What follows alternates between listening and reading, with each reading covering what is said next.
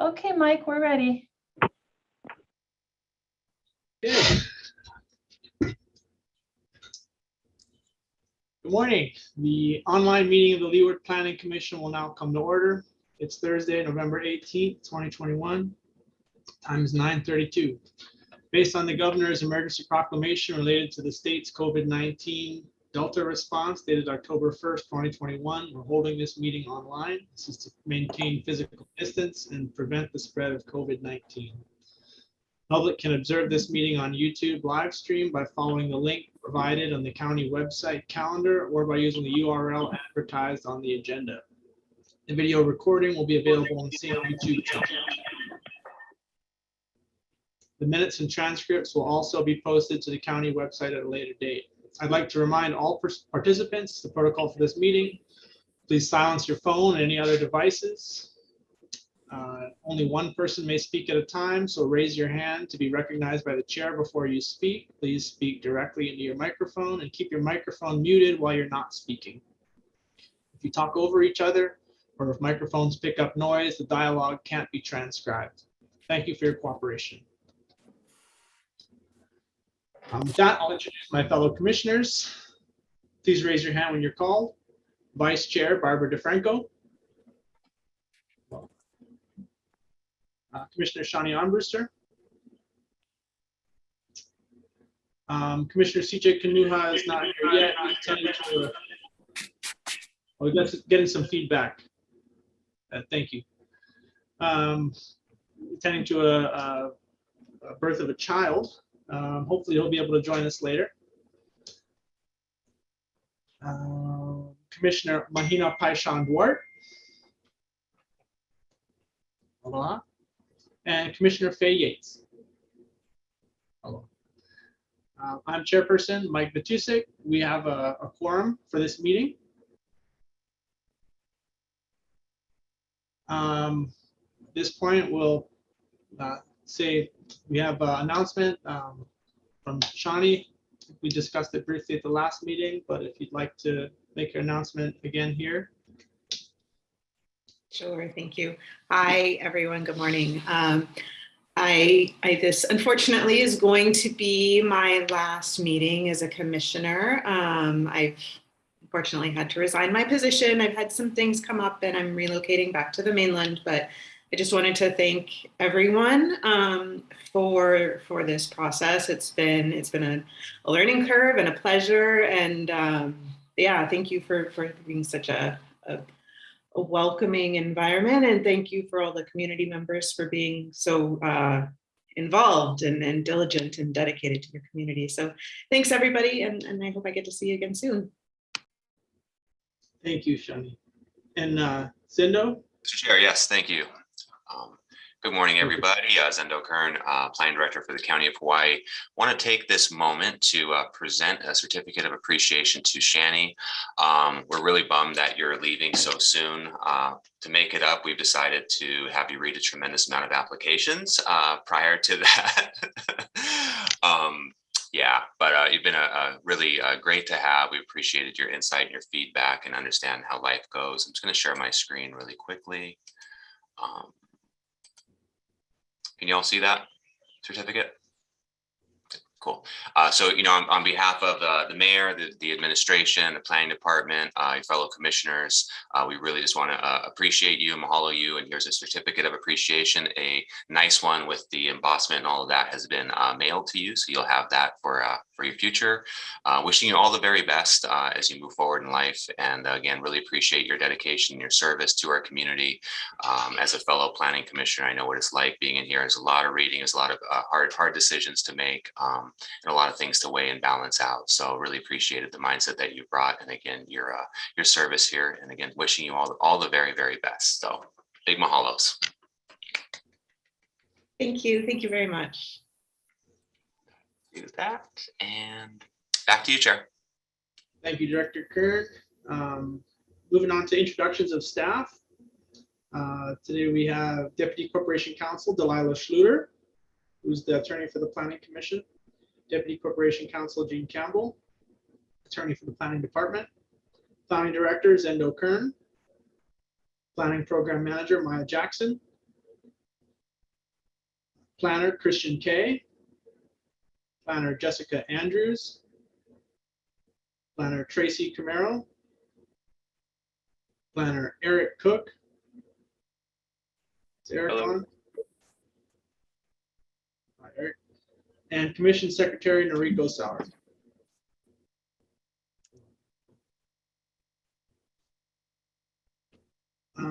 Update on the agenda.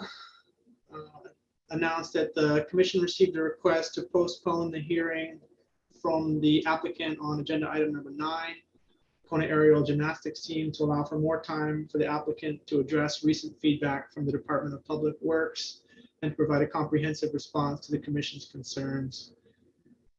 The request letter dated November 16, 2021 was received via Deputy Planning Director Darrell, and I've granted the request that the hearing be rescheduled to a later date.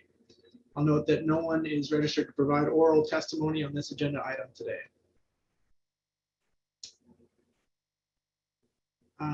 Continuing on to the approval of minutes. The minutes from the October 21, 2021 meeting have been circulated. Are there any corrections?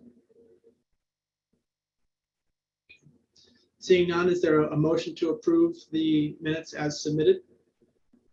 Motion by Commissioner DeFranco. Is there a second? Second by Commissioner Yates. All those in favor, show of hands. Any opposed? Okay, motion carries. Continuing on to statements from the public on agenda items. The commission has received a lot of written testimony on today's agenda items. We also have a number of members of the public here on Zoom to testify in person. I will swear everybody in together. You could all please turn on, all the public testifiers, please turn on your cameras and unmute briefly. Thank you. Please raise your right hand. Do you swear or affirm to tell the truth on the matter before the Leeward Planning Commission? I do. I do. Yes. Thank you. You can all return to mute.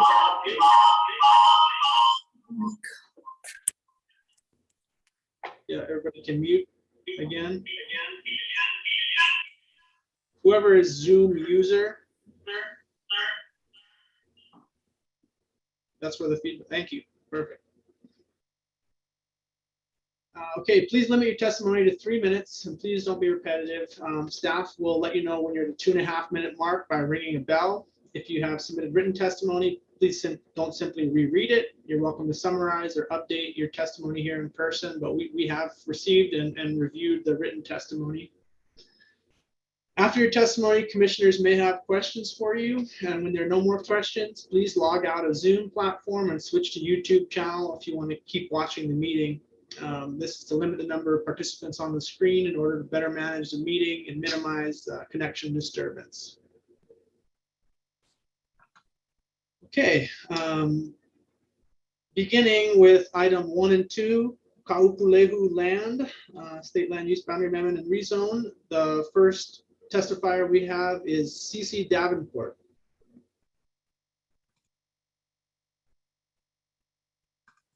Is CC Davenport available?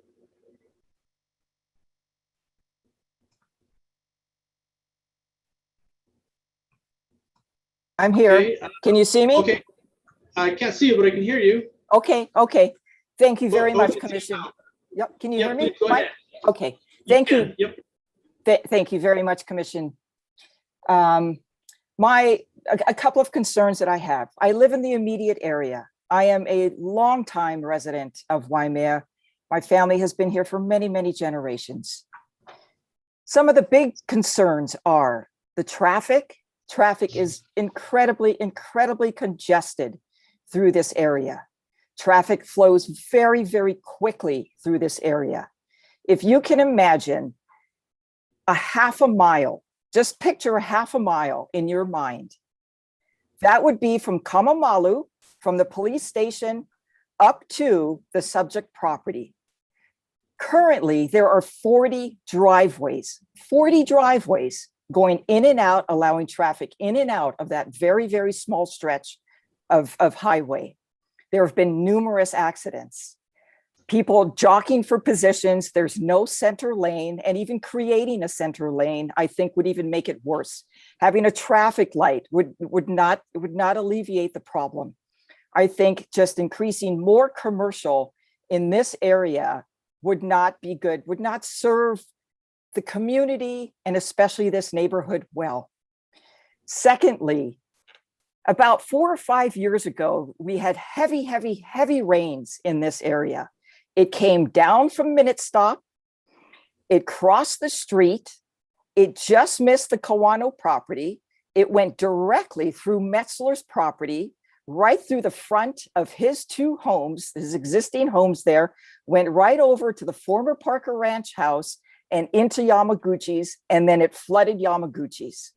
So my other concern is, how is he going to, or how is the county or Metzler going to prevent the flow of water?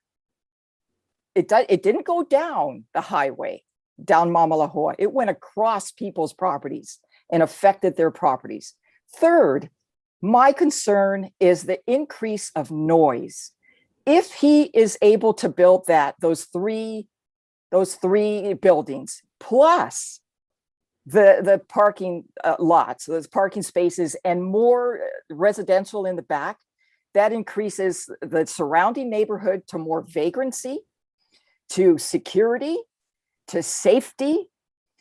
And I just don't think, look, we all know why he is doing this. He has no vested interest in the town of Waimea other than a financial interest.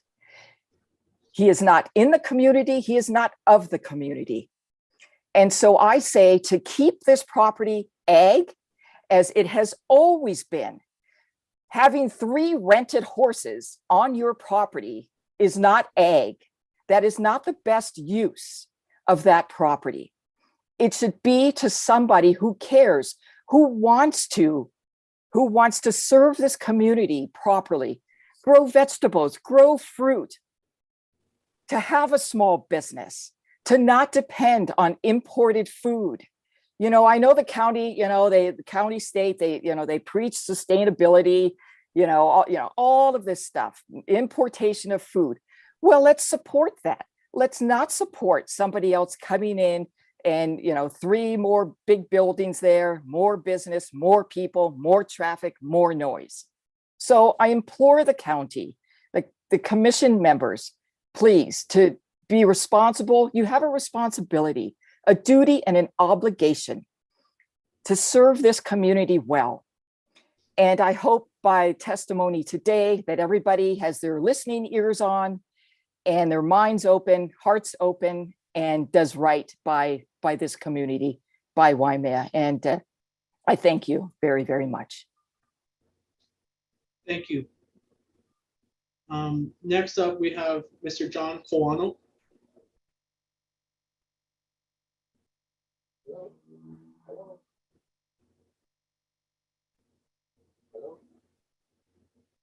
Oh, I can hear you very faintly. Hello. John, maybe get off of your speaker and just go on to regular phone. Yeah. Hold on. If you're together, he could just sit where you're sitting. And Oh, okay, John, come. You can sit here. Okay, here, just put my headsets on. Okay. Okay, here, sit here. Good morning, everybody. Good morning. Sorry, my phone was, there's something going on with my phone. But, No worries, this works great. okay. My name is John Kawano. I've lived here next to the Metzler property for 3 generations. I have 3 concerns with this property. And like Ms. Davenport said, number 1 is the flood impact. Number 2 is the effect on traffic. And number three is, how would this affect our future zoning for ag? Would this open up a floodgate for other people to just go, hey, I have ag 5. Let's slice this and dice this, yo. So number one, let's go with number one. There is a AFE floodplain running down Mamalahoa Highway. This is the overflow from Lanimamao Stream. It starts at the Fukuki property, TMK 642416. It egresses onto Mamalahoa Highway, runs down Mamalahoa Highway, like Ms. Davenport said. My question is, I want to go on record to request a FEMA impact this property will have on the other properties below the Metzler property. Because, you know, I've seen it rain here, and I've seen just the egress right now, it's encroached on HPM, it's flooded HPM, it's flooded Napa, it's flooded Uilani Plaza. So that's my real concern, is public safety on this thing. How is it going to impact the rest of the establishments below this project? The floodplain runs past Metzler's property. Are you guys going to require him to put in sidewalks? You know, if so, are you guys going to require him to put in drainage, control this flow? And it's going to go two ways. Floodwater will either egress his property, or it'll run from his property and add to the flooding downstream. So I'm saying a FEMA impact study would be probably in the county's best interest and Mr. Metzler's best interest for liability in the future. Yeah? And then number two, we bring up if you require Mr. Metzler to put in sidewalks here. So we go into the sidewalk issue. Yeah? When they did the Waimea improvement with the sidewalks in town, here came the American Disability Act. They had to narrow the egress between each opening of the sidewalk. Yeah. So Ace Hardware, HPM, Uilani Plaza.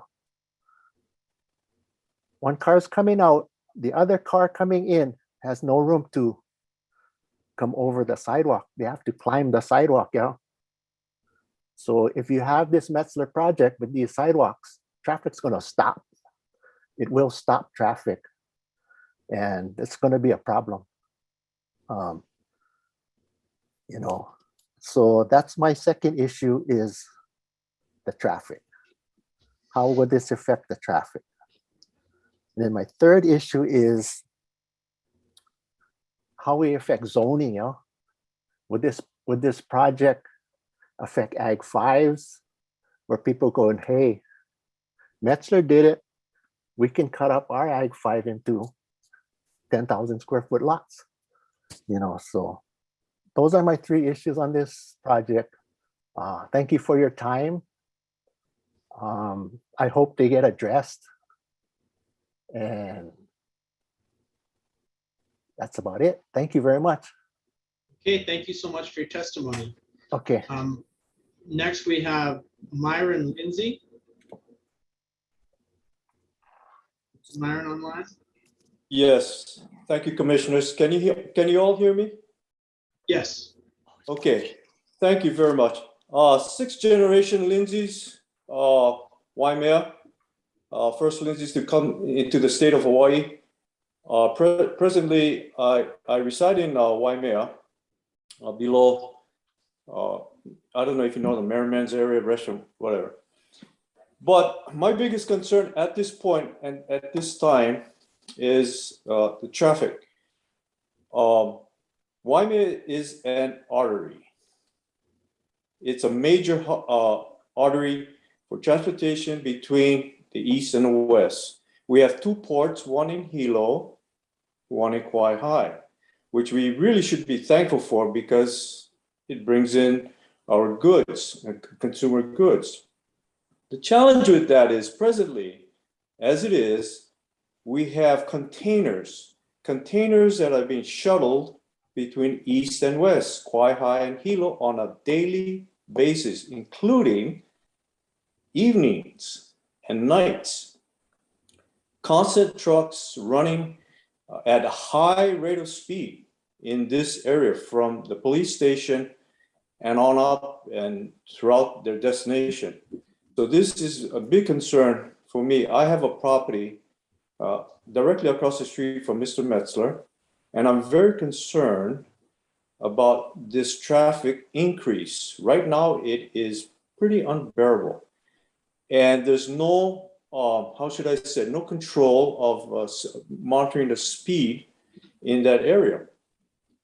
I was told by a reliable source that works at one of the ports that a trucker out of Hilo is compensating his drivers, well, per load, yeah? So the more loads I make during the course of the day, the more I get compensated between east and west, you know? This is just an incentive for more traffic at a high rate of speed in that particular area.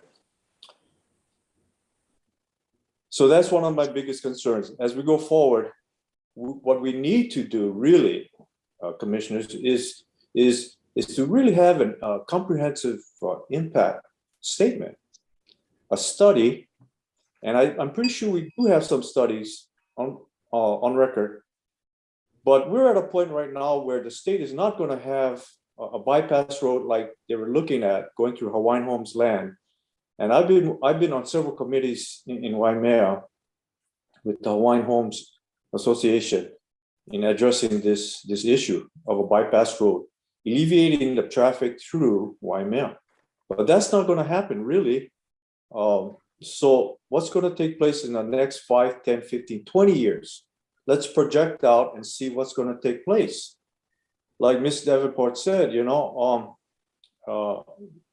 we need to keep this area ag. And Mr. Kawano said we need to keep this area ag. I know the original owners that owned this farm, and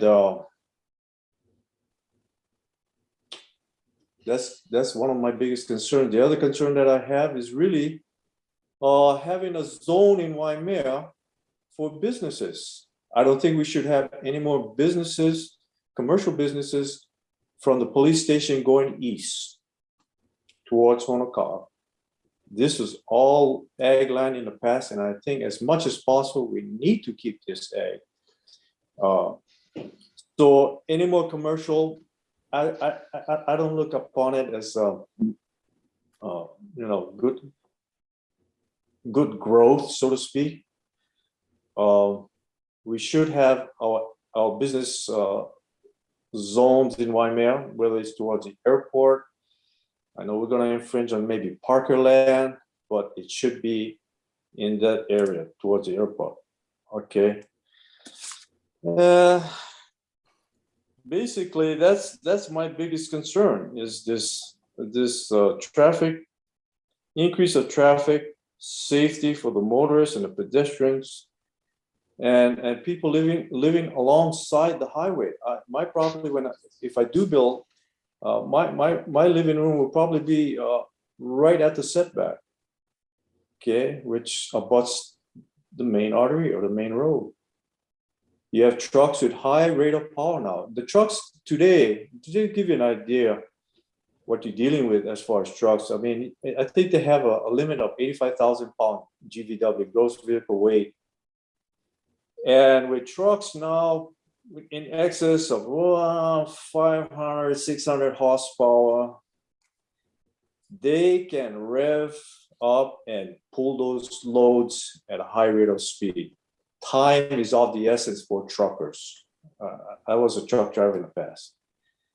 So we have a scenario here between the two ports, high rate of speed, traffic, truckers exceeding the speed limit in that area, which I think is 35. I believe. We need to monitor that.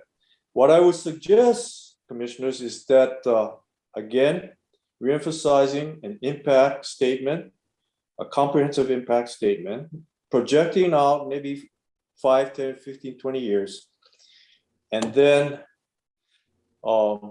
coming to a decision on this matter with Mr. Metzler.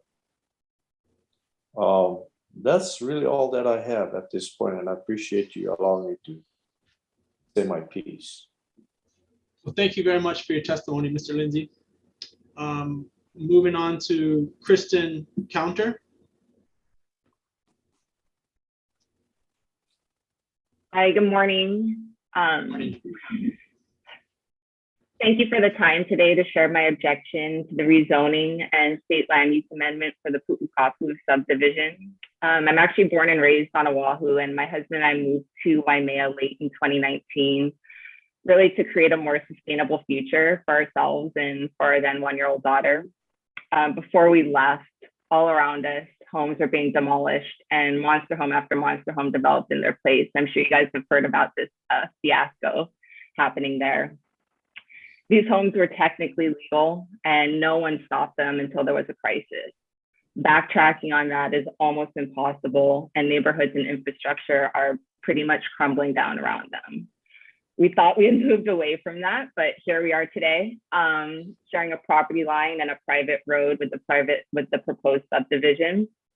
And really the bottom line is this: the subject property is ag land, and we're really not talking about just this parcel. We're talking about setting the precedent for the others surrounding it.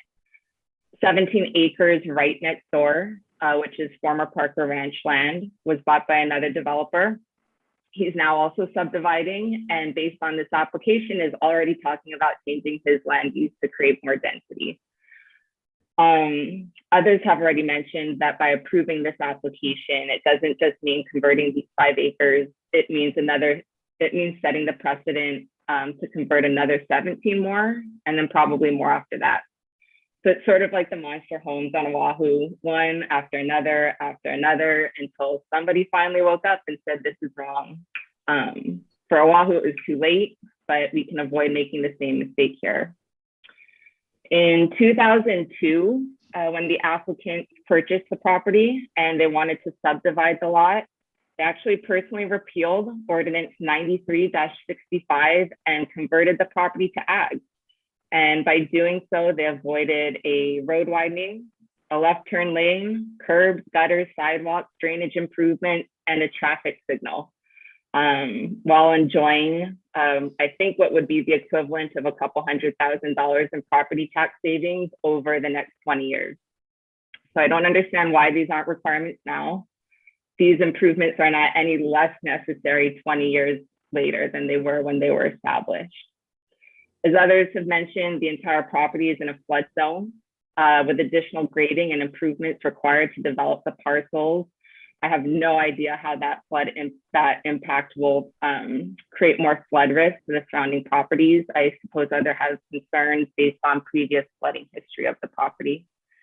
This doesn't seem to be addressed in the application, whereas Ordinance 93-65 would have required gutters and drainage improvements as well. We do understand and acknowledge that the front portion of the parcel was previously zoned commercial. And of course, as we previously stated, the applicant repealed that to bypass the extensive cost to complete the subdivision. We do not understand why there is an additional right to the state land use amendment and why it would be granted in this case. I see no meaningful value to the SLU other than, bluntly, money. Adding the residential lots does not, in fact, and this is a quote from the application, add to the local flavor and historical significance of the property. So I think I'm going to need to briefly. We've hit the 3-minute mark. Yeah, you've let others go over, and I'm almost done. I've just got one more thing here. So many have already discussed traffic, and I did read the traffic impact study. It did a good job in counting cars, but it did not practically consider how others come in and out over the 40 driveways on this stretch of road. To wrap up, most officials have talked ad nauseum about sustainability and agricultural independence, and this application is far from that. In addition, I haven't met a single person in this community who wants this, not a single one. Thank you for your time. Thank you, we appreciate it. Moving on to the next agenda item, Waikoloa land, SMAs and rezones. The first testifier we have is Nathaniel Kinney. And is Eric from planning department? Are you keeping track of the time? Chair, Eric is keeping track, but the bell is Oh, really pop out. quiet, so we're trying to work on So it was just the four of us. louder. Okay, yeah, we would, I'd love it if we could let the testifiers know when we're Yeah. pushing that 2.5 minute mark. Yep, we sure will. Oh, sorry, Faye, do you have any questions for any of the testifiers so far?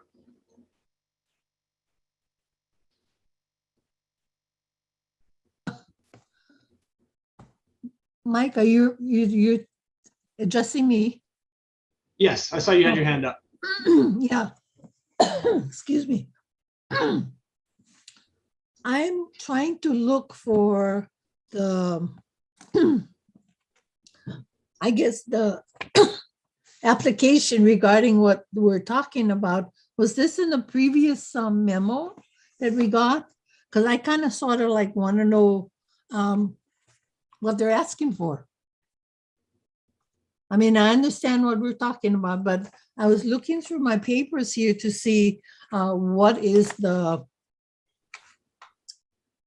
the app, what the application is. I think there'll be a presentation from the applicant when the agenda item comes forward and Okay, all right, thank you. yep, you bet.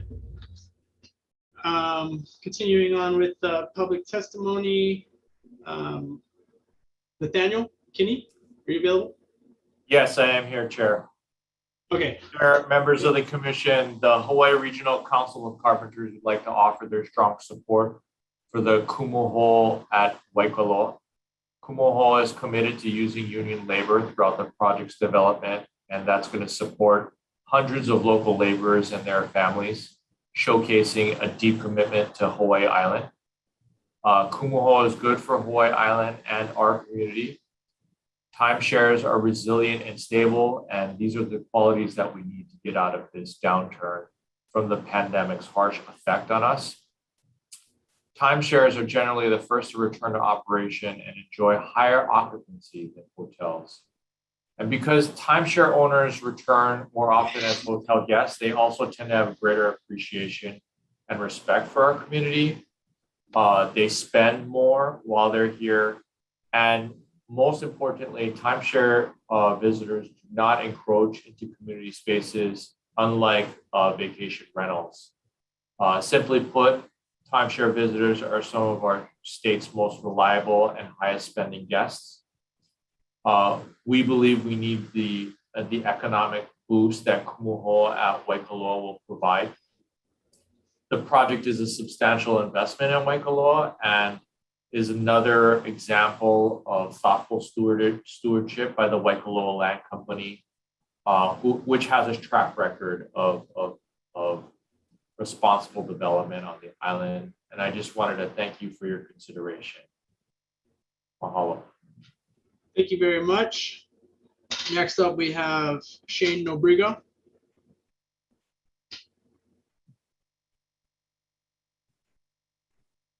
Thanks, Commissioner. Hi, my name is Shane Nobriga. I am the golf course superintendent for Waikoloa Beach Resort. I am a strong supporter of the Kumu Ho project. I was very excited to hear the project's plans of building workforce affordable rental housing for Kama'aina. For the past 22 years, I've been commuting to Waikoloa Beach Resort from the Puna district and also La Hoi Hoi. Many of the better paying jobs are on the west side of the island, so many of us make that long drive. My drive totaled from 2 hours to a 4-hour round trip. This daily distance traveled is very taxing on my body and my vehicles. And the long dark drive and sometimes bad weather could be dangerous. But this is a typical week for all of us that we make this commute. I find myself barely keeping up with home chores and often falling asleep during our family time. Fortunately, I had no luck finding reasonable paying work on the east side of the island. For this reason, I'm a firm supporter of this project, knowing there will be opportunity for people like me to live moments from work. Doing so creates healthier family relationships and decreasing the physical and financial strain from driving across the island to get to work, as many people still do today. Thank you so much for considering allowing this project to help provide a better quality of life for the working community. Mahalo for your time. Thank you very much. We appreciate it. Next up is Stephanie Donahoe. Aloha, commissioners. First, I just want to say thank you all for your service. I'm Stephanie Donahoe, and I'm with the Kohala Coast Resort Association. Prior to my tenure with KCRA, I worked for the County of Hawaii and the Department of Research and Development, so I want to thank the staff members from the Planning Department and Corporation Council who are on, but also have served as a volunteer commission member for the Real Property Tax Working Group. So I understand the time and commitment that you're putting forward in this, and I just want to thank all of you for taking the time to thoroughly review and vet these discussion items for our community. It's so important. You have my written testimony, and I will try not to be duplicative in what I'm saying, but I want to share with you, this is the first time that the Kohala Coast Resort Association is commenting on a project that is taking place within our resorts. We don't typically try to weigh in on those projects. We like to give the community their opportunity to weigh in, but I have to say the affordable housing component of this Kumu Ho project at Waikoloa Land Company, this is the first time I have seen a resort development offer affordable housing rental units within the footprint of the resort. And it goes above and beyond their commitment for their development. This is in addition to the commitment for their development. This is no less than an additional 142 rental units for Kama'aina. I'd like to clear up a myth. I've seen some commentary in social media and public media that this is just building for people who work within the resorts. There is no priority given to people who work within the resorts. This is a Kama'aina housing project, so it may be that there are school teachers who are living in these houses because it's based on income levels. So I just want to be clear that it is not a self-serving thing.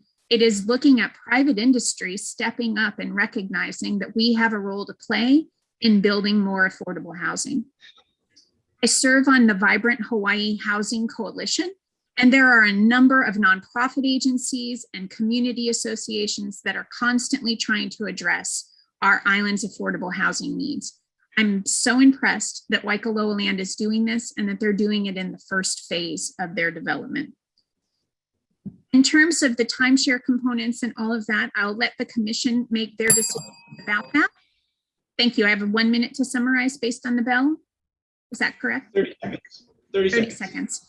So in terms of accountability, we pay $73 million in property taxes to the County of Hawaii each year and pay nearly $60 million in transient accommodations taxes and $25 million in general excise taxes. We believe this project will be a very good addition to Waikoloa Land. Thank you for the opportunity to testify. Thank you very much. We appreciate your time. Next, we have Bobby Brown.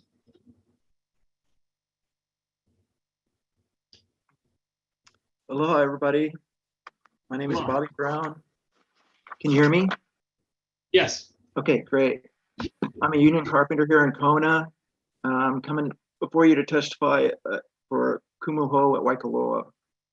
Now, also standing with me today, I have written testimony from 146 of my brothers and sisters. They're out there working, putting some food on the table today, so they couldn't be here.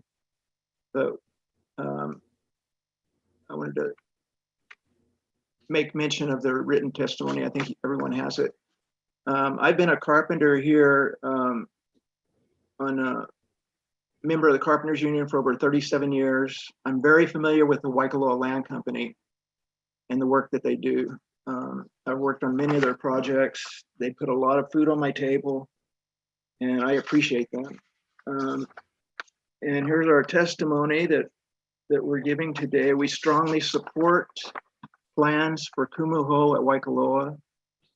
For over 40 years, the Waikoloa Land Company has been a thoughtful steward of the area, investing in and supporting the community and surrounding businesses.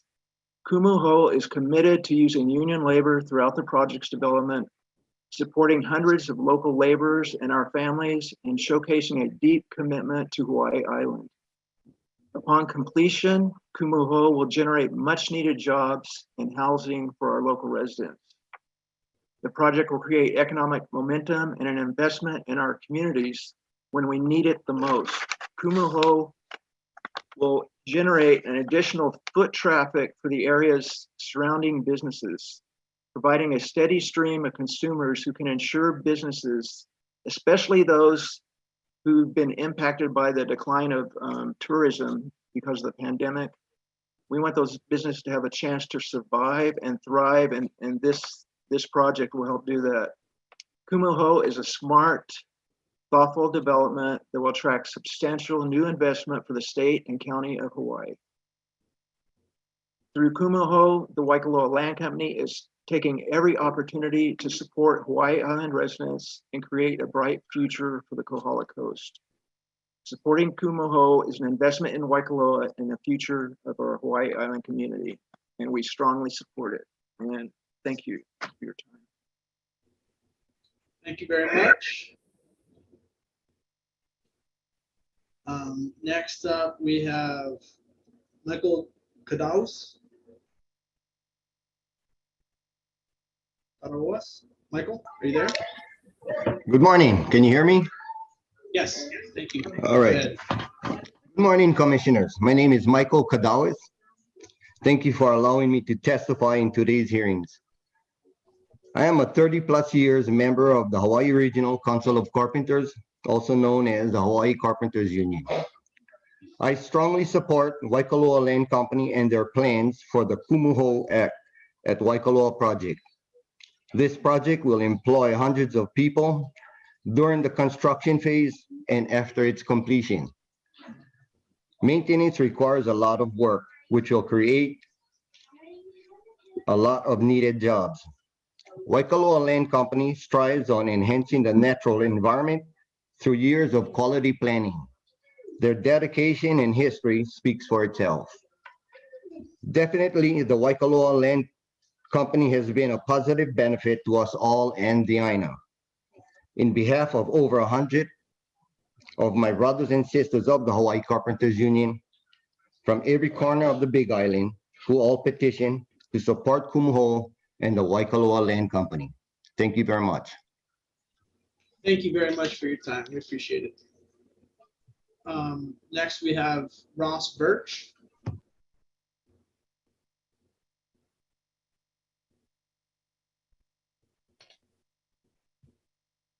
Aloha, Director Kern and members of the commission. I appreciate the opportunity to provide testimony in support of the Waikoloa Land Company Kumu Ho project. I provided written testimony as well, and much like the others previous, and with Stephanie, I am not going to reiterate and reread a lot of that testimony that was provided. There was included some statistics on the timeshare visitor and their impact to the island and to the economy, as well as the inventory of timeshare properties as it is related to other properties within the island in a favorable way. I just want to reiterate some things and go through as far as, looking at this project. It is the exact example of what we're looking for future development from the tourism industry.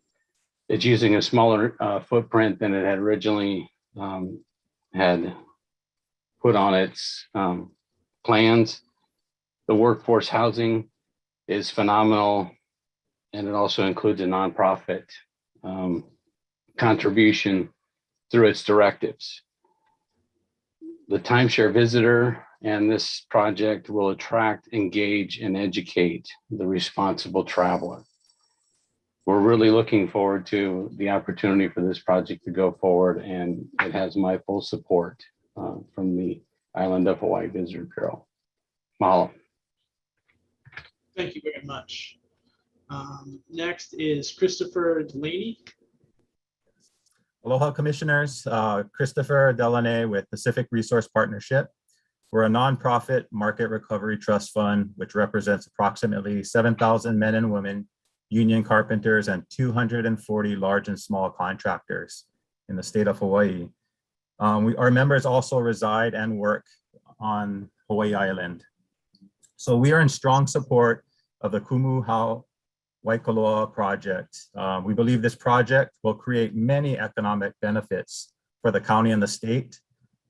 It will increase real property tax, TAT, and GET revenues. It will generate more visitor resident spending in our local economy. It will create more than 1,000 permanent jobs for local residents. Specifically, project will create 260 to 520 full-time development-related jobs during construction, and an estimated 470 permanent full-time direct jobs and 610 indirect jobs upon completion. Importantly, this project will also provide more affordable workforce housing for Hawaii Island residents. No less than 142 affordable workforce rental housing units for Kama'aina in the 30% to 80% AMI bracket. The 2019 housing planning study indicates that about 30% of the housing need in Hawaii Island is within this AMI bracket. So we see tremendous benefits with this project, and we look forward and hope for your favorable consideration. Thank you. Thank you. And finally, we have Rhonda Doyle.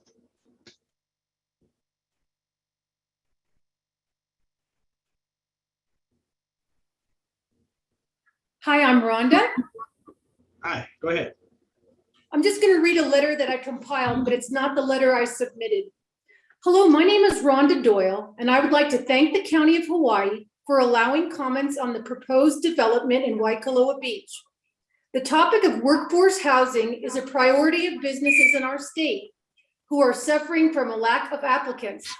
They are also having to contend with more full-time residents who do not need to work and are retired.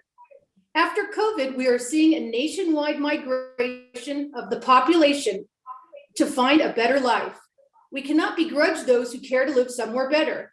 If we've been to the DMV lately or driven our roads, we can see that many of these folks are moving from out of state. This is adding to our already scarce resources, namely housing, water, and building materials. Rather than grumble about these issues, we all need to be prepared for change, but mindful planning must occur before such a massive development is approved. Long ago, when the railroad was being built, employers were prepared to house labor in temporary structures or bunkhouses. Local on-island companies have the ability to manufacture these type of structures to be used for employee housing. This could be an opportunity to house workers on an as-needed or nightly basis to fill some of these vacancies. This would also assist current workers struggling to commute. Gaining jobs in any community is a winning bet. Unfortunately, skilled labor is finite. If anybody has flown to Oahu after 5 p.m., you will witness multiple construction crews and employees who live on neighboring islands. How can companies afford to pay for airfare and hotels with escalating prices? Costs will eventually be passed on to consumers and the local community. Jobs are great. Where the new employees will reside is locally what needs to be considered. I'm concerned that our magical state of Hawaii will not be able to sustain the number of new families moving to or visiting the state. When will we need an additional lane from Waikoloa to the Kona Airport? I believe infrastructure must be a top priority to handle this growth. Therefore, I'm requesting a current environmental impact study to address these challenges for our new post-COVID Hawaii. Thank you. Thank you very much. That concludes our public testimony. Could we have a motion to close public testimony, please?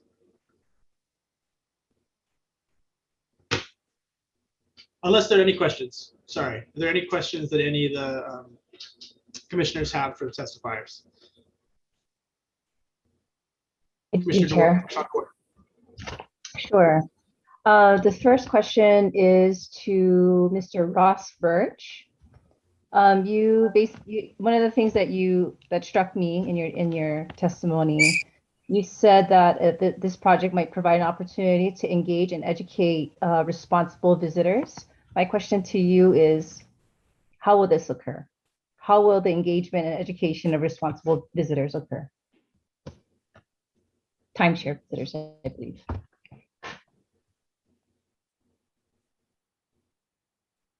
Is Mr. Birch still available? No, it looks like he dropped off the meeting. Okay.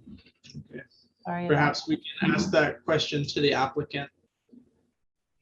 May I ask another question? Of course, yep. Thank you. Next question I have is for, I believe, Mr. Nathaniel Kinney. My question is, so you said in your testimony that timeshare guests spend more. I would like to know, I want to know what your source is for that information and in comparison to whom.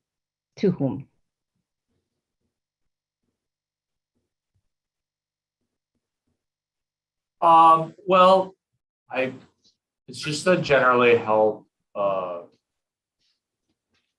belief that timeshare guests spend more in the community, and that versus people who stay in like Airbnbs and transit vacation rental units.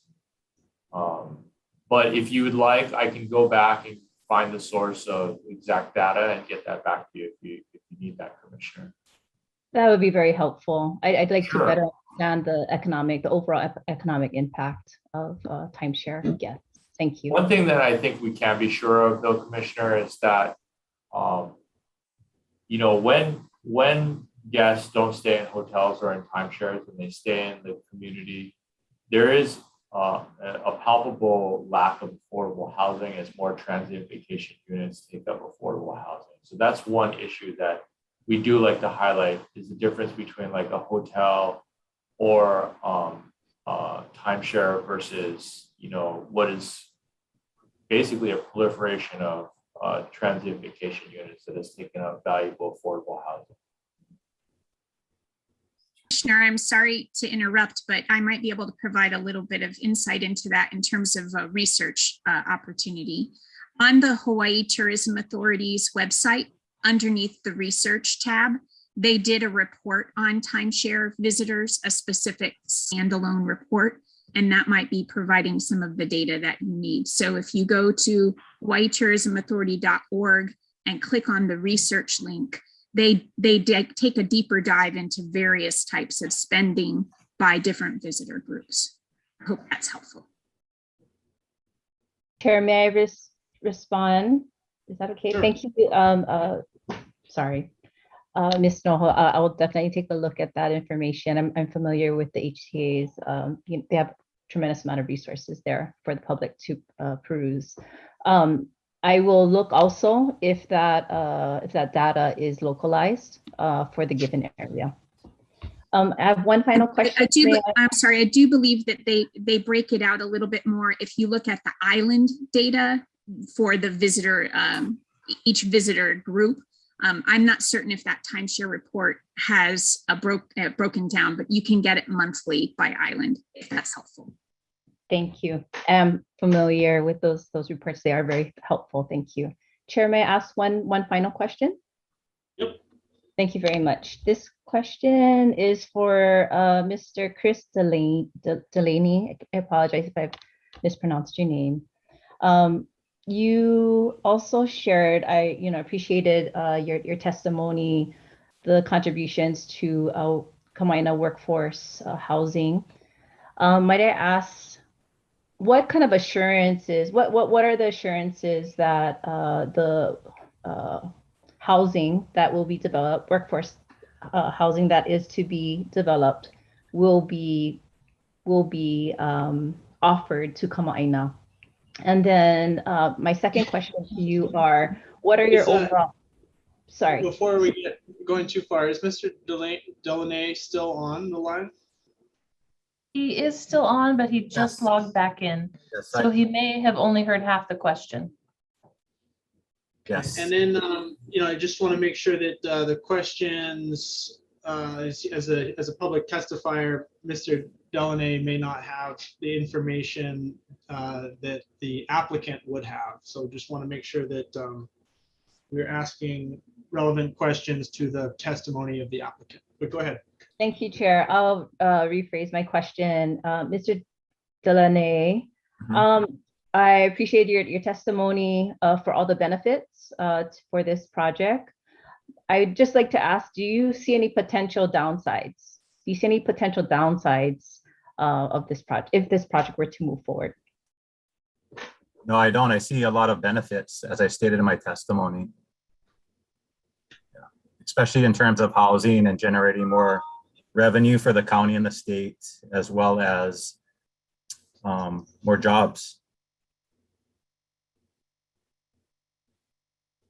Thank you. Chair Vitusik, Mr. Birch has logged back on. If you would like to provide, if you would like him to provide a response to Commissioner Paishan Duarte. Commissioner Paishan Duarte, would you like to ask your question of Mr. Birch? Thank you, Chair. Mr. Birch, thank you for your testimony. I wanted to just ask, you mentioned in your testimony that there's an opportunity to engage and educate, and to engage and educate the timeshare visitors.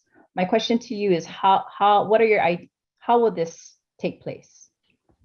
I think as part of the project plan, first and foremost, the timeshare visitor themselves are longer stay. I'll reiterate a lot of what the questions were as well earlier from the statistical standpoint, is that they do spend a lot more money based on the fact that their stay is at least probably 4 to 5 days longer than our average stay for the island. So that accumulates, as well as their prepaid vacation. So anything that's prepaid in advance allows them to have more discretionary spending when they're on their vacation. So they do spend a lot more money in the community and throughout the opportunities within the resort on that side. They are return visitors, so they're very familiar with the product. So that means we're attracting more of a responsible visitor. They know that they're going to come back again the following year.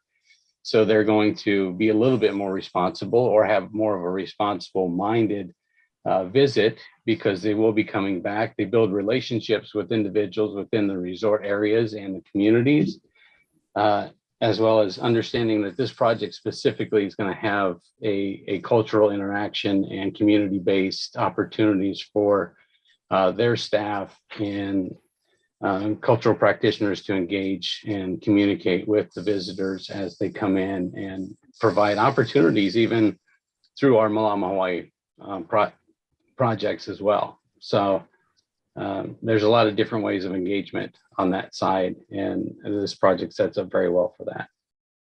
Mahalo. Okay. Commissioner Yates, do you have a question?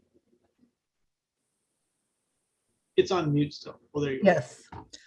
I'm listening to all of the testimony here and talking, and I believe the first or second gentleman that came on talked about affordable housing for people who work there at Waikoloa, or did I misunderstand that? Because as I'm listening to everybody talking, they're talking about timeshare, you know, it all refers to timeshare, and where does it show affordable housing for the people who are going to work there and live there? Or am I misunderstanding? Good question. I think that question is probably best for the applicant. When they do their presentation, we can ask them that. I think that would probably be the best place. Yeah, because I don't see anything here that says about people who work there, have a place to stay, and it all talks about timeshare. Yep. So I'm just absolutely. Yeah, I think the applicant would probably be the best person to ask that question. Okay. Terrific. Any further questions for the testifiers? Okay. In that case, can we have a motion to close public testimony? Moved by Commissioner Yates, second by Commissioner DeFranco. All those in favor? Aye. Any opposed? Okay, motion carries. Moving into new business. And with that, everybody can, all the public testifiers can please drop off and watch the meeting on the YouTube live stream if that's what you'd like to do. The commission will take up the first two items together. I'll read them both in. Applicant is Kaupulehu Land LLC. Application for state land use boundary amendment from agricultural to urban for 2.653 acres of land. Subject property is located at 64-983 Mamalahoa Highway, approximately 1 mile east of its intersection with Kauai Road, in Pu'ukapu Homesteads, South Kohala, Hawaii, TMK 36-4-024, parcel 027.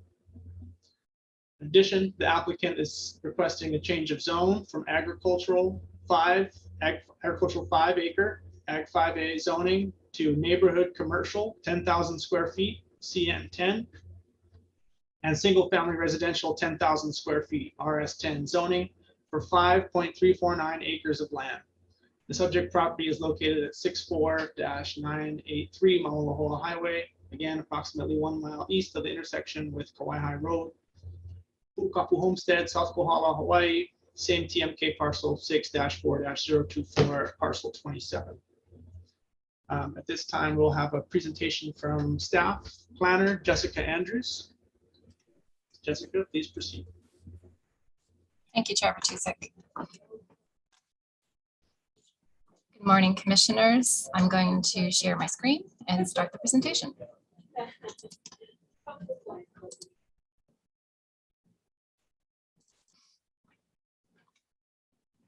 Okay, is the introduction screen visible now to everybody?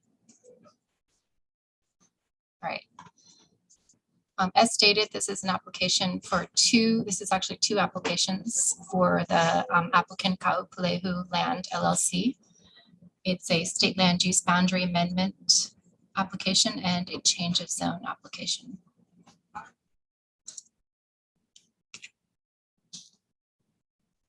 This screen shows the location map.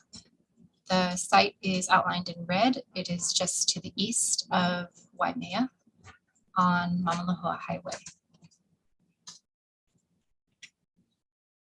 The applicant's request. The applicant is requesting a state land use boundary amendment from agricultural to urban for 2.653 acres of land and a change of zone from agricultural 5 acres to neighborhood commercial 10,000 square feet or CN 10 and single family residential 10,000 square feet RS 10 for 5.349 acres of land.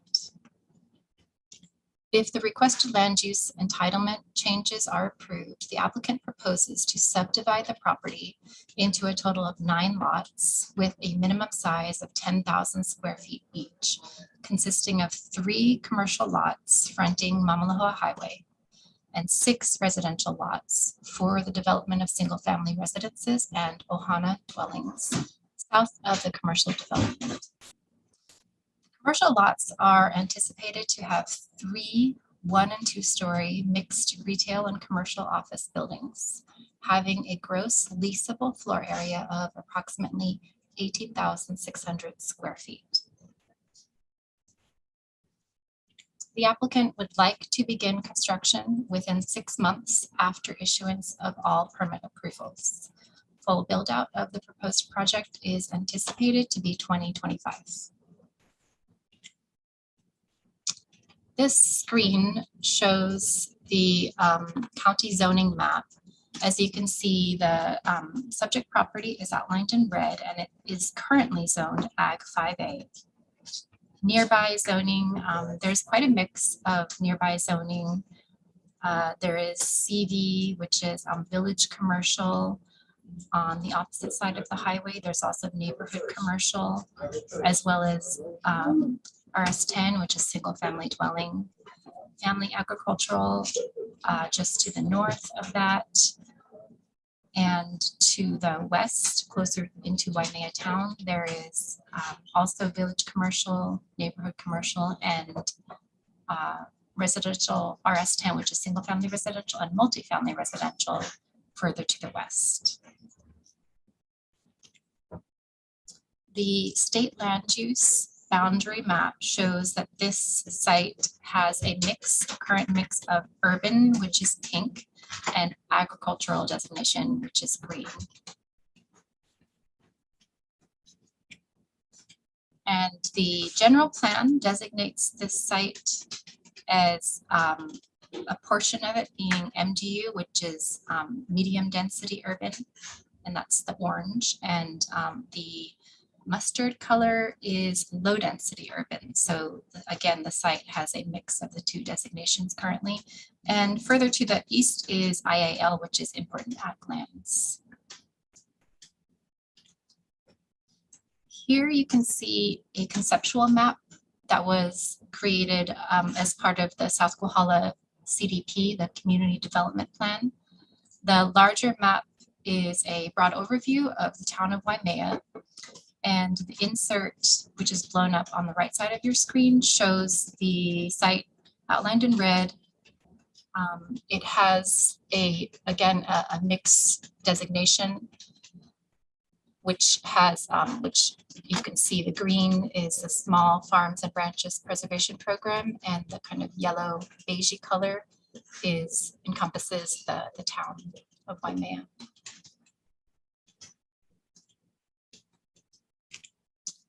And here you see an aerial map, or sorry, an aerial photograph of the site showing the subject property outlined in blue and Kumu Ho Highway just to the north of it. This is a master plan that was provided by the applicant for the proposed build out of the site. It shows the commercial properties to the left and the residential parcels to the right.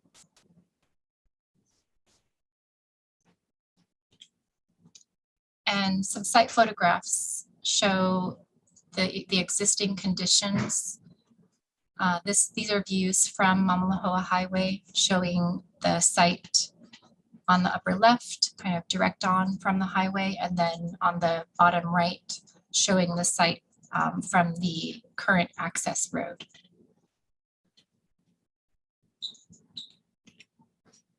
And these are views of Mamalahoa Highway. The top left is looking east, and the bottom right is a view looking west on Mamalahoa Highway. And finally, the planning director's recommendation is a favorable recommendation be forwarded to the county council for the state land use, which is 2021-000001 and the rezone 2021-000006. And with that, I conclude my presentation. I did just want to mention that there have been numerous submittals of public testimony for this application, as you're well aware of. To this date, we have received at least 840 submittals of public testimony, and to the best of our knowledge, all testimony is in opposition to the project. And with that, I conclude again, and I'll pass the floor back to the chair. Thank you.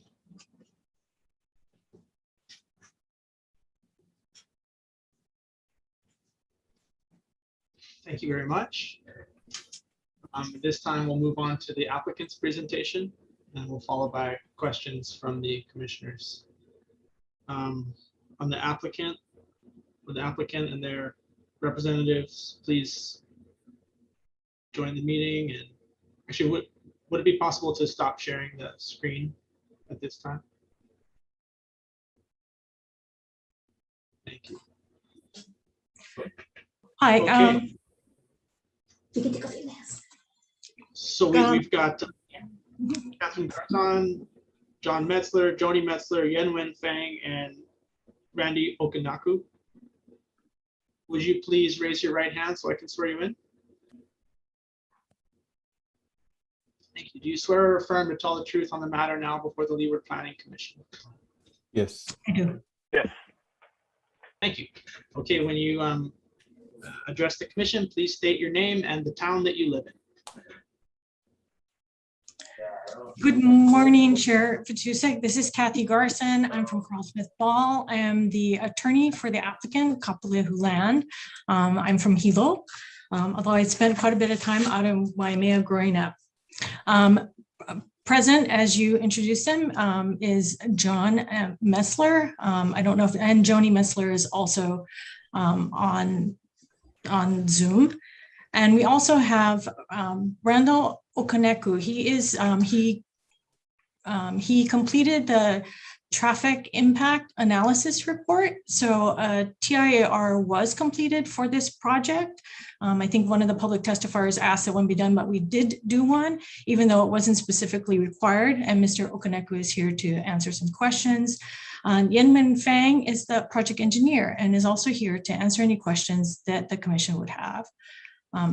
If you can indulge me for a second, I would like Mr. Metzler to also introduce himself. There was some public testimony that was addressed to Mr. Metzler, and I wanted him to talk about his involvement with this property.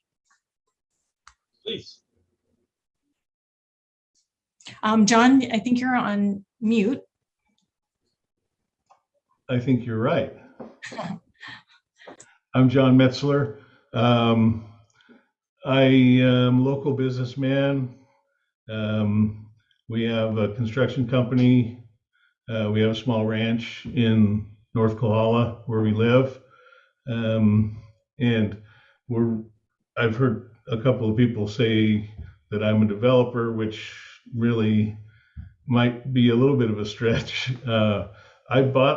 We bought this property in a fairly distressing situation, or distressful situation.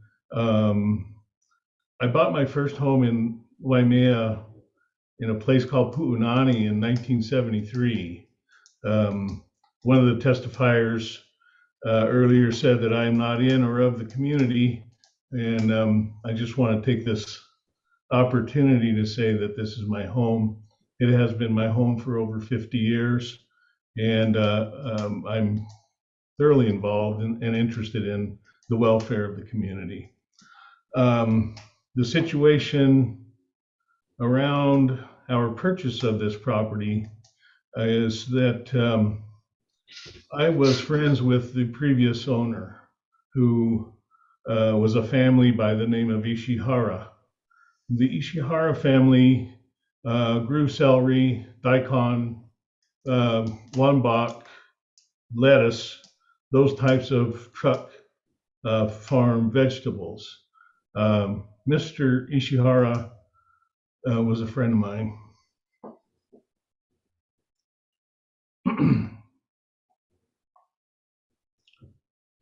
I was also friends with his neighbors, the Wakiyamas, Ginzo and Kenya, the Oi family, some of the Kawanos, quite a few of the farmers there were friends of mine.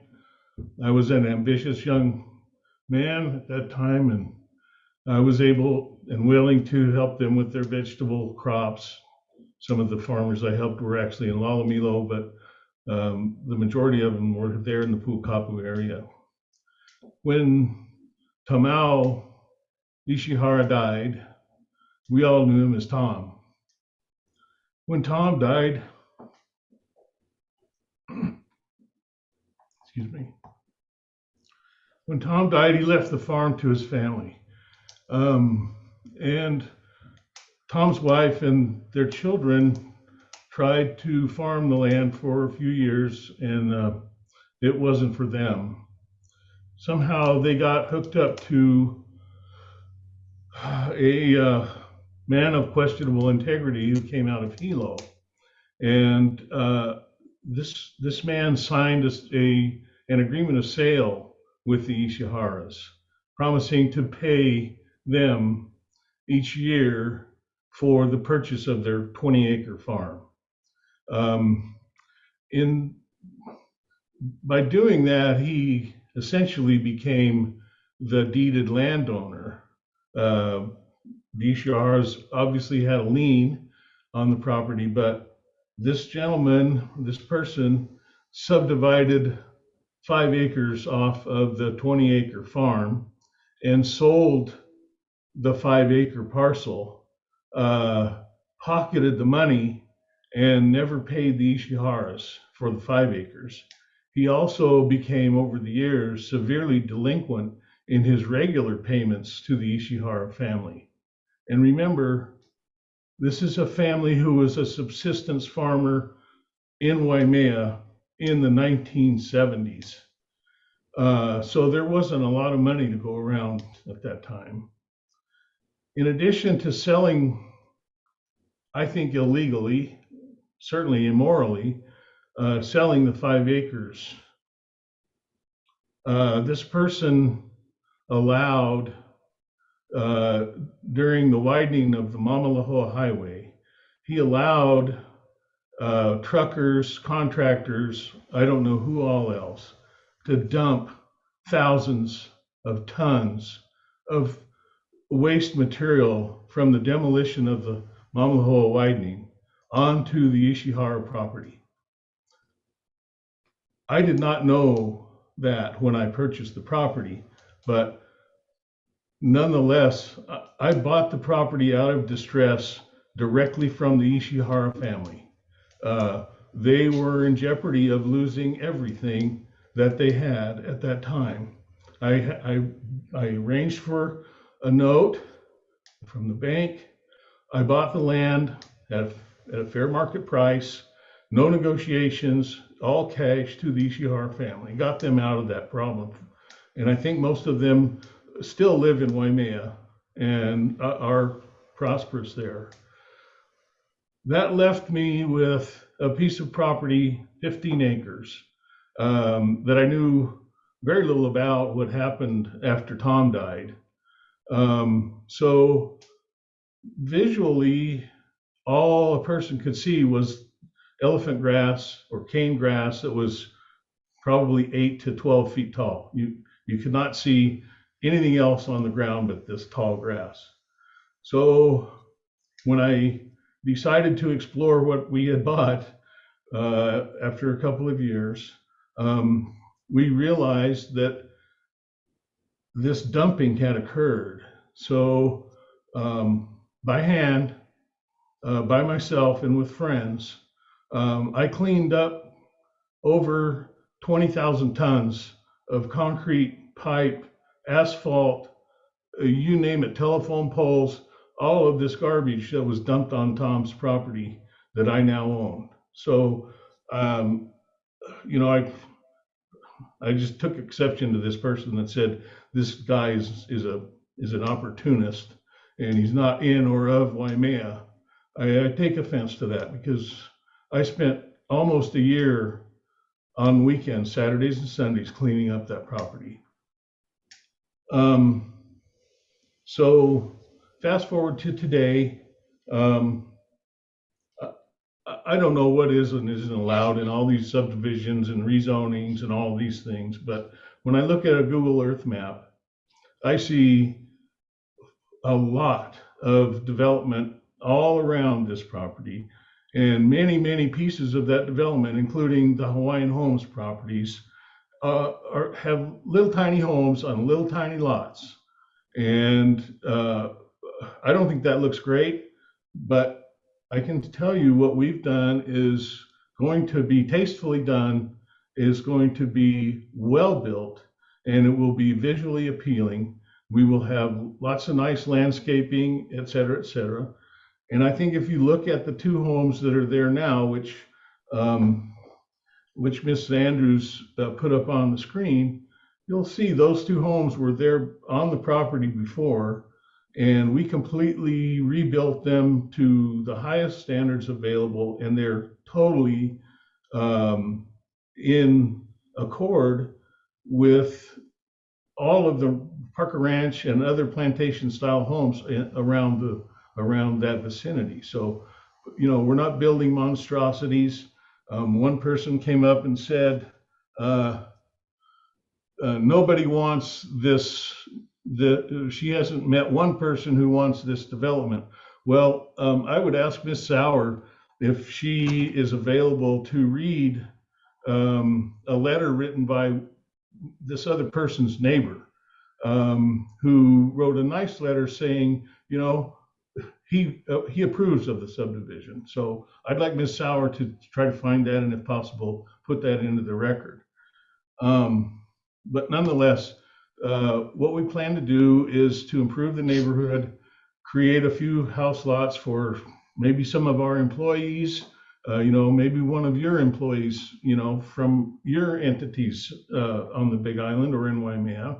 I've had a lot of people ask me, why can't we find a house to rent? Why can't we find a reasonable place to buy?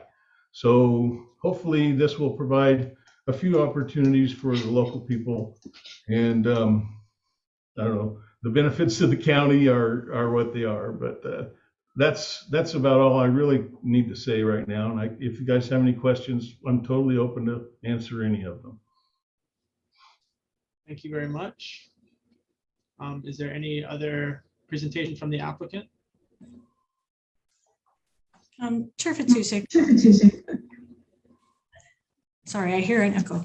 I just wanted to emphasize that the area that is immediately fronting Mamaloa Highway, as the planning department indicated in their presentation, it is already SLU urban designated. It has been that way since at least the 70s. Mr. Kapoleu's plans are consistent with the general plan, which has this area designated medium density urban and low density urban. So this is the exact location where you would want this type of development. And I wanted to address that because I'm not sure that a lot of the public testifiers realize that this is an area that has been planned for this urban development. And with that, we are here to answer any questions. And like I said, we have our project engineer and traffic consultant also available to answer any questions that you have. Thank you. Commissioners, are there any questions for the applicant or the staff, county staff at this time? Commissioner Yates. My question is, based on, you know, all of what we've heard, and hearing that there's over 800 people who are not supporting this. So what, you know, if there are that many people who are not happy about it, why would this be something that you want to move forward on? And the other question I had is that, was that property ever part of Hawaiian Homes or not? If I can answer that question, I did not believe that that property was part of Hawaiian Homes in the past. As to 800 in opposition, I'm sorry, we haven't seen that many, and I'm not sure if that was the number that was given. Planning can clarify. But you know, in this day and age, with social media. I really, I'm not sure that all of those people necessarily live in the neighborhood, and we don't have any reason to figure out where they're all from. So thank you. Can you tell me where is this place in reference to Minute Stop? I guess Minute Stop, or that hog restaurant, or whatever you call it. I think Mr. Messler wants to speak, but I'll tell you that this property is towards Waimea from the Fish and the Hog. I'm sorry. I'd be happy to, I could share an aerial photograph if that helps. Okay.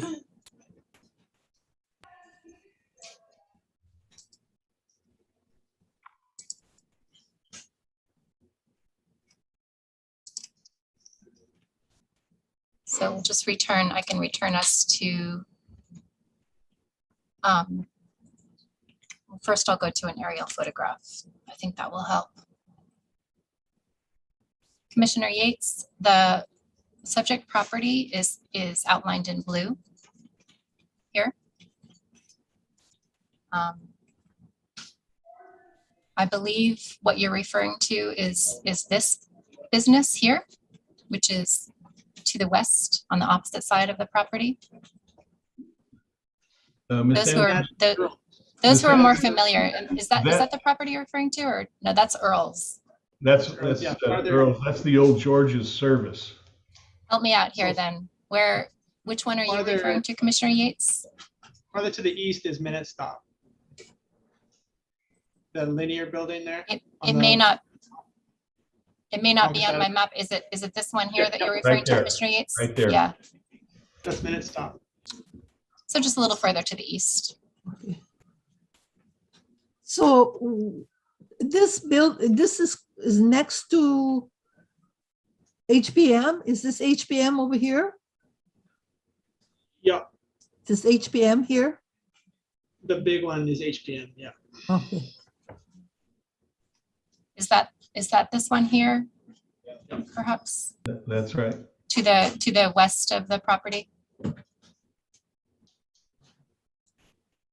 Does that help to locate you?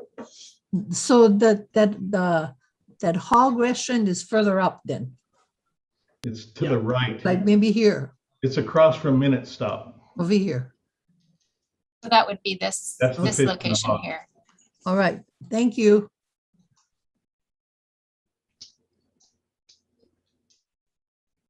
Okay. Commissioner Armbruster.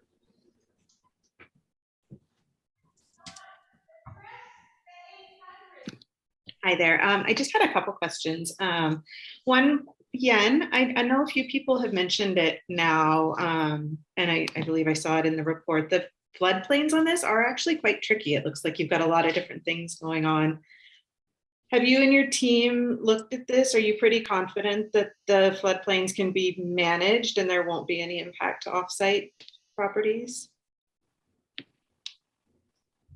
Okay, so the way to manage the floodplain according to the county code is we don't block it, we just let it flow through. Wherever it's flowing to, it's going to continue to flow through. So the most likely these buildings that's going to be built, whether it's a commercial or it's a residential buildings, they're going to be on some kind of posts and piers, raised foundation, and allow water to flow through it and could get out of it and just continue its path. We cannot block it. We cannot channelize it to somewhere else. We cannot divert it anywhere because that's the county code. And yeah, so whoever getting flooded today will continue to get flooded, and whoever not getting flooded, it won't get flooded. Okay. But, yeah. And okay, no, I got that. So you're not concerned about being able to build on this property. You're quite confident that you can find a way. Yeah, I mean, because the majority of these, the floodplain, according to the firm, is 1 foot. is a AO 1 foot. So that means the water is 1 foot above the existing grade. So most likely all this building will be raised. Probably the finished floor will be about 2 or 3 feet. So we won't get flooded. Okay. Right? And the water will just flow freely underneath. Gotcha. Okay. And then I also had a question for the planning department. I didn't see anything in here asking for any sort of affordable housing offset for the rezone. Could somebody explain to me why that wasn't done?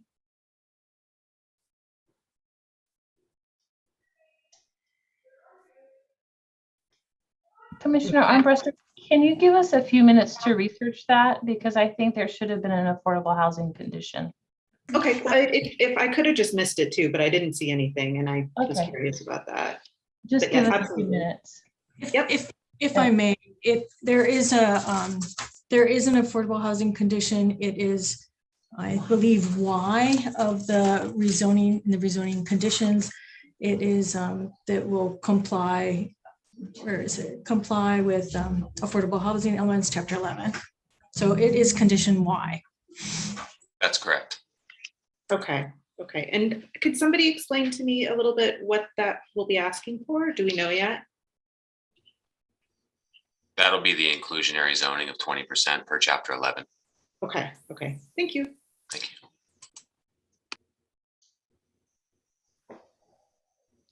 Okay, Commissioner Paishandwart.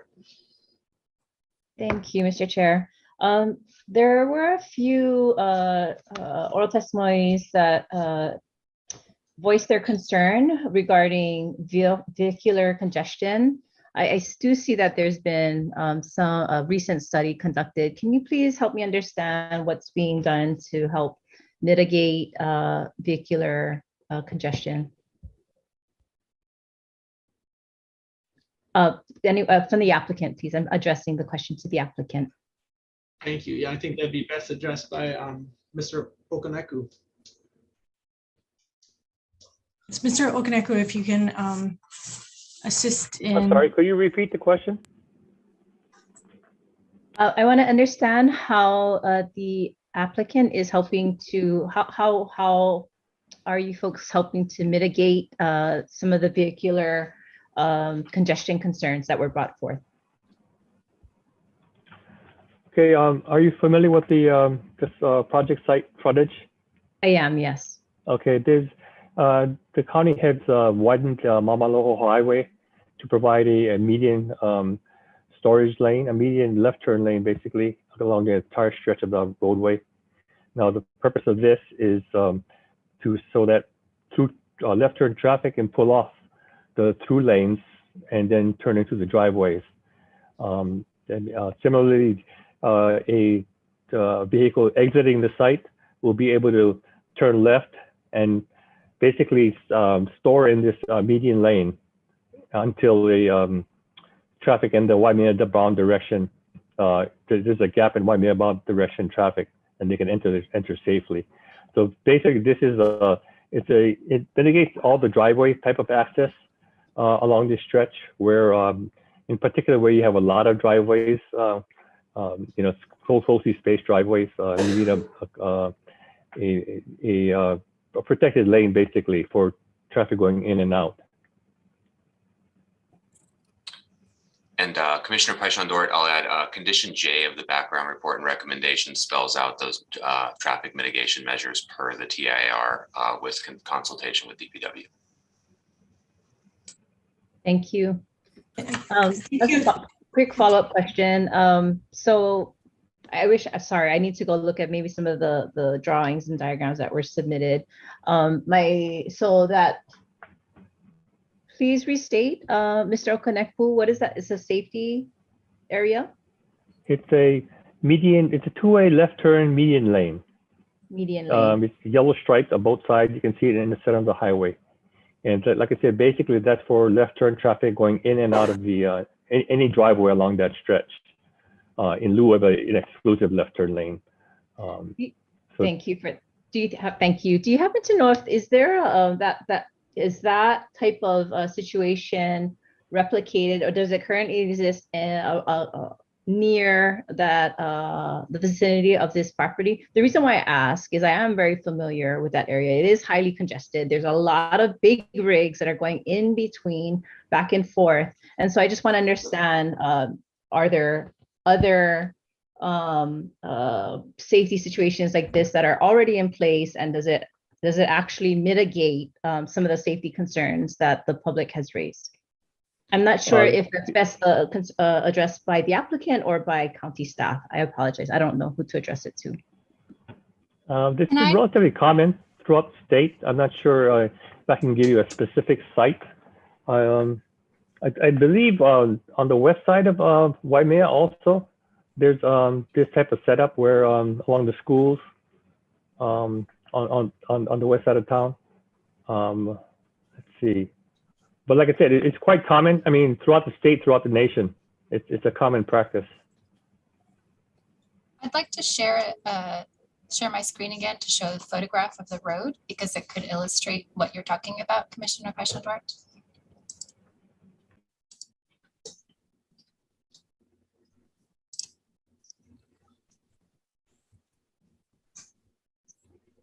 These images show the highway directly in front of the subject property. So on the upper left photograph, the property is on the right side. So you can see the median strip here. And then on the lower right, the subject property is here on the left. So you're facing towards Waimea here. So you can see that median strip that was being discussed. Thank you. That's very helpful. No further questions. Mahalo.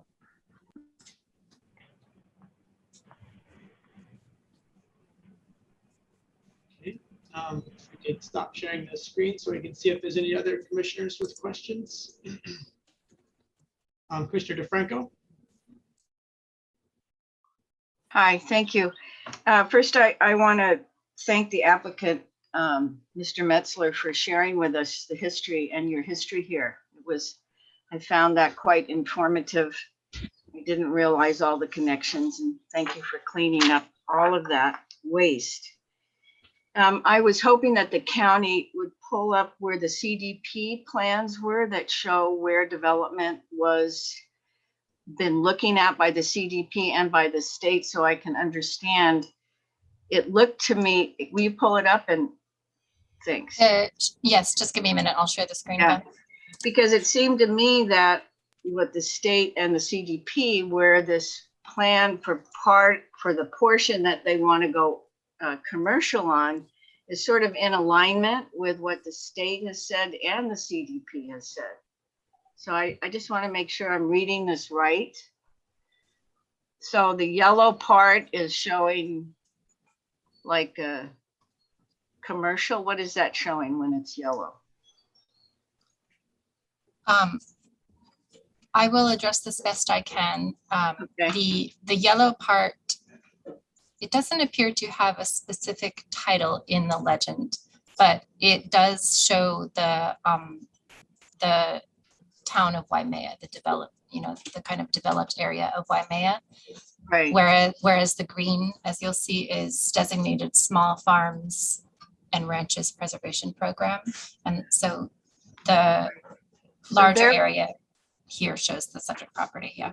So they're looking at that as an extension with walkways and bikeways that would get you into town and shopping, and is that the idea? Looks like that's the concept. Yeah. Right. And so then the back portion of the lot that is still green is where you would build homes or small farms.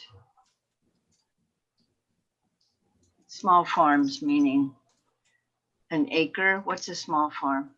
Right. So sorry, go ahead, Chair Bertusek. Go ahead. The designation on the subject property aligns fairly well with the current zoning. Okay.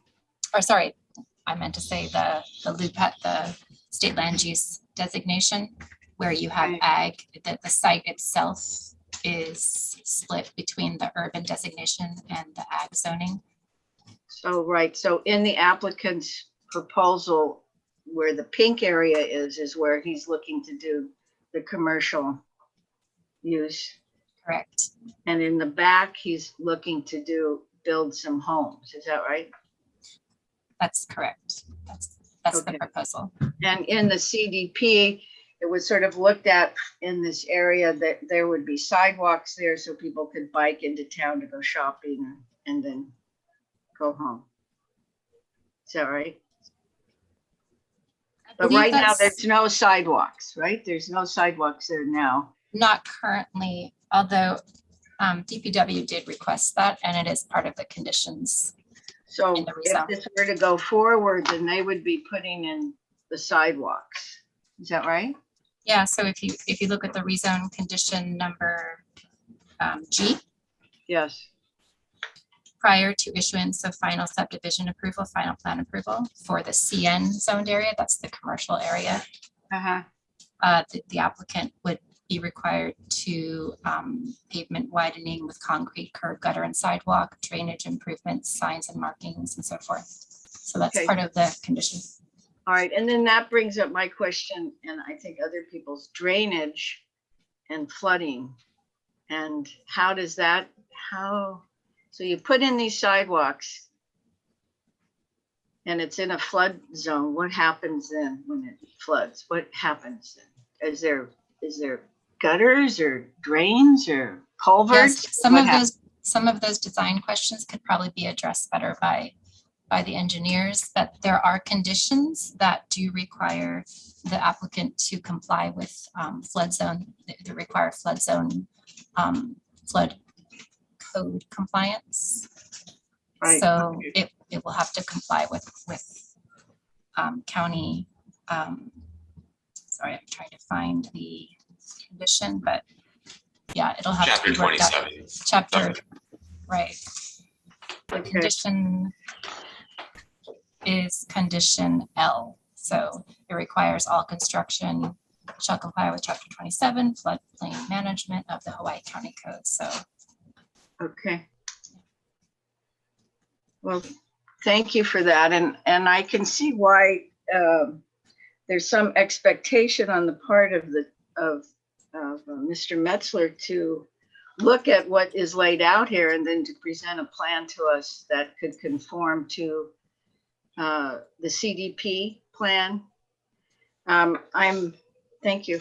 That's one thing I would like to add on that, while we're looking at the CDP map there to address it, the CDP map splits it into those two categories: the yellow, which is described as being, part of the town, and then the green being the small farms and ranches preservation program. And that boundary falls along the lines of the state land use urban district. So Yep. it's because of that existing state land use boundary classifying that as urban district, which is why you have that split on this one property where part of it's within the yellow and part of it's within the green. Correct. Thank And you. just to add further to that conversation, if you look at the, can you pull up the LUPEG map? Yes. Got it. So the LUPEG map, which is the land use pattern allocation guide map for the general plan, shows the medium density urban and then the low density urban. And so there's a little bit of a conflict with that low density urban component per the CDP with the preservation area, and per the general plan. When there's a conflict between the general plan and the CDP, the general plan is the overriding document. So that's why we ended up supporting it for this when there was a crossover. If the general plan had not, then we would probably have not supported the backside of it, would only looked at the front side of it. So you're seeing three different areas there that all kind of come together, and it's really close. Just some history there. And just, Mike, if I could just ask one more question. I'm also glad that you clarified this idea of monster homes being made there. And so I'm assuming, and this is just a question for Mr. Metzler, you're looking at this as part of building the community up, not a speculation on your part of some kind of fast turnover? Oh, Barbara, can you Yeah, hear I me? can hear you. No, I think fast turnover on this property is not an operable situation, but the plan is to create a few house lots, keep them as affordable as possible, and sell them as vacant lots so our community can build a house there to their liking. We are in the process of creating some CC&Rs or covenants, if you will, that will require a tasteful architecture there in keeping with the local community. But they would just be house lots. I'm not going to build houses there.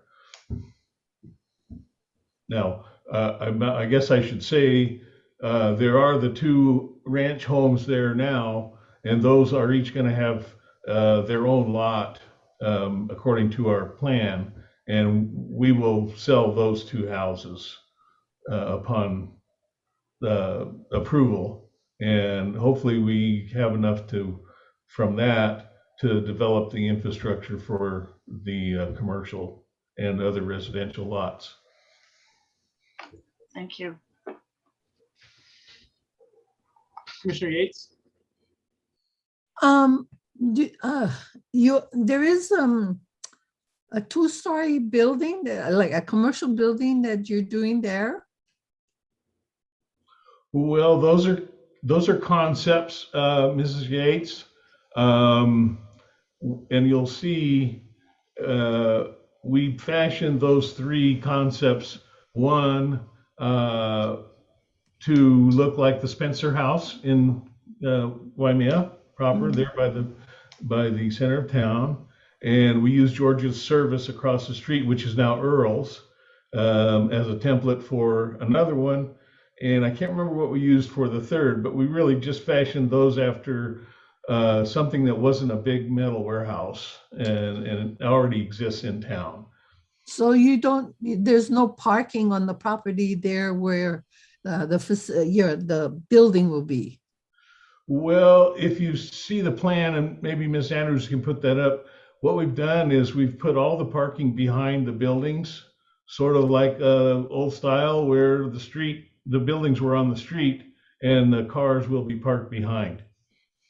Okay, because I was looking, looking at the street map that showed the middle turn, and I was just trying to visualize, is the place that you're building directly across the street from Earl's, or is it further?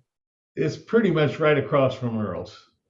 Because that turn thing, that medium where you turn, it seems it doesn't go as far as Earl's. It kind of stops before that.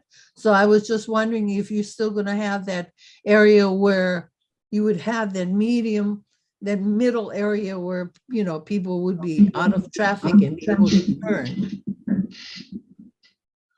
Well, To turn into your parking lot, that is. Okay, so on the left side of the drawing, you see Mamalahoa Highway.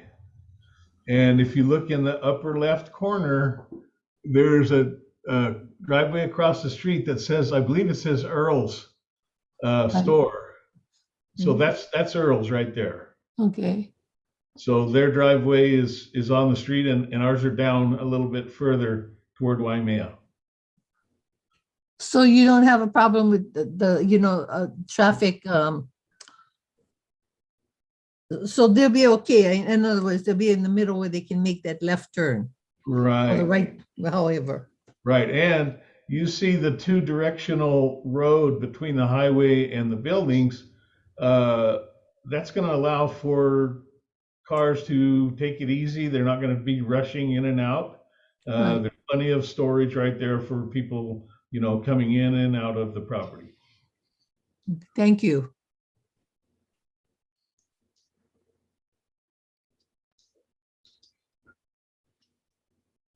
Okay, are there any other questions from commissioners? I just have a couple of comments, if that's okay, Mr. Ritu. Sure. Actually, I'll have some questions first, and then after that, then maybe you could. Okay. Few comments. Cool. So in one of the pictures that we saw in the application, looked like there's a for sale sign on the property. Is that for this lot? No, that picture was taken a couple of years ago, and it's not for sale now. Okay. It wasn't sold, and it's not for sale. We put one of the houses on the market, but it didn't sell. Okay. Let's see. Can either applicant or county provide a little bit of history for us on the previous change of zone and then the relinquishing of that zoning? And when that had occurred and by who? Yeah, I can summarize essentially drawing from what we have in the background report. There was a change of zone ordinance effective on June 22nd, 1993 for this property, which rezoned the subject property from an ag 5 acres zoning district to neighborhood commercial CN 7.5 zoning district for the northern half of the subject parcel. That would be the closest to the highway portion of the property. Who initiated that? The applicant, I'd have to look that up. I don't have that. Was that you, Mr. Metzler? No, I can give you a little bit of background.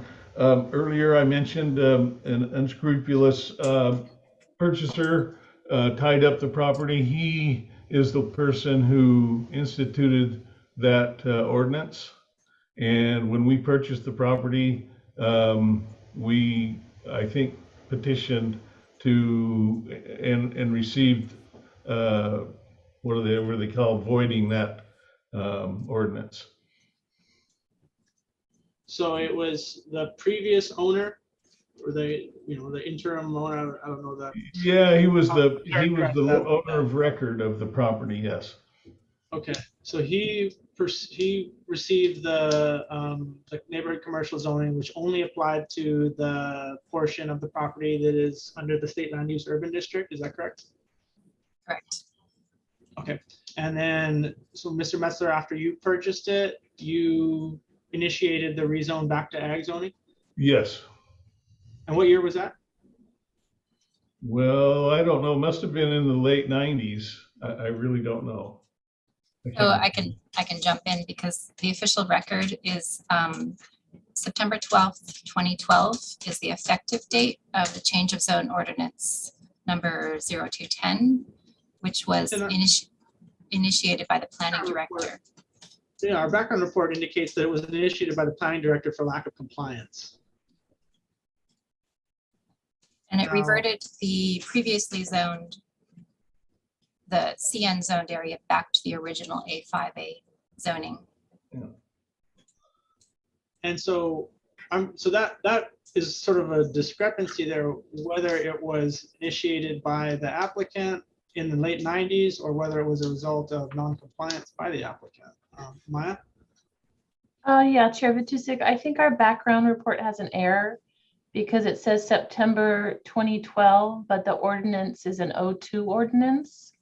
So I believe what probably happened was the owner at the time, I'm not sure if Mr. Metzler owned the property at the time, but back in 2002, the owner probably wrote in requesting that the ordinance be repealed, and then the planning director initiated that action. That's what I recall happening. I'm not very good on the dates, but I think that's what happened. I know we requested that the ordinance be rescinded. Right, and if I may, it is September 14th, 2002, when the ordinance was repealed. Mr. Metzler bought the property in about April of 2002. And the request from the owner to revert the rezoning was about January.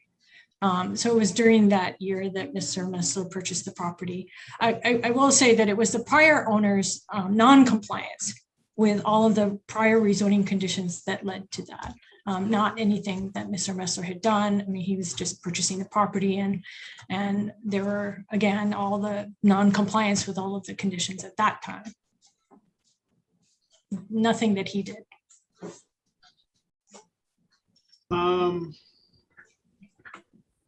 I guess this is a question for the planning department, and we kind of got an indication from the last one, but the South Kohala Community Development Plan establishes the Small Farms and Ranches Preservation Program, where any lot that's supposed to be Ag 5 is not supposed to be rezoned. And they list a few exemption criteria, and this doesn't appear to meet any of those. So why is it that we are supporting the rezone of this? I'll take that question. As I had mentioned before, when you look at the LUPEG map, the land use pattern allocation guide map, that is the general plan. It shows medium density urban and low density urban.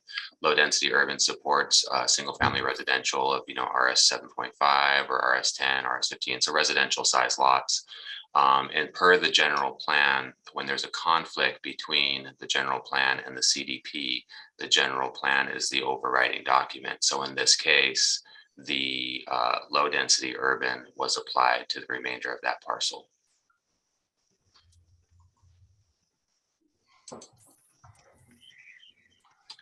It can be found in the general plan under 15-2.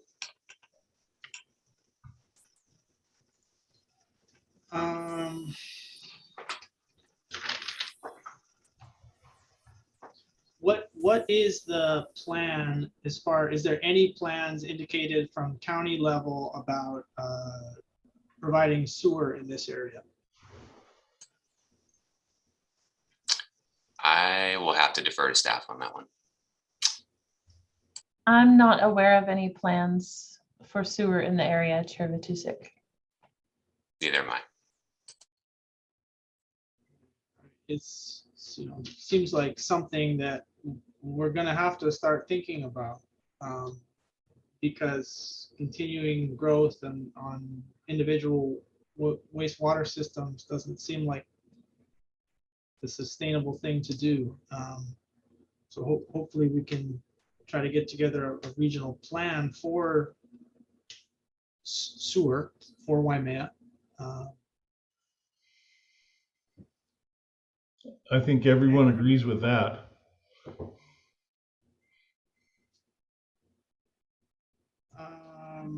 Could you please give us a quick rundown of what the proposed CC&Rs would be for the lots in the back? Well, Chair, as I mentioned earlier, we're just conceptualizing those now, but they would be centered around the existing ranch style homes that are in the area. So for instance, the exteriors would probably consist of corrugated metal roofs, actual real board and batten siding, and a little bit of gingerbread here and there, and some offsetting paint colors in greens and reds. Is there going to be a square footage requirement? We at this time, no. And I might mention that these lots are, well, let me see if I can pull up that PDF. The lots, the house lots 6 through 9 are 21,000 feet, 18,000 feet, 35,000 feet, and 29,000 feet. So they're generously sized and I think lend themselves to some adequate architecture.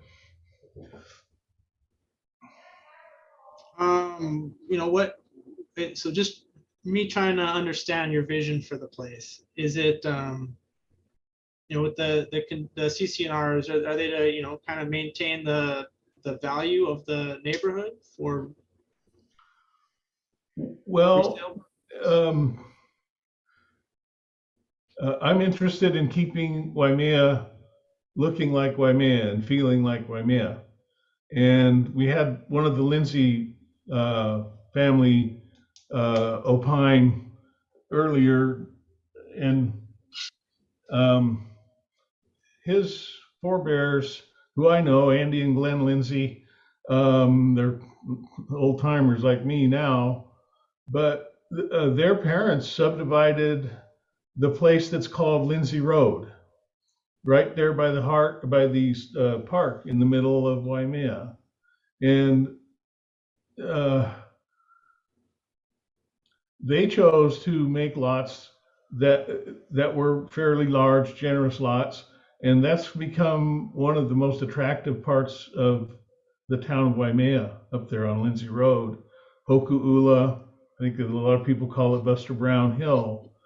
And that's what we envision for this property is some large lots, not necessarily with large houses on them, good for people to have a chicken coop and maybe raise a calf or something like that. That wouldn't be allowed in the residential district. Okay, well, whatever they want to do, but maybe they want to raise avocados. How's that? Yeah. So, the area that you mentioned as the model being Hoku'ula and Lindsay Road area is obviously the most expensive real estate in Waimea, and the people that are being attracted to that area are not the people who grew up in that area. I disagree, sir. My son just built a house there. He was born here and went to HPA, and his wife was born here, and my grandsons have born here. They live there. Congrats to them for being able to afford it. Hats off to you for setting them up in the way that you But I did. don't want you to make a statement that's correct. Hold on. I believe that my statement is accurate, that property is among the most expensive and among the most attractive to the recent folks who are moving in. You also said that the local people can't afford it. Please, if you have to mute yourself, otherwise I will mute you. Thank you. So my concern being that if we are identifying CC&Rs in order to make that be the idea of what Waimea is, then we need to, in my opinion, take a harder look. To me, Waimea is having a dog cage, having dog kennels. You look right next door at the Parker Ranch homes. That's Waimea. The open space in there is also Waimea. So thank you for providing your information on what the goal is for the property.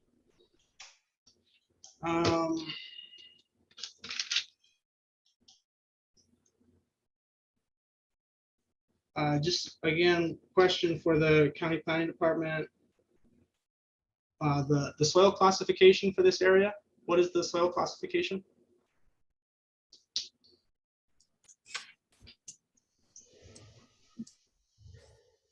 Sorry, Commissioner. So the Land Study Bureau classifies this as B, unclassified. Sorry, it's 50% of the property is designated as unclassified, and the remainder is classified as B. So Sheriff we got Tusick, the Sheriff prime- Tusick, I'm sorry, can I correct that? The Alish classification for the property is prime ag land in the southern portion, unclassified near the highway. And the Land Study Bureau is unclassified near the highway, and B soils, which are good, in the rear portion of the property. Right. So again, that following along the lines of the existing land use urban district being unclassified as land use urban, and then the portion that's classified within the agricultural district is classified as prime, right?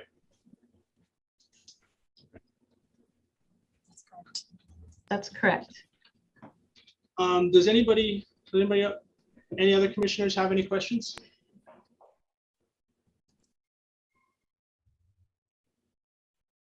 Okay. Would anyone like to make a motion? Chair Vatusic, Chair Matusik, I'm so sorry to interrupt you. I forgot to mention that the applicant wanted to propose some edits to condition J. And the edits are to be consistent with what our traffic consultant intended with the recommendations. I think you received a copy via email of the proposed edits. I can read the whole thing to you or let you know what the edits are. Please go ahead. Yep. Okay, so condition J states, prior to issuance of final plan approval for any use in the CN zoned area, the applicant shall provide traffic mitigation measures as recommended by the traffic impact analysis report dated November 5th, 2020, to include, and we wanted to add, the following if required by the Department of Public Works. So additional language is the following if required by Public Works. And then we added that qualification in there so that if Public Works wanted something different, they wouldn't necessarily be bound by these requirements. So I'll go on. The condition further states, 1, the median taper on the left turn lane on eastbound Mamaloho Highway at Keakakea Place should be restriped to extend the two-way left turn lane from Earl's Powilo Store driveway to the beginning of the left turn lane at Keakakea Place. 2, minimum 100-foot spacing should be provided between the intersections on Mamaloha Highway at Waikelehua Place and West and Center driveways and Earl's Powilo Store driveway / Ishihara Farm Road. Wanted to add an and then 3, a minimum of, and our change is to 20 feet distance should be provided between the edge of the circular roadway and the future widening of the travelway on Mamaloho Highway. And we wanted to add at both commercial zone driveways. So previously the condition said that there should be a minimum of 25 feet between the edge of the circular road widening from Mamaloho Highway to the internal road. But upon further consulting with our traffic consultant, what happened was he had based the figures on a 10-foot road widening extension from Mamaloho Highway, and there's a condition in the rezoning ordinance that it should be 15. So hence, we're going from a minimum of 25 to a minimum of 20 feet distance from the edge of the circulatory road and the future road widening. And again, the clarification is that those are just at the driveways, the driveway entrances, which was the intent of the traffic consultant. And lastly, we're going to delete number 4 of condition J. This says traffic signal warrant analysis should be considered at the Mamaloha Highway intersection at Waikelehua and at Keakakea Place by the year 2040.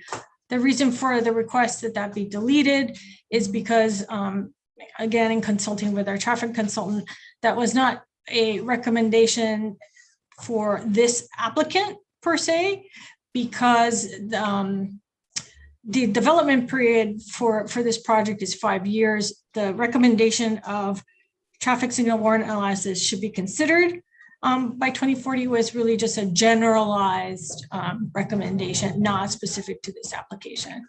So again, I believe you were emailed these changes and we request that condition J be amended accordingly.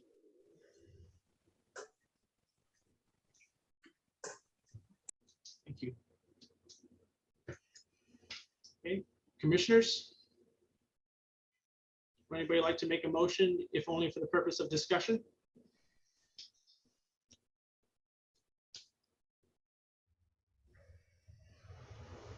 Mr. DeFranco? For the purpose of discussion, I'm giving a favorable recommendation. I move that a favorable recommendation be forwarded to the county council on the application for the state land use boundary docket PL-SLU-2021-00 0001 based on the planning director's recommendation. Do I do one for the second one too, so we can talk about both at the same time? Delilah, what do you think? At this, we're gonna need a motion for each one's gonna have to have a separate motion. So I don't think that there's gonna be, I think we all understand that this entire project crosses over in discussion. So I don't think there's a problem in having a group discussion over the entire project, but there'll have to be a separate motion for the second piece, that second application, agenda item 2. So I would wait to do that then. Yeah, okay. That's correct. All right. We have a motion on the floor. Is there a second? Second by Commissioner Armbruster. Mr. Chair, Now go ahead.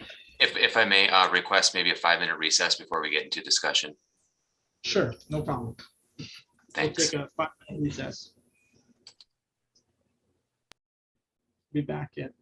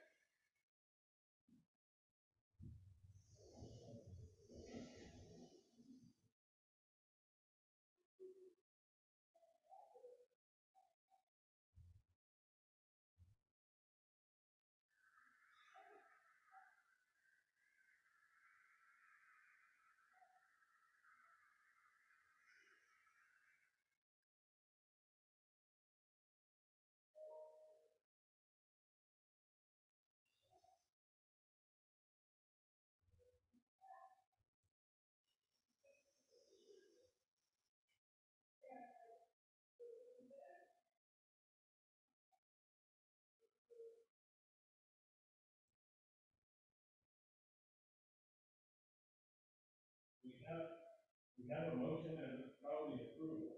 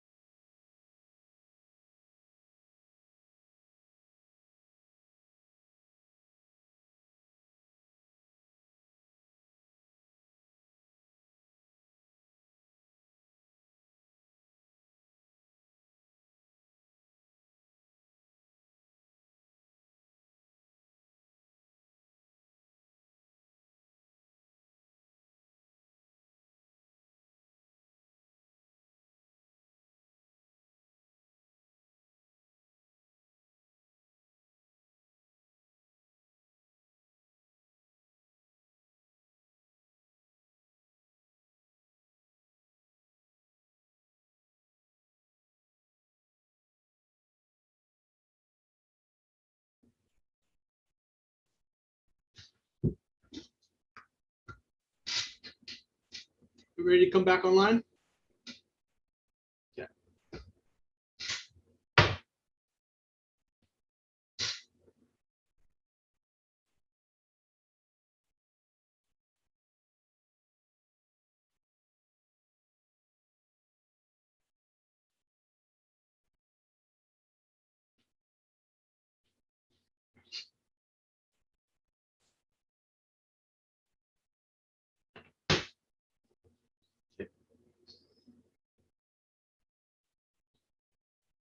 Let's see, looks like we have everybody. Oh, Commissioner DeFranco's not back yet.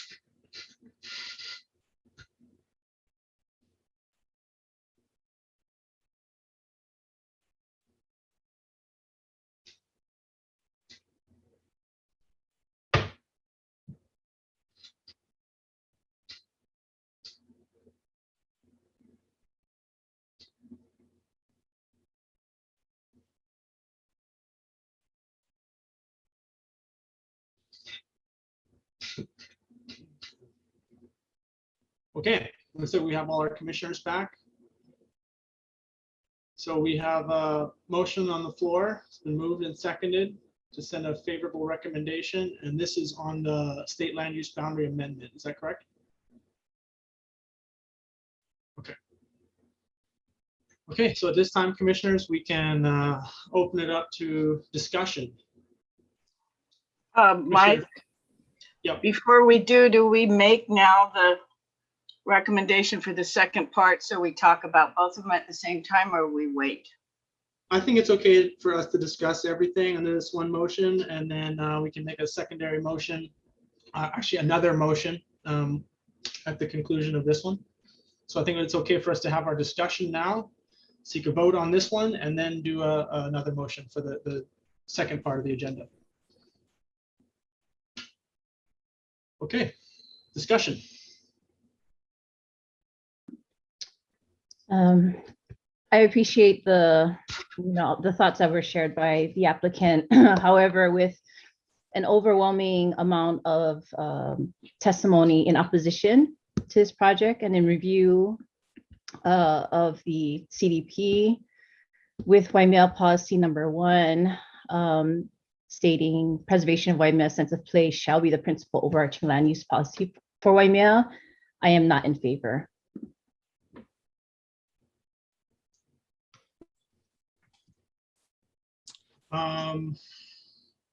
Commissioner DeFranco. Hi. I know that we had more letters from showing opposition, but it felt a bit to me like it was, and I don't know, but maybe it was motivated by one person who had a grudge. I don't know if it was really community generated. I don't know, but it felt, it just felt sort of strange to me. So I know that there's probably people that support this project, and there's probably people against this project, but I would hope that in the future we had some kind of filter to understand what we're reading when we're getting it. I don't know if anybody else felt like that, but I did. Commissioner Yates.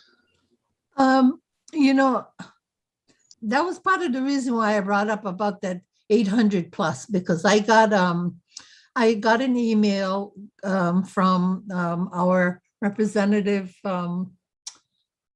what's his name? I'm having a senior minute right now. Tarnas, that, you know, he had gotten a lot of opposition regarding this particular project in Waimea. So this is why I had brought that up, because I read that. And so, and I've talked to, you know, some of the people who are for it, but it just seemed like, you know, there was a lot of opposition going to our representative on Oahu. So this is why I brought up what I did earlier. Commissioner Armstrong. I really think that I'm sorry. Oh, I my really fault. think, Go ahead. I think that, I guess it's, dozen or a half a dozen or whatever they say. So I guess we just do the best we can. Commissioner Armbruster. Yeah, no, I kind of got a similar feeling about, like, I looked at some of the zip codes for the people that were submitting that, and they were from all over the place. And I don't have any way to understand if they're people that were from here or if they're people that just were on a Instagram thing. Like, I have no, it felt sort of out of context to me. So I don't know that those numbers are like terribly accurate reflections of what they were. I mean, I live down the street and I don't know that any of my neighbors care either way, Like, traffic's kind of a bummer, but I don't know if Mr. Metzler's little project is really going to be the thing that triggers a big change. I think it's certainly an infrastructure that needs to be developed and evolved over time, but I don't know that the project of this size is something that is the trigger for that. So for me, I grew up in Waimea. My parents still live in Waimea, and I tried to read as many of the 800 letters as we possibly could in the time and in the format that they came in, which proved to be very difficult given the amount of stuff we have to read. That being said, the names on that list are people that I grew up with. They are the community members that I know, and the family names: Alapa'i, Lau, Lindsay, Pahio, Kaniho. Those names are the names of Waimea, Bertleman. To me, it's remarkable the amount of opposition that was generated from the people of Waimea to this somewhat small project.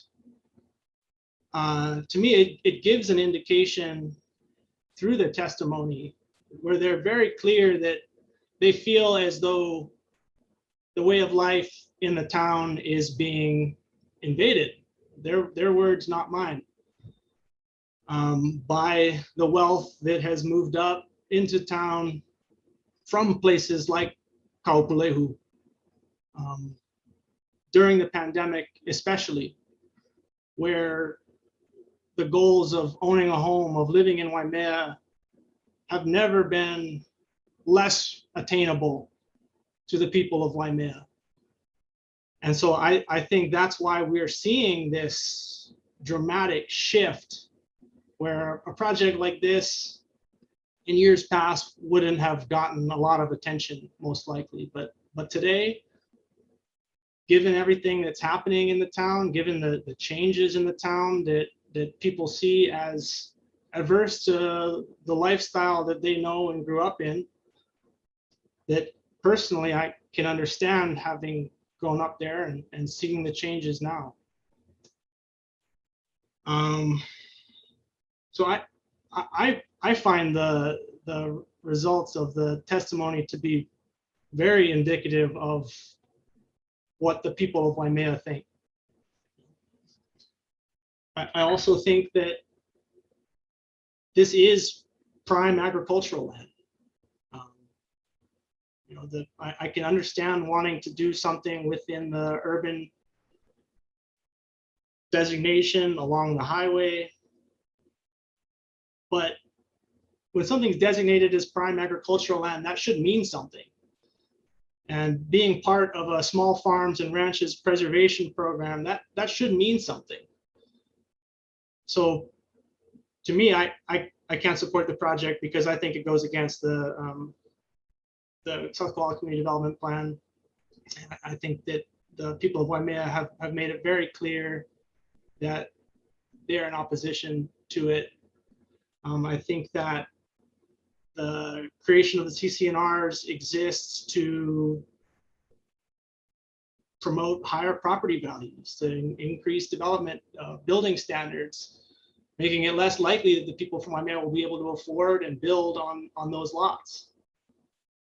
I don't see this as adding attainable housing. I see it as adding to the unaffordable housing problem. For me, I can't support a favorable recommendation on this.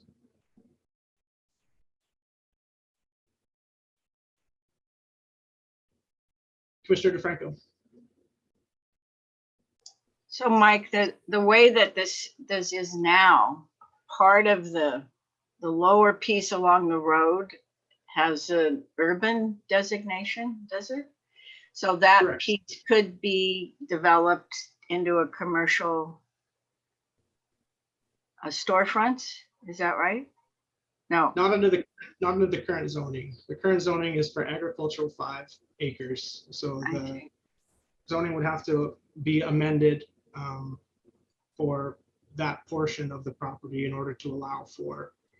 Right.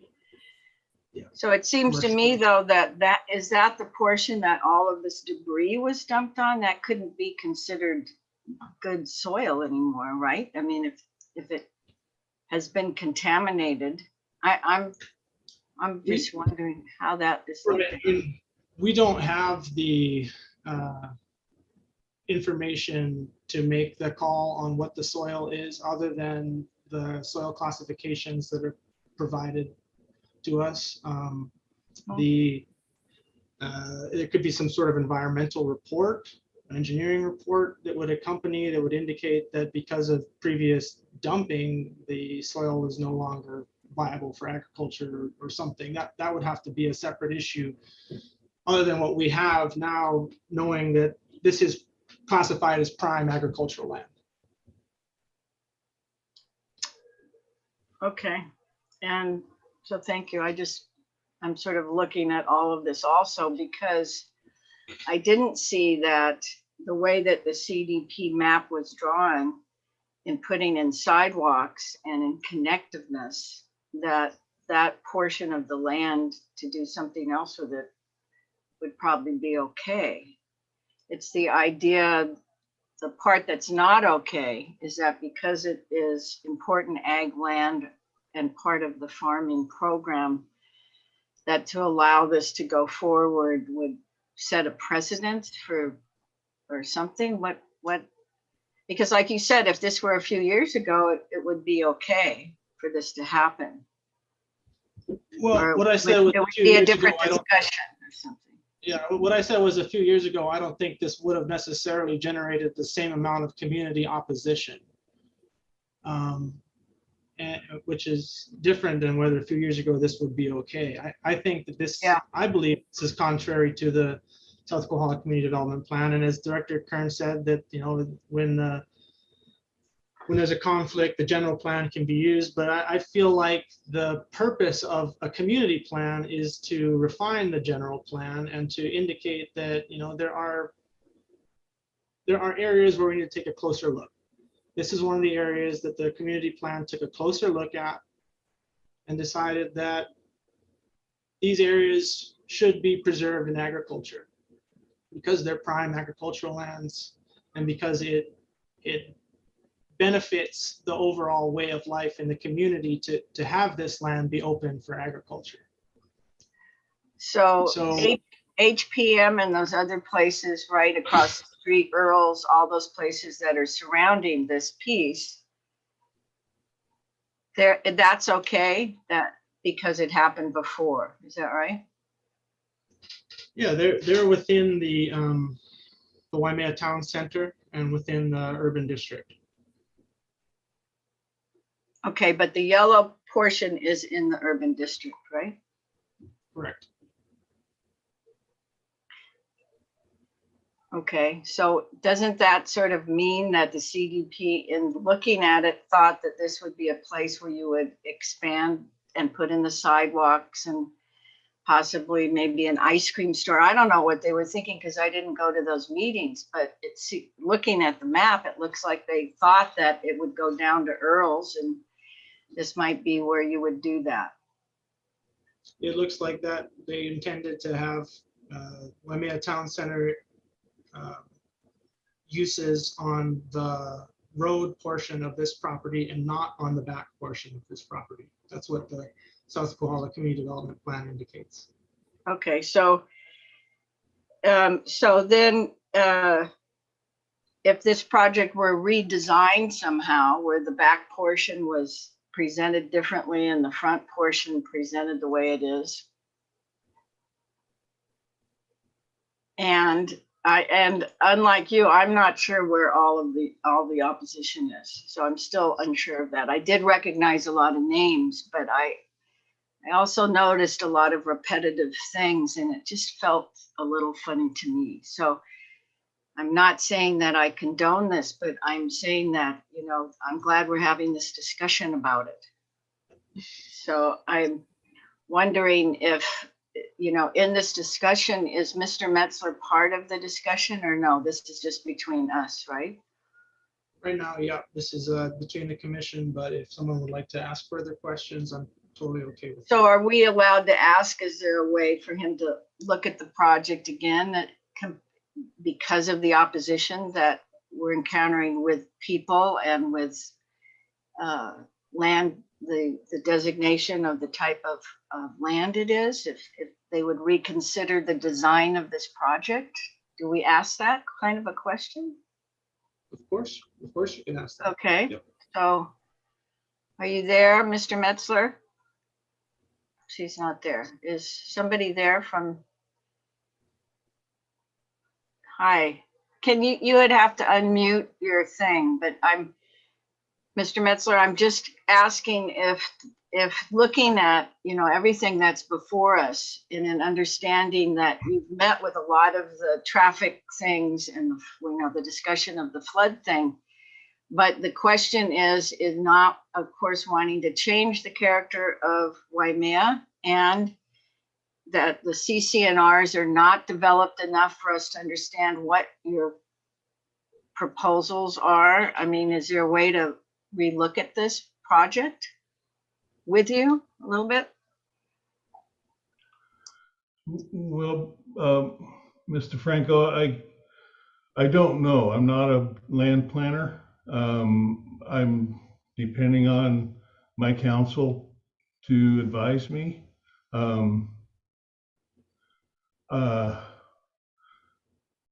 I think my intent is being either misread or misunderstood.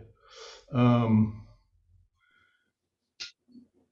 message that I have always received from the neighborhood is a little bit larger lots could be used for ag,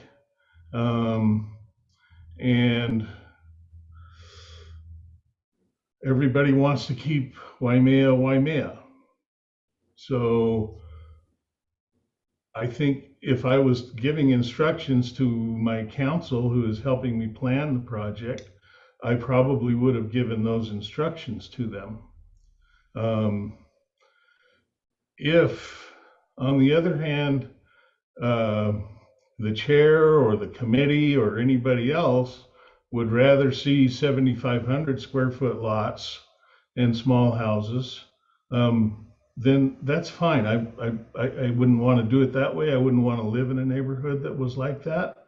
But if that's what it takes to create housing for people in Waimea, that's what we'll do.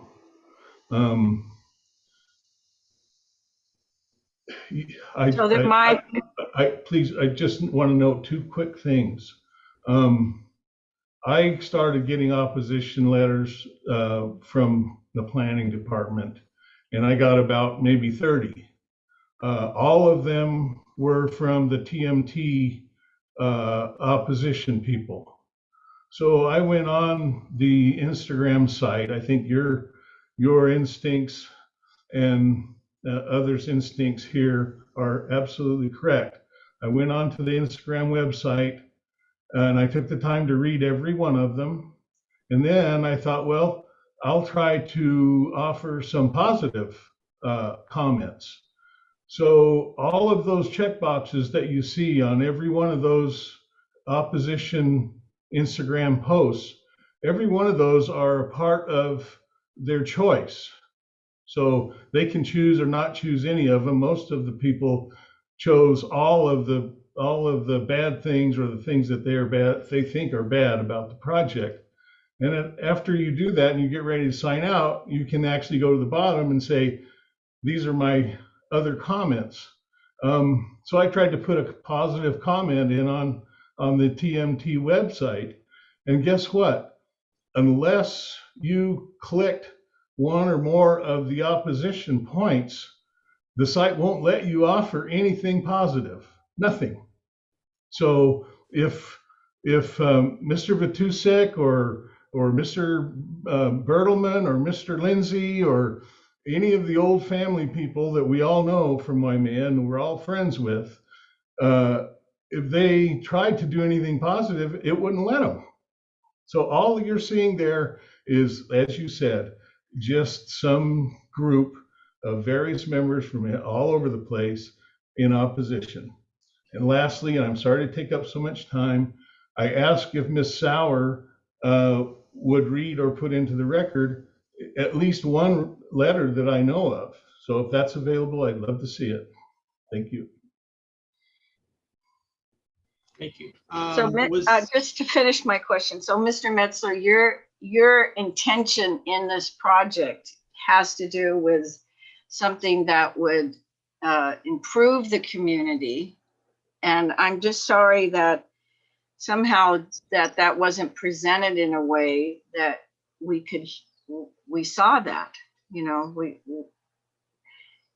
Well, if I have to get down to giving you the CC&Rs before we even have an approval, you know, we've put in lots of money and time to get where we are today. And I think our intent was to get something that we thought would be appropriate and useful and beneficial to the town. And then, you know, the details can follow. But if we have to have CC&Rs to get an approval, then that's something we can do. Ask if you can share your screen and show that I don't have photos it. of the houses. I don't have that. Ask if I can share the screen. Can we share our screen and show you the type of house we envision there?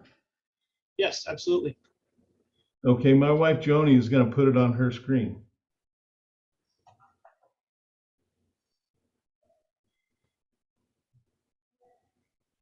Unmute myself, and then I'm going to share my screen.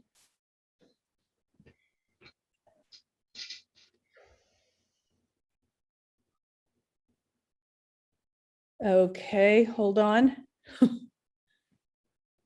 Let's see. Can you see my screen? No.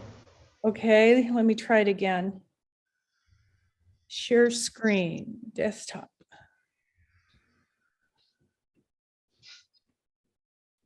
Oh, shoot. It's on my desktop. Let's see. maybe you could send it to someone in the county and they can get it up for you. Okay. Let's see, give me the email address and I'll send it to you right now. I sent it to John, but we're not that tech savvy. Go ahead. You can send it to Jessica. JESSICA dot Andrews, ANDREWS. Okay. At hawaiicounty.gov. At hawaiicounty.gov. Jessica.andrews at hawaiicounty.gov. Yep. Okay. These, before you receive them, these are the two houses that John, when we found the property, were completely overgrown with weeds and about ready to fall down. And he took them back down to the studs and down to the ground, and he rebuilt these houses in the time period of the existing properties in Waimea. Let's see, I'll quit sharing my screen. And this is what we envision, is to have, we paved that Ishihara roadway and left it to look like an ag subdivision. And these are what we envision as far as the type of homes that would be built here. And one of our employees, we sold him one of the lots, and he actually built his house there and has lived there and helped John clean up all the debris off the lot. Did you get it, Jessica? It just went through. Not yet. Sorry. While we're waiting, maybe Commissioner Armbruster, you've had your hand up for a while. Thank you. I had a question for my fellow commissioners that have maybe done this a little bit longer than I have. I know in the maps, it's very common that parcels are split, right? Two different uses. There's a line down the middle. Is there precedent for what y'all have done before with those properties? Like of which one takes precedence, or how we deal with that? Or have you looked at something like this recently?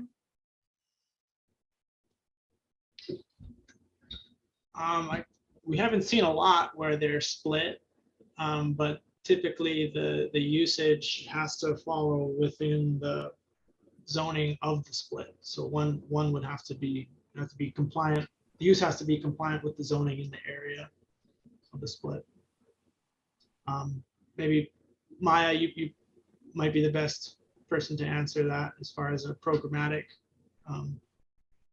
treatment of those split zone properties. Commissioner Armbruster, I'm sorry, I caught the tail end of your question. Oh, sure. So how we have both, what was it, medium urban and light urban or something like that. And I know I've seen this in plans that, with the larger parcels, the lines don't follow property lines. They fairly regularly split down the middle or part of one. Is there precedent for which one of those we should be looking at? So we do have some situations where we'll have like a split LUPAG, general plan LUPAG designation. And the general plan does kind of offer some guidance about how to interpret those lines. It does say that it's not parcel specific, that it's a general broad brush approach to designating lands for development. So in the past, we have had prior planning directors that will do like a map interpretation, and they'll call, for example, in this situation with this property, they will say, I designate the entire property as medium density urban, or I'll designate the entire property as low density urban, because both are on the property. So that's kind of why Director Kern went with his approach in this case. There is no IAL, important ag land designation on the property, which is why he felt that the urban uses, the commercial zoning and the residential zoning would be appropriate for this property. Okay, so generally it would be planning director decision, not a commission decision. That's correct. Okay. Of course, the commission can always disagree, right? Sure. You have your other, you have your own recommendation. If you're interested, I can also speak to other options for the property. If the commission wants to consider other options, I can offer that planning perspective if you would like. That would be great. And I think it's also just important to note that even the planning commission in this instance is a recommending body. That the decision on the land use guideline and the rezoning will be made by the county council. So we're just a recommendation. But yeah, absolutely. Maya, would you mind taking us through some alternatives? Sure. So I think it really depends on what your intent or purpose is. If your purpose is to preserve ag land, then one option would be to keep the southern portion of the property in Ag 5A and state land use agricultural. Another option, which would allow a little bit more density, would be to keep the rear portion of the property in state land use ag and to approve FA 1 acre zoning. And I think that would allow for 2 lots. So the 2 existing dwellings could each have their own separate lots. And then getting a little bit more urban than that, you can approve a change to the state land use boundary amendment to urban for the rear portion and allow RA half-acre zoning, which would give a total of 4 lots instead of the 6 that are proposed with the urban single-family residential zoning. So you really have 3 alternatives to the applicant's request. And real quick, Maya, just to add, the third option could be state land use rural. So it's not urban. It could be state land use rural, which would allow for residential ag half-acre minimum lot size of a half an acre. So you wouldn't be doing a state land use urban, which would then potentially allow for other things in the future. So the rural would cap it at the half-acre lots. Thanks. That makes more sense to me. The state land use rural designation, or the family agriculture designation. To me, those seem like more appropriate designations for Waimea. Again, we don't control what happens in the future with the project, but the urban designation would allow for higher density, and we don't control the subdivision. We don't control what gets done. It's just the zoning and the land use boundary. So we could, I think we could solve some of those problems by eliminating the urban designation. I see Kathy has her hand up. Kathy, go ahead. Yes, hi, Chair Fatusek. I haven't been able to discuss any of this with my client. I was wondering if we could take a short 5-minute break so I can explain to him what just happened. Of course. Okay. Yeah, we'll take a 5-minute break. We'll be back at 12:26. Your call has been forwarded to an automated voice message.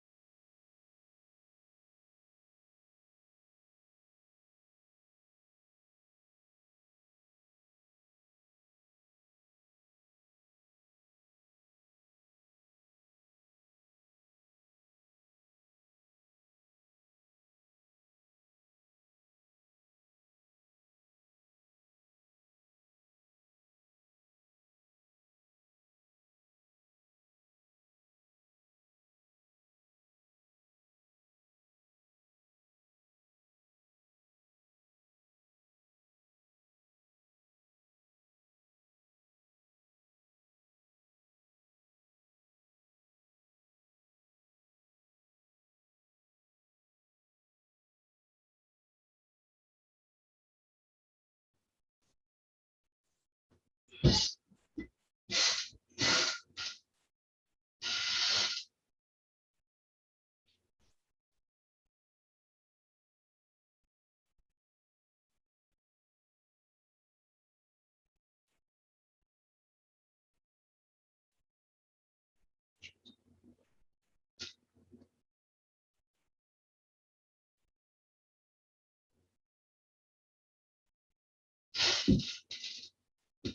is everybody ready to come back together?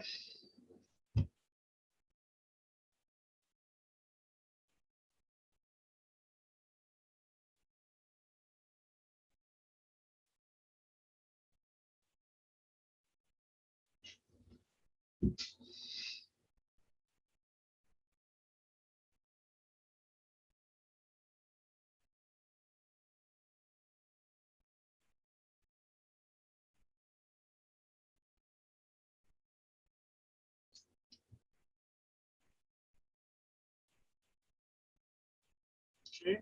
I don't see the applicant yet.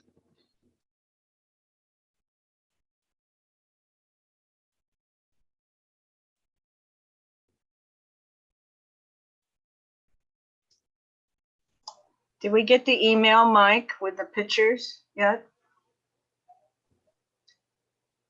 Did Jessica get the email yet? Yeah, I can certainly share those if the commission would like to do that. Sure.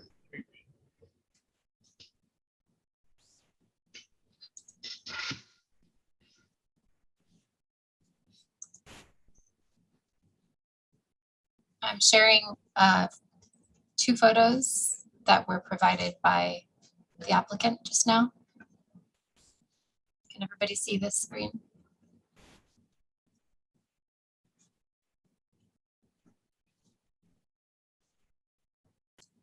This is the first photo that was provided. And this is the second photo that was provided. Are those the existing structures? I'll have to ask the applicant to address. I'm not sure. Is that question directed at me? Sure. The greenhouse was the Ishihara home. That house there, it's a 2-bedroom, 2-bath house, and we completely rebuilt it, but in the same motif and footprint. The red house was up on close to Mamaloa Highway. It was a farm dwelling, and we relocated it so that it's off of the highway, and we put a new foundation under it, and then redid the entire house, but on the same with the same floor plan. Added a carport, and these are what we envision for the agricultural subdivision portion.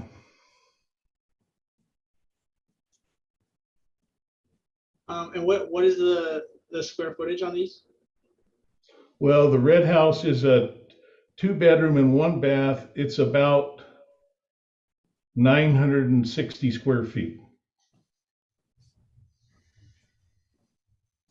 And the greenhouse is 2 bedrooms and 2 baths, and it's about 1,100 square feet. I see these as, you know, a template, and we would allow things like this. I don't think there's any argument that this looks better in Waimea than a kit house that maybe somebody else would want to put up. But this is what we envision as our CC&R template. And how restrictive to something like this would the CC&R template be? Would you be, let's say someone wants to come in and build a big custom home on their lot, 5,000 square feet, but they're, you know, using a similar rail pattern and roof line. Is that something you use?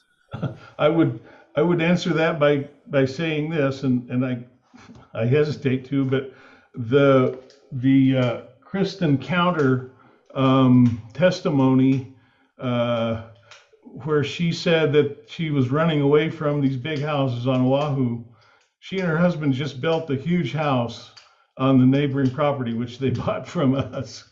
They put probably a 5,000 or 6,000 square foot house on that. So I don't know how Mr. Vitusic, other than making small lots, I guess the only way we could do it, if you would approve our deal, we could put in a CC&R limitation on square footage. I think it would probably be 2,500 or 2,000 feet or less.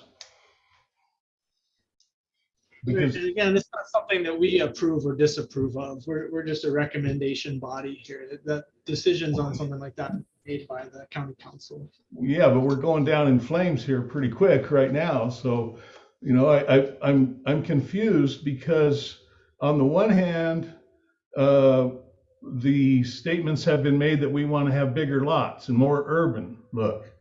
And on the other hand, if the lots are too big, then the only people that can afford them are outsiders, which apparently there's some contempt for them. So, you know, what's going to make you guys happy? I don't know. Thank you. Commissioners? Or I guess we can ask the, oh, go ahead, Faith. Sorry, go ahead. Commissioner Yates. I just want to know, how big a property is this that we're talking about? It's about 5 acres, ma'am. Okay, so so your proposal, you know, if I'm understanding it correctly, the front section is where you're thinking of doing commercial, and then the back section you're looking to do five lots or something like that. Yes, ma'am. And so the lots would be what, minimum, what, 5,000, 10,000? Oh no, these are big lots. As I said earlier, the biggest one is 23,000 square feet. Okay. It's over about a half an acre or more. And the smallest one is, what was it, 16,000 square feet? 13,000. So they're all generous lots. And so how much of that is that commercial area? The size of your commercial area? Is about 2 acres. And the commercial area is about 2 acres. And just out of curiosity, all it says is what you call commercial, but do you have any idea as to what kind of commercial? Well, ma'am, it's we would like to have a professional center there, you know, for dentists and doctors and businesses. But I'm not sure we can control that. You know, some of it is market driven, but we would prefer something with kind of not a lot of in and out traffic. So, you know, we're not looking so that you wouldn't be able to, you know, I'm not saying make a living. I don't even mean as make a living. We're not trying to make it difficult. At least you know, make it difficult for you. But, you know, I guess like Chairman Vitusic said, you know, there's some concern for our local people. So that's what makes this kind of difficult, because it is really important to our families, you know, because I, like Mike, we know quite a few people from that area there. And there are those who want and those who don't want. So, well, I mean, everybody's pulling this cultural card of how long have we been here and whatnot, you know? Yeah. It's my kid's great-great-grandfather lived in Hilo, and he drove a wagon from Hilo to Waimea every week. So, you know, I'm a little bit tired of this family. Is this okay? And that one is not okay. I beg your pardon for making that statement, but I think it's not the argument we really should be having here. If people in Waimea need to have house lots, you know, we should make some house lots. And the community development plan has said, we want houses here in this area. We need help. We need housing. So, you know, I'm just really trying to follow the footprint that the government has set out by putting commercial on the front and, you know, a good ag residential component in the back. Miss Paishan Duarte has ulu trees in the background. Well, you know, why can't we grow avocados and ulu there? That's right. That's right. Yep. Okay, we've got a bunch of hands up. Director Kern, would you like to respond? Just real briefly, maybe to help. It seems that there's a lot less challenge around the front portion of the property that's zoned urban. It's very consistent with the, with the CDP, et cetera. It seems to be a lot of the conversation around the back end of it. And I think there's also maybe a little bit of confusion because we are hearing ag, but yet the zoning and the state land use boundary amendment doesn't necessarily support the full range of ag. And so there may be some confusion. I don't think there's I'm not seeing any intention of trying to miss something, but maybe that's where we could get some clarity on, because if that is there, maybe that would open that conversation up and find a balance between what the general plan and what the CDP has there. And I think the goal right now, especially with the demand and push for housing and the challenges, how do we open up some availability to the residents, or at least attainable for them? We can't control where it's going, but attainable in a manner that could still promote the ag component of it, as we kind of talked about earlier. So it seems like a lot of the conversation is really around that 2.6-ish acres on the backside as the point of contention. So just want to separate those two areas out, if that helps at all. Might have confused it more, but I'll hold off for now. Thanks. Thank you, Mr. Kathy, you've got your hand up.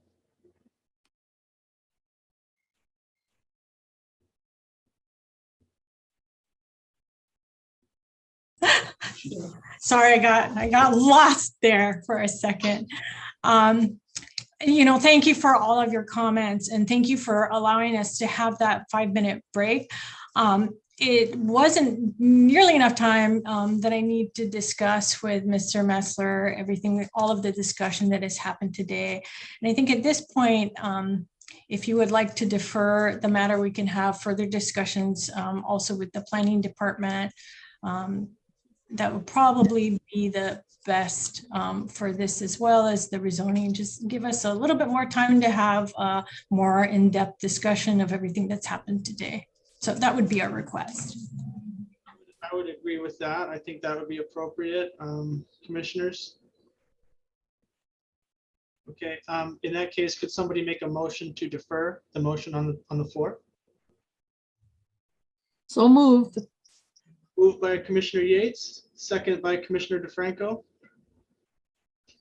All those in favor?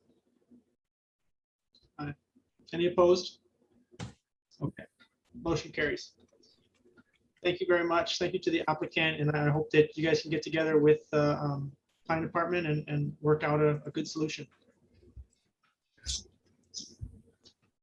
Chair, would you also like essentially to address agenda item 2 by motion, agenda item 2, if you're going to defer it, agenda item 1? Sure. Why don't we also make a motion to defer agenda item 2? Moved by Commissioner Hort, second by Commissioner Yates. All those in favor? Aye. Any opposed? Okay, motion carries. Thank you for your time. Can I just, can I ask a question? Sorry, I think this is what you were going to ask, Jessica. Our agenda for next meeting is due tomorrow to the newspaper. So could we get some clarity on how far in the future you would like to defer the matter to? I would leave that up to the discretion of the applicant. Okay. Ms. Garson, do you just want to contact the planning department when you're ready? So most likely skip December and have something ready in January? Sure. Let me confer. I will let you know today. Okay. Thank you. Thank you. Thank you. Thank you. Okay, how is everybody doing? Do we need another short recess before we, or actually lunch? Let's take lunch. It's 12:40. what be a good time to come back?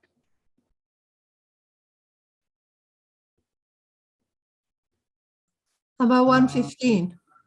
1:15 it is. Let's. Okay. 1:15. Thank you very much. Okay. Hold on.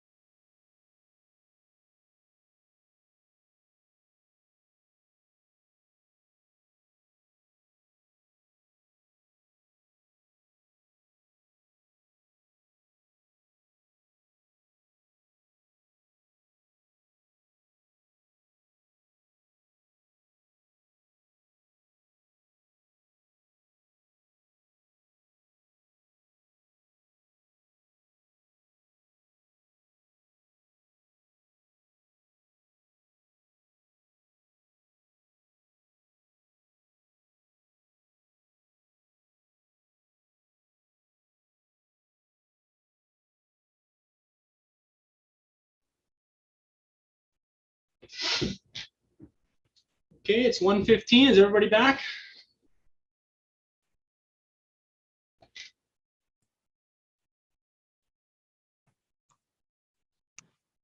Chair, give me just a minute to let the Waikoloa Land Company reps in. Oh, thank you.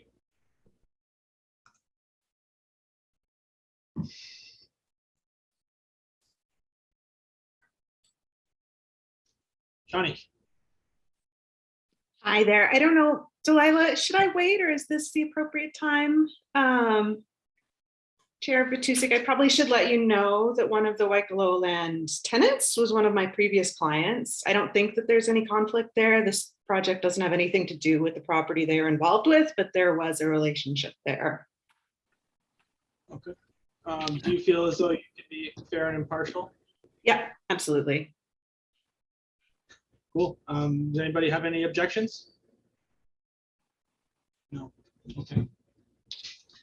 I would also make a disclosure on page 517 of our background report. I noticed a correspondence from the planning department to my dad, Randy Batusik, who served as legal counsel for, I think, a third party that was looking into buying a portion of the property. And he didn't represent the landowner in any way. And I don't feel as though it prevents me from being fair and impartial. Does anybody have any objection to me staying on? Thank you. I also have a disclosure, Chair. So I don't know, in the late 90s, early 2000s, Garduki Architects was one of the architects for the initial development. He is Ted Garduki, the principal architect of that firm, is my uncle. And so I just wanted to, I worked for him while in college for a few years and do not work for him anymore. And I don't feel like, I feel I can make objective decisions pertaining to this topic. Cool. Any objections? No. Okay. Thank you, everybody, for the disclosures. Okay, are we ready to go now that everybody's on board? Okay, and so procedurally, are we going to discuss this in a similar fashion? We're going to do it all in one for the discussion and then separate it out potentially for motions? Chair, I think that would be appropriate. I know it's kind of challenging since it's all in one. It seems that there's a separate background and recommendation for the agenda item 3 and then a separate background. So if there's crossover, I think we can discuss it as is appropriate, and then separate motions for each agenda item. Yeah, I think there was one background report and then several recommendations. Is that right? So, Mr. Chair, I can speak to that. This is Christian K. So there were 2 background reports and several recommendations. There's a background report and recommendations separately for the SMA 25 amendment, and then a background report and 4 different recommendations for the other requests. If it's helpful, as we were determining how to present this today, we thought we would do one presentation, probably rather lengthy, more lengthy than you're used to. But as it's all about the Kumu Ho at Waikoloa master plan project, and the requests are all land use entitlements that need to happen to facilitate its development, we thought we could do it holistically. And then procedurally, when it comes time to vote, we can vote on everything as the agenda indicates. That sounds good to me. Later on, we can get into the questions of why are we doing it this way, but we'll wait for that. It's time. Okay, with that, I will read all of the items into the record so that we can have a presentation on all of them collectively, and then proceed with discussion. So we will be discussing, the applicant is Waikoloa Land Company's request to amend Special Management Area Use Permit number 25 to withdraw 3 non-contiguous land areas identified as Area A, Area B, and Area C, comprising the proposed Kumu Ho at Waikoloa project totaling approximately 182.9 acres from the land area covered under SMA 25, which allowed the development of Waikoloa Beach Resort. The properties are located between the 75 and 76 mile markers on Kuikahumanu Highway and West Makai of the highway to the Kings Highway Foot Trail. Anai Ho'omalu and Waikoloa, Aukua'a, South Kohala-Moku, Hawaii Island, TMKs, there's multiple, 6900813, portion of parcels 021, 022, 025, 027, portion of 028, 029, 031, and 033.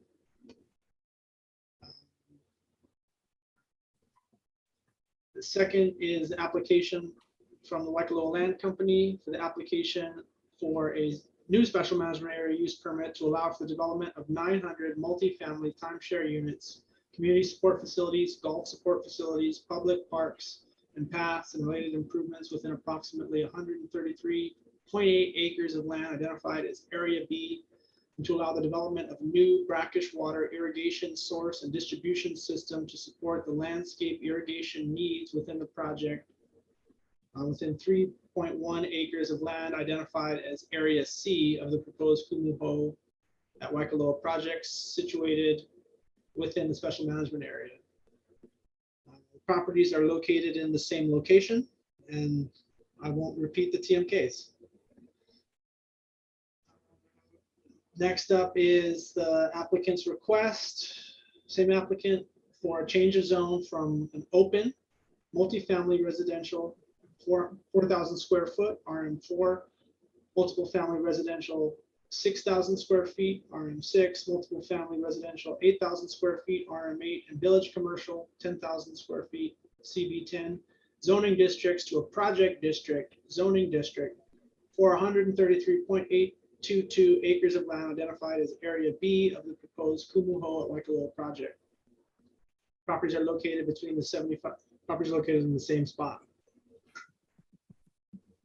Applicant, again, Waikoloa Land Company. This is application for special management area use permit to allow the development of 264 multifamily timeshare units and related improvements within an approximately 38.6 acre portion of Area A of the proposed Kumu Ho at Waikoloa project, situated in the same location. Next, we have an application for a special management area use permit to allow the development of 25 single-family residential lots and related infrastructure within a portion of land within an approximately 7.3 acre portion of Area A of the Kumu Ho at Waikoloa project.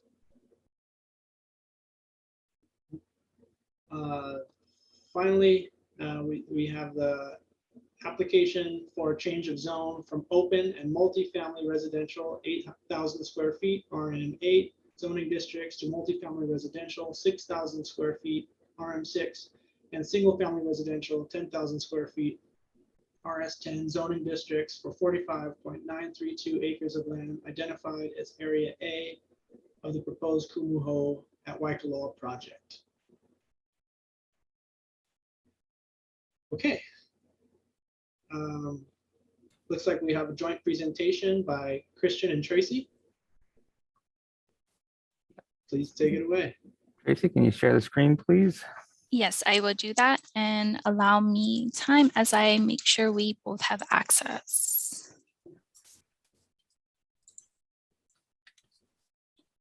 Okay. Yes, again, as the chair stated extensively, this is a request for 6 separate items, again, all kind of in furtherance of the development of the Kumu Ho at Waikoloa development project. So I will move on to the next slide. Give me a moment, please.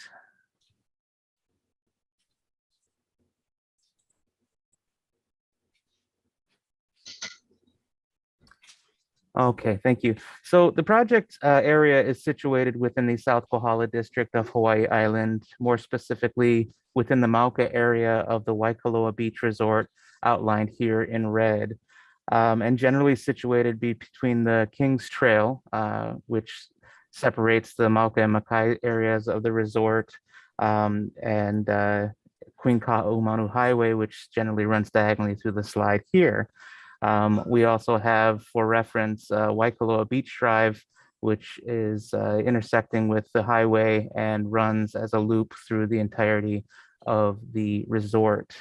Other land uses in the area are similarly resort, where we have the Maunalani Resort area here to the north, and then mostly otherwise vacant land in the area. This next slide is a brief development timeline or land use entitlement timeline for the Waikoloa Beach Resort, including the Mauka lands, which are slated for the Kumu Ho project. First, in 1968, the State Land Use Commission reclassified 549 acres of land, which is the Makai portion of the beach resort, from conservation to urban, and 2,865 acres of land, which encompasses what is now the Waikoloa Village, from agricultural to urban. In 1977, SMA use permit number 25, or SMA 25, was approved by the Planning Commission to allow the development of the Waikoloa Beach Resort Complex, including construction of 3,000 hotel rooms, 3,430 multiple family residential units, 2 18-hole golf courses and other recreational amenities, commercial and related support facilities and infrastructure. In 1990, the State Land Use Commission reclassified an additional 853 acres of land, which is now the Mauka portion of the Waikoloa Beach Resort, from agricultural to urban, and reduced the total number of entitled residential units to 3,365, which was spread out between the Mauka and Makai areas, as is indicated on the screen. The approval also allowed the incremental development of the Mauka area with the provision that there be an 800-foot setback from Queen Ka'aumanu Highway, with a meandering boundary to be defined by the petitioner and the resulting area preserved in perpetuity through a conservation easement.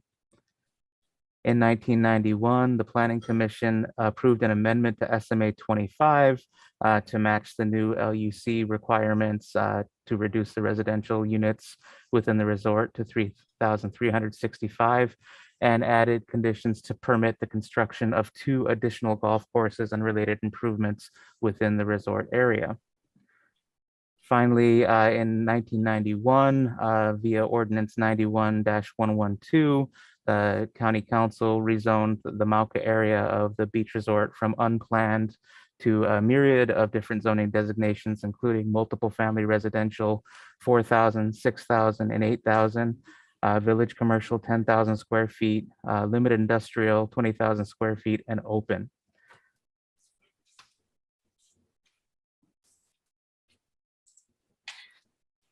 Excuse me. This is an aerial photograph showing you the existing conditions of the project area.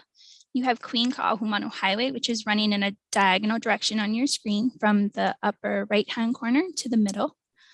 There are 2 channelized intersections that connect the Queen Ka'aumanu Highway to the Waikoloa Beach Resort. One is located in the northern portion, which is right here. I'm circling with the laser pointer. This connects the Waikoloa Beach Resort and the Queen Ka'aumanu Highway to the Waikoloa Road, and one intersection located to the south. Both are used as the main thoroughfare into the resort and continue in a U-shaped pattern throughout the resort to connect to one another. The project area is bounded by an 800-foot open space setback from Queen Ka'aumanu Highway, which Christian mentioned in the earlier slide. It is shown here and consists of all natural lava. The King's Trail runs from the top of your slide to the bottom, which is shown here,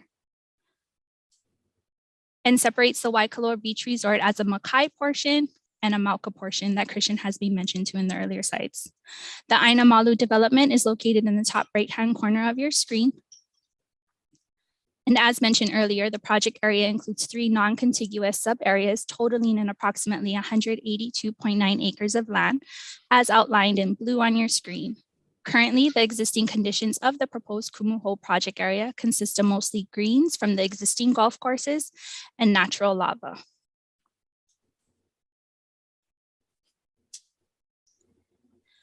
Overall, the Kumu Ho project at Waikoloa master plan consists of the following uses within the 3 non-contiguous sub-areas, totaling approximately 182.9 acres of land. There are 1,164 multifamily residential timeshare units proposed, as well as 25 single-family residential lots, community support facilities, including up to 40,000 square feet of community centers with private pool and other recreational facilities in support of the timeshare facilities, a 3,000 square foot convenience retail center, and up to a 32,000 square foot operations center to support the back of the house, housekeeping and general maintenance services, and additional employee and other parking consisting of approximately 200 parking stalls. There will also be the retention of 9 holes of the King's Course, a relocated new golf clubhouse, driving range, and support uses, as well as approximately 126 acres of landscape open areas, including natural and renaturalized lava landscapes, approximately 3 acres of new pedestrian paths and 2 community parks with recreational amenities, and lastly, a new landscape irrigation system utilizing brackish water from the underlying aquifer to service the landscaping needs of the project, which will reduce the reliance on potable water for irrigation. On your screen, this is the conceptual master plan that was provided to the planning department. The proposed areas of this request are outlined in blue, with the specific access points called out by black arrows on your screen. Again, access to the Waikoloa Beach Resort is from the Queen Kahumanu highways, which are shown here and again here. Area A is located in the northern portion of the resort and closest to the top of your screen. This is where the applicant is proposing approximately 264 timeshare units, as well as a 25 single-family residential lots. Then in Area B, located further south from Area A, this is where the applicant is proposing 900 timeshare units and proposed commercial facilities, as well as the gateway parks. And Area C, which is located to the right of Area B, is where the irrigation wells will be contained. In the slides coming up, Christian and myself will break down more of these areas. This is just to orient the commissioners on the conceptual Kumu Ho project as a whole. In addition, the applicant has proposed to construct a 142 unit affordable workforce rental housing development adjacent to the south of the Queen Shop and is designated by the purple shading at the bottom of your screen, which I'm circling for you right now. However, despite a newspaper article and significant public testimony that appeared to include the affordable housing development as part of the Kumu Ho project, we wanted to clarify that the applicant considers its development as complementary to, but not directly part of the Kumu Ho master plan.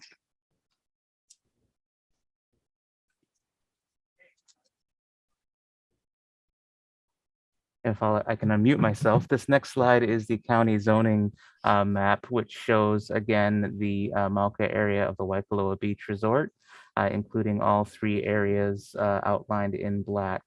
For reference, again, you've got Queen Kahumanu Highway running generally diagonally through the slide, with Area A currently zoned both open as indicated in green and multiple family residential 8,000 square feet, as indicated in the darker brown. Area B includes a multitude of zoning designations, including open, which is consistent with the existing King's Golf Course, and some others, multiple family residential zoning, again, 4,000, 6,000, and 8,000 square feet, as well as some village commercial designations as is indicated by the pink color. And Area C is currently situated here in the open zoning district as indicated by green.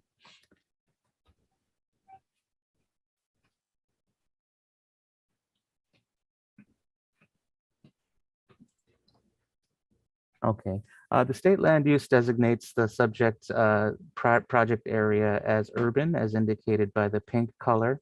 And lands across Queen Kahumanu Highway are indicated as agricultural in green. The general plan land use pattern allocation guide map designates the entire Waikoloa Beach Resort, including the entirety of the project area as resort node, as indicated by the pink color. Other designations in the area are open as is consistent with the highway and Waikoloa roadway. And the areas Malka of the highway are designated by the black thatching as urban expansion. The resort node, it should be noted, includes a mix of visitor and related uses such as hotels, condominium hotels, single family and multiple family residential units, golf courses, and other typical resort recreational facilities, resort commercial complexes, and other support services.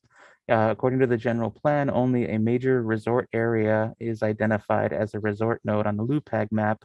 Thus, the Waikoloa Beach Resort is designated as such a major resort area. And additionally, the South Kohala Community Development Plan includes several references and policies related to resort areas within the district. These include a policy directing the development of timeshares to the district's 3 major resort destination areas, with Waikoloa Beach Resort being one of these 3.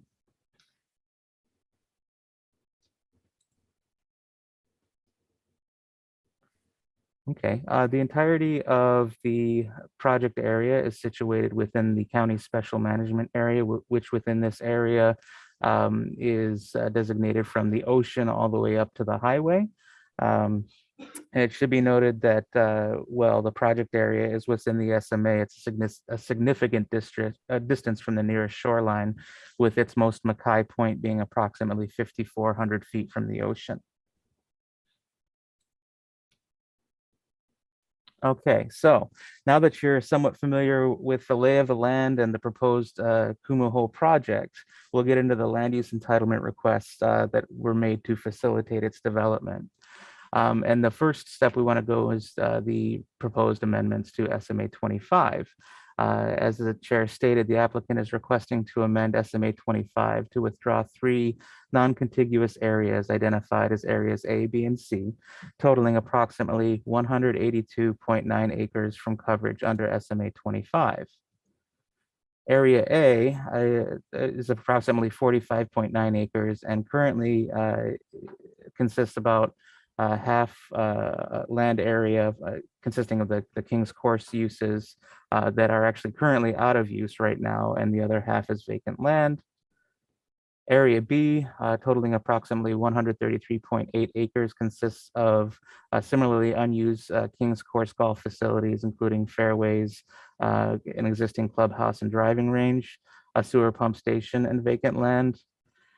And finally, Area C, consisting of approximately 3.1 acres, is currently comprised of a man-made pond used as part of the King's Course and vacant land. Should be noted that each of the areas to be removed from coverage under SMA 25 will be covered under new SMA use permits that have been concurrently submitted as part of this process by the applicant. So, well, not expressly part of the applicant's request, the director is recommending amending SMA 25 to remove conditions related to the development of 2 additional golf courses within the Waikoloa Beach Resort that were entitled under the 1991 amendment to SMA 25 for the following reasons. As we stated, SMA 25 initially allowed the development of 2 golf courses, which have been constructed, and these are the Waikoloa Beach Course, indicated here in orange, as well as the King's Course, indicated here in blue. The 1991 amendment to SMA 25 allowed the development of 2 additional 18-hole golf courses in the Malka portion of the resort. The lands planned for these new courses include both a portion of the land slated for the Kumu Ho project, as well as land adjacent to the north here indicated in yellow, consisting of the current Ainamalu project area. Through a series of administrative and planning commission approved time extensions, the deadline to complete construction of the first course, which was to be the Waikoloa Home Sites Ventures course in what is now the Ainamalu project area, was to be done prior to April 2013. And final plan approval for the second new course was to be secured within 1 year thereafter. The previous owners of the adjacent Ainamalu property did some development. They secured final plan approval, they secured a grading permit and completed initial earthwork for the first new course as required by SMA 25. However, based on changing market conditions and subsequent sale of the property, neither course was completed in the required time frame. According to letters to the director, neither JPL Hawaii LLC, who is the owner of the Ainamalu property, nor the applicant intend to develop the 2 additional golf courses entitled under SMA 25. Instead, both entities intend to repurpose those lands for the Kumu Ho project area, as well as a mix of residential and visitor uses with related improvements to complete the Ainamalu project, again here to the north. So based on the proceeding, the director is recommending to amend SMA 25 to remove conditions related to the development of the 2 new golf courses from the permit. I should also note that since SMA 25 was last amended in 2007, the applicant has complied with several conditions of approval. Thus, the director is recommending deletion of those conditions, and that should be reflected in your recommendation. Additionally, the director is recommending the modification of several conditions to switch language from conditions that required the applicant to develop plans or programs for approval by the department to language requiring the applicant to comply with those approved plans or programs. For example, conditions related to public access, Anki Line Pond research program, and water quality monitoring plans. So again, you'll see that reflected in the recommended modifications to the conditions of SMA 25.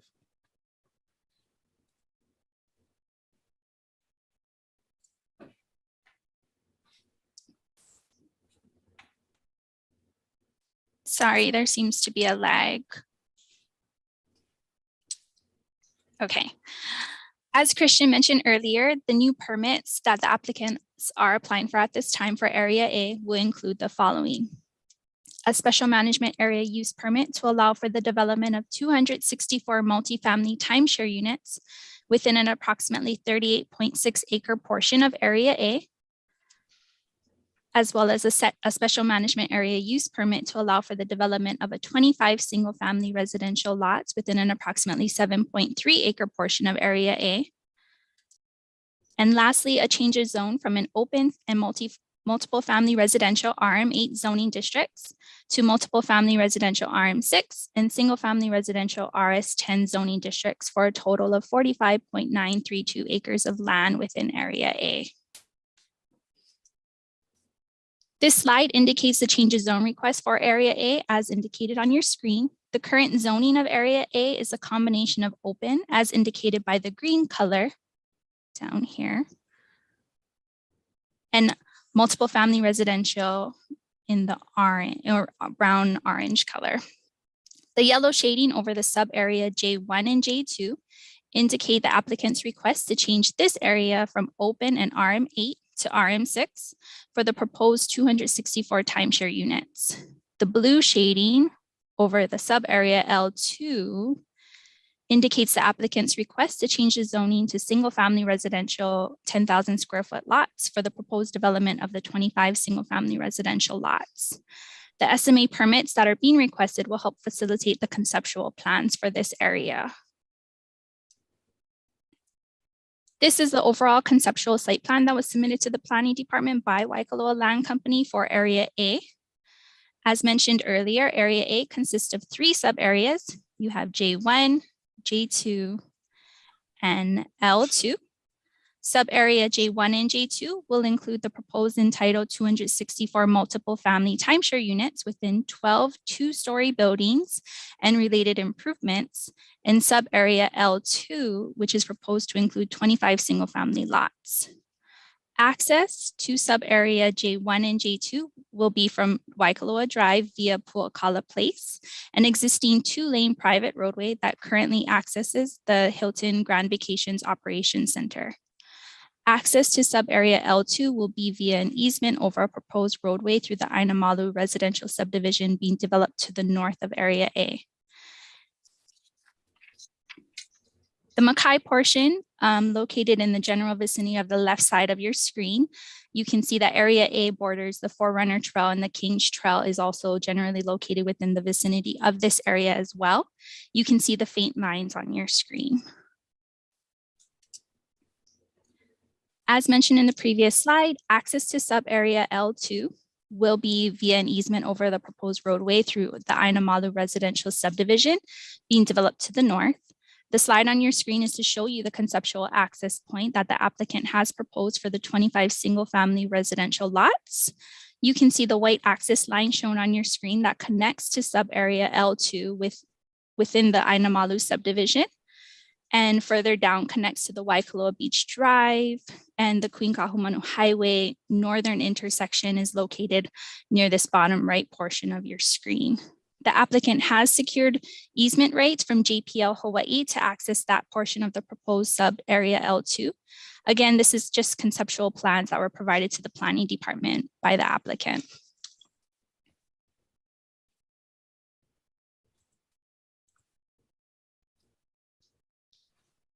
Okay.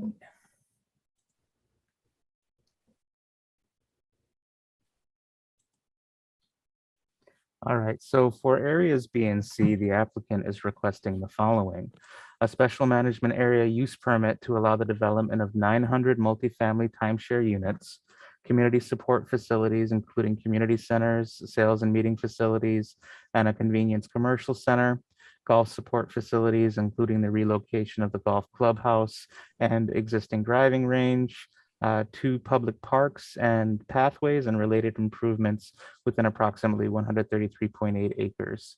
And second, to allow the development of a new brackish water irrigation source and distribution system to support the landscape irrigation needs of the project area within 3.1 acres of land identified as Area C. Secondly, the applicant is requesting a change of zone for Area B from the existing open and multiple family 4, 6, and 8 designations, as well as village commercial 10,000 square feet, to a project district zoning district for, again, the 133.822 acres of land identified as Area B. As the brackish water irrigation system can be developed in the open zoning area, there is it's not necessary to have an associated change of zone there.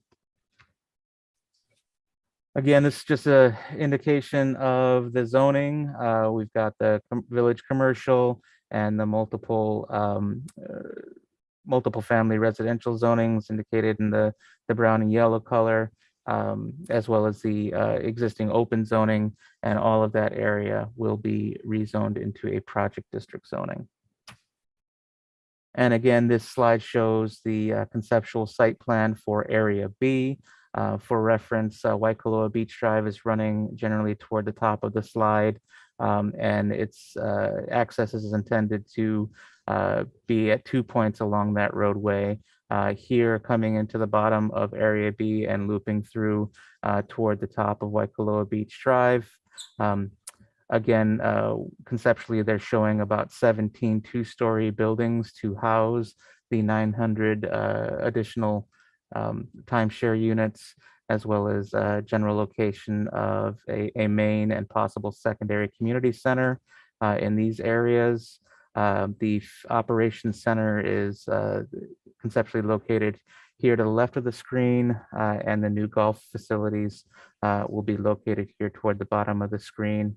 Again, this area will also include 2 what the applicant is referring to as gateway parks. These parks are shown here conceptually on this slide, and these are at the intersection of Waikoloa Beach Drive and Alaihi Way. And again, the amenities will be both active and passive recreational amenities with some parking. It looks like a proposed playground area, and then their proposed 8-foot wide pedestrian pathway that would link Waikoloa Beach Drive north to Waikoloa Beach Drive south within Area B. And the intent is to connect that pathway through the gateway parks to the other pedestrian facilities that link this portion of the resort to the Makai portion of the resort, and down to Anaiho'omalu Bay and the other natural and cultural resources and attractions. The applicant stated reasons for the request are as follows. According to the applicant, demand for golf at the King's Course has significantly diminished over the last 20 years, despite an overall increase in resort visitor traffic. The new SMA use permits would allow the development of the proposed new facilities and amenities to upgrade, repair, maintain, and operate existing or future facilities within the Kumu Ho project area. And the new SMA use permits would also support separate governance structures and conditions that would be relevant to different development plans and different owners of pieces of the property anticipated for each of the 3 sub areas to be undertaken over an extended period of time. And finally, the change of zone applications are necessary to allow the zoning to implement the overall Kumu Ho master plan.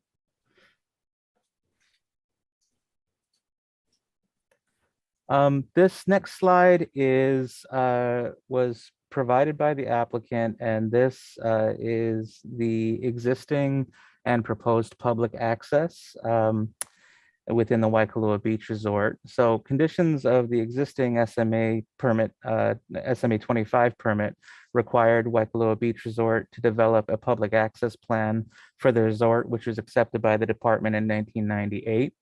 To date, the applicant has made public access improvements in accordance with that plan, largely within the Makai area of the resort. So what you see here are existing shoreline public accesses to different cultural and natural resources like fish ponds, ankyline ponds, as well as associated parking and pathway facilities. Again, for reference, you've got the King's Trail generally running diagonally through the slide here. And then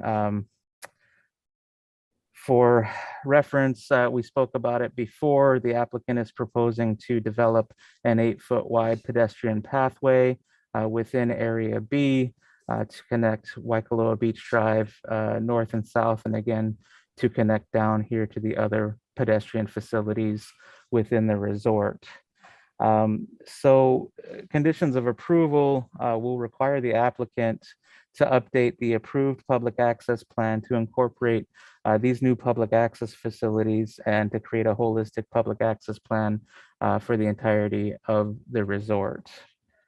One more area to mention on this map is the location of a section of the Alaloa Trail, otherwise identified in correspondence through this process as the Forerunner Trail, and that's here running parallel to the King's Trail and adjacent to Area A. While not directly within the project area, the applicant consulted with staff from Na'alahele, which is the state trails program, and Alakahakai National Historic Trail Program through this process about maintenance and management concerns for that section of the trail, including the removal of ironwood trees encroaching on the trail and within its existing 10-foot buffer, removal of ironwood duff that blows onto the trail in the buffer area, and establishment of an additional 30-foot buffer and vegetative transition area between the trail and any buildings that are proposed to be built in close proximity in Area A. The applicant has agreed to memorialize these maintenance and management agreements in the preservation plan that we're going to discuss on the next slide. So the applicant retained Hahn and Associates to conduct an archaeological inventory survey for the entire Kumu Ho project area. Ultimately, the consultant created 3 drafts that were submitted to SHPE for review. The most recent draft was completed and submitted in October, and ultimately identified 14 sites with a total of 418 features, 13 complexes, and 2 to 240 component features within the overall project area. All 14 sites identified by the AIS were assessed as significant under criterion D, yielding information important for research on history or prehistory, and 11 of these 14 sites were recommended for no further work. The other 3 sites have been deemed significant additionally under criterion E for cultural value. These sites include site 26871. It's a series of trail segments and portions of site 31230, also trail section, as well as site 26873, which is identified as the location of a previously excavated lava tube and other features on a Pohoihoi rise. The final draft AIS recommends that these 3 sites be preserved in place pursuant to a required preservation plan to be approved by SHPE. SHPE reviewed and accepted the October AIS by letter dated November 15th, which you should have received yesterday, and made a determination of effect with agreed upon mitigation commitments, which include the development and adoption of a preservation plan for the 3 sites mentioned above. As they were negotiating or consulting back and forth, this is a conceptual preservation plan map to show potential treatment for those 3 sites, as well as conceptual linkages between the sites as requested by Alakahakai and Na'alahele.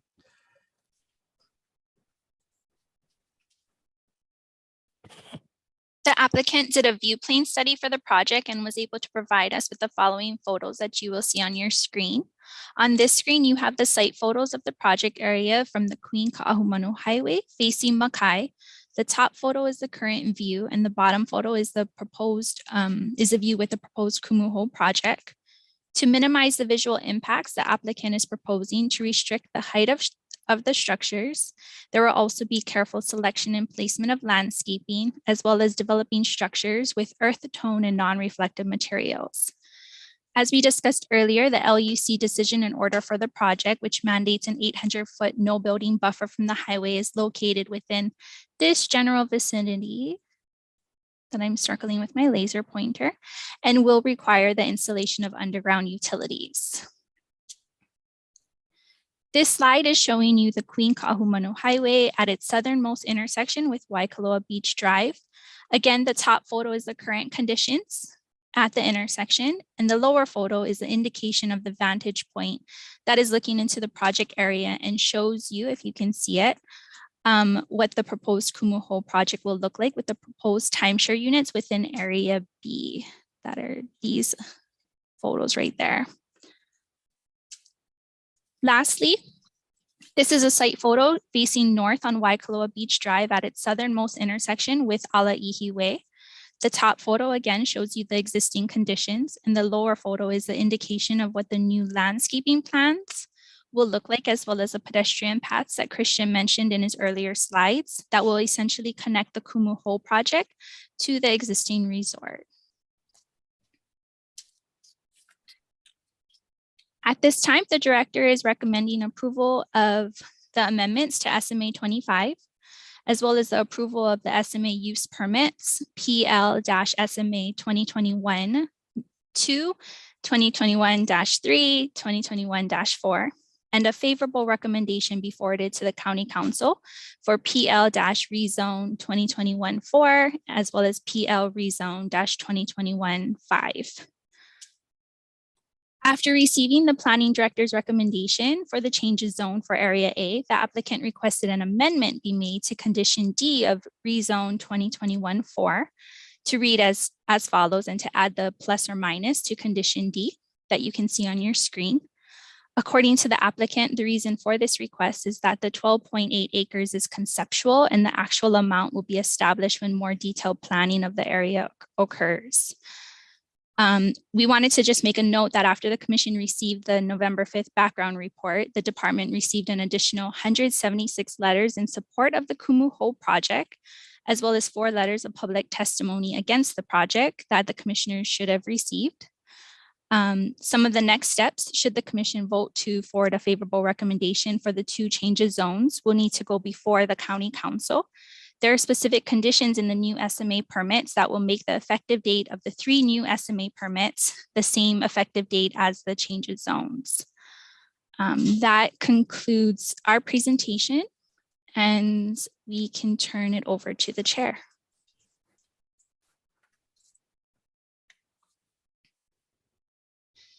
Thank you. Would you like to get into it all, why it's being broken down into this many projects or applications instead of being all part of one master plan? Chair, I think that's a question that would be better responded to by the applicant to explain their reasoning behind it. Okay. In that case, let's hear from the applicant. Let's see, hold on one second. Okay, we've got a list of representatives from the applicant. When I call your name, you mind just raising your hand? We have Mr. Sidney Fuki, John Plunkett. I'm gonna have to jump in front of you. Okay, Ann Bousalong. John.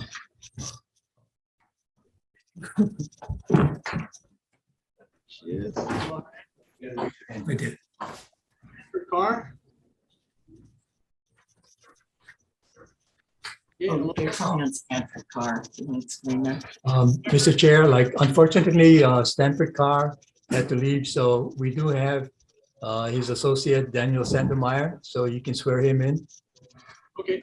Actually, we're getting Stanford right now. We're gonna pull him out, Thank you. swear him in, and hopefully he'll be able to join. Okay.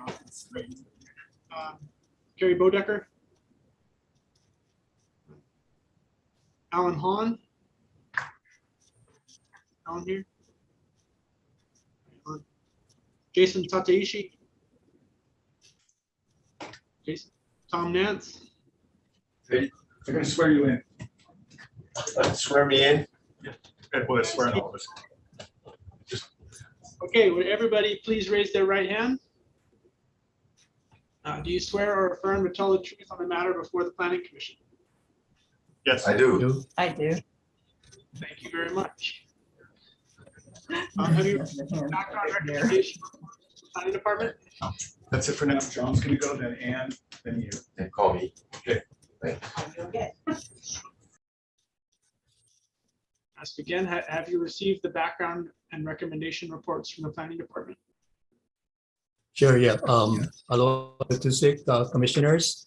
My name is Sidney Fuki. I'm a planning consultant assisting with the processing of these applications.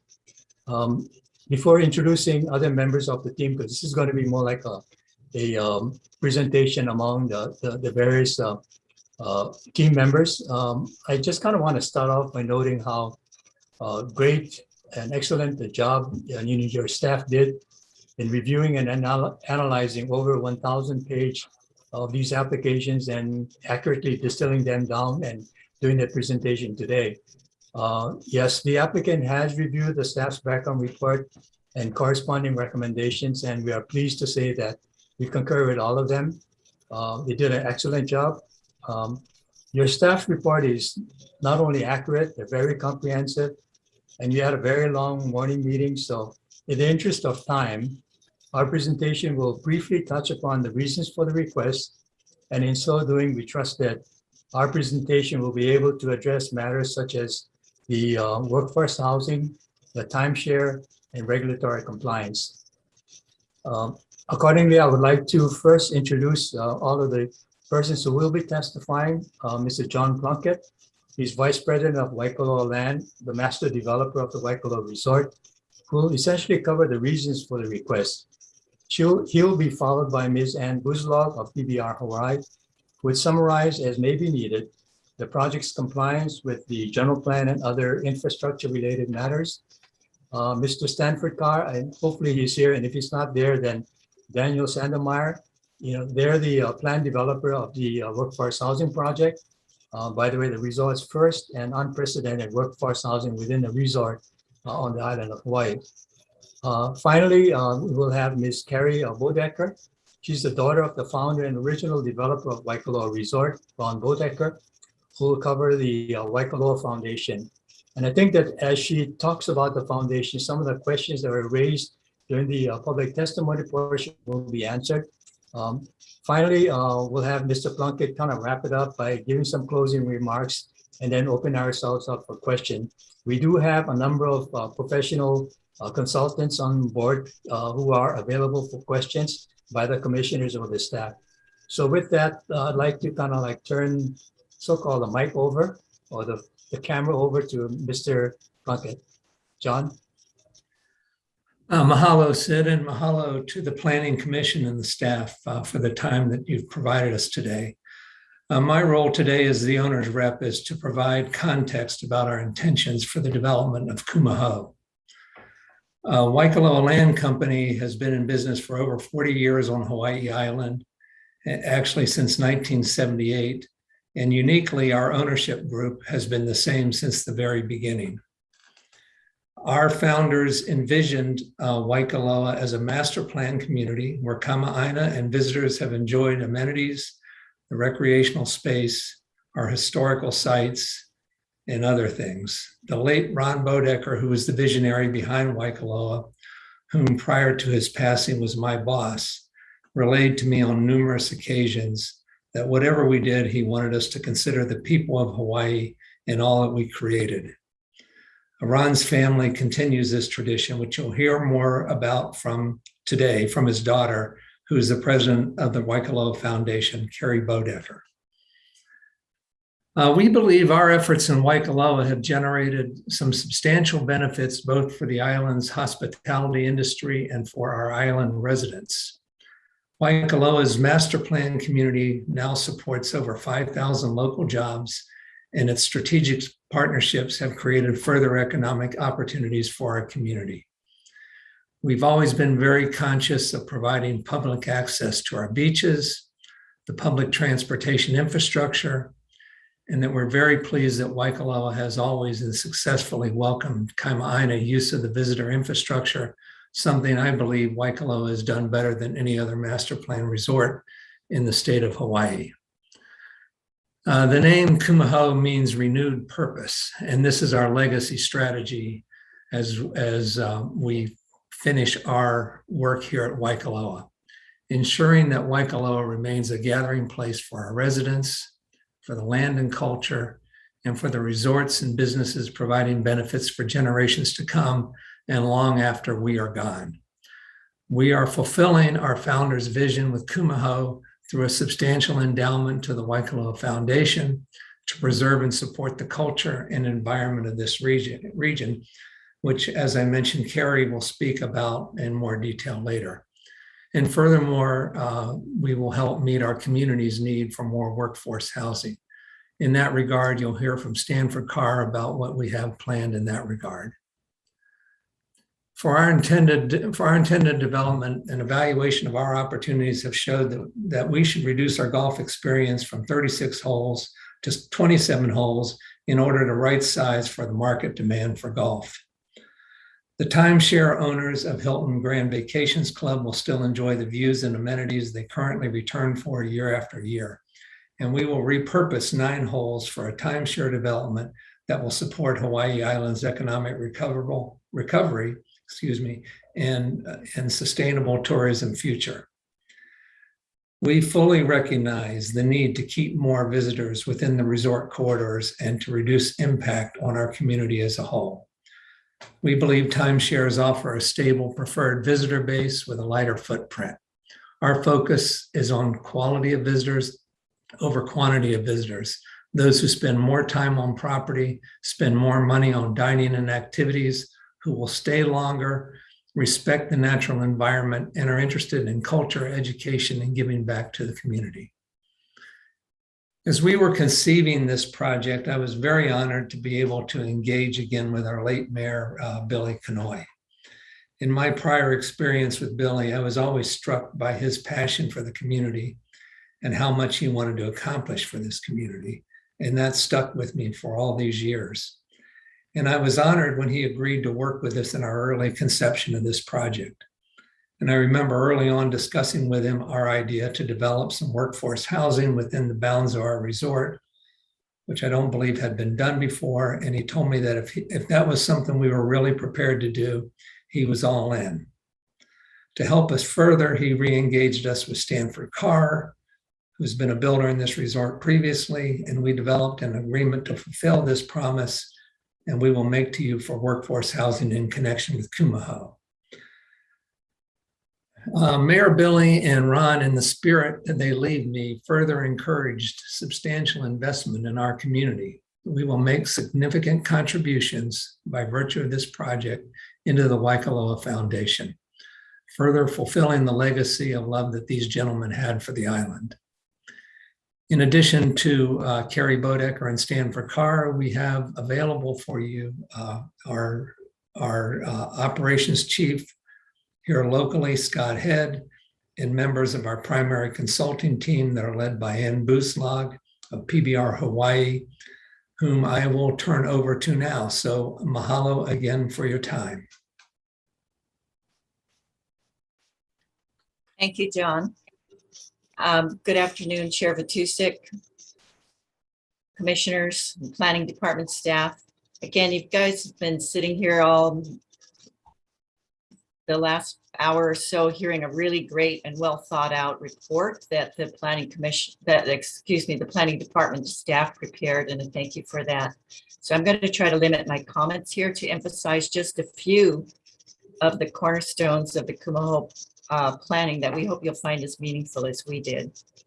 First, has been noticed, Kumu Ho is consistent with its governing LUC, SMA, General Plan, South Kohala Development Plan, and other entitlements and conditions. What is notable, however, is that Kumu Ho would mean the resort's ultimate build-out will be well below its current entitlement cap, even including the 142 or more affordable housing units. In addition to this density reduction, with its repurposing of 9 fairways, its landscaping strategies to emphasize native and drought-tolerant species, and the increase it brings in available recycled water, Kumu Ho will enable the resort to actually reduce its withdrawals from the Naihoma'ala aquifer. In addition, right now, Waikoloa Land Company is pursuing several common area landscape solutions throughout the resort that hold promise to offset a sizable share of Kumu Ho's fresh water needs from the Waimea aquifer. With respect to visual impacts, thank you again, Planning Department, for the sharing the visual impact assessment. But I wanted to reiterate that we sought to honor South Kohala's raw beauty, its wide open spaces and the long vistas that are there and that we want to preserve. The mandated 800-foot setbacks from Queen Ka'ahumanu Highway were maintained, and we sought to enhance it further by setting development back even further from that line than was possible under the existing zoning and existing plans. We also emphasized conservation of the natural lava setting and a great deal more renaturalized lava in other areas. Overall, we're excited that we were able to achieve 69% of the project area as open to the sky with landscape solutions, with more sidewalks, trails, parks, and other open spaces open to the public. And when I say public, I mean local residents as well as visitors, and not just paying golfers. In our time together, I also learned that Mayor Billy Kanoy was passionate about public parks. And I want to say that the entire team here is excited to provide public parks here. Next, I'll note that Kumu Ho embraces all the archaeological and cultural protocols identified in the staff's proposed conditions. These include SMA 3, the project district conditions number 5 and 11. Those will result in a comprehensive trail system for the entire resort, subject to SHPD's approval. With respect to civil infrastructure, despite the fact that infrastructure is already available to support Kumu Ho, the project district area, or Area B, will be subject to fair share assessments, as noticed in the change of zone condition Y for that project district area.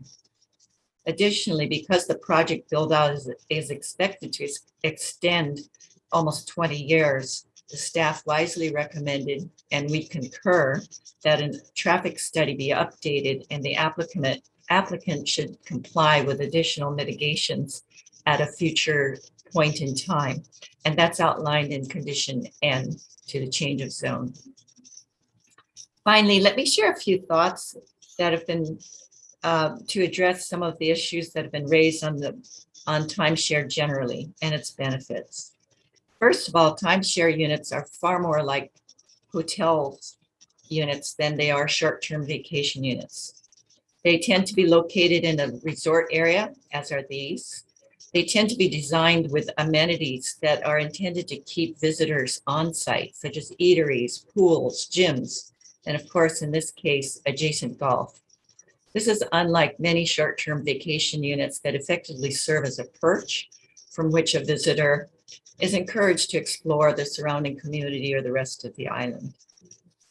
Secondly, the higher occupancy of timeshare as compared to a short-term vacation unit means that a timeshare project can achieve any given level of economic development on a far smaller land footprint.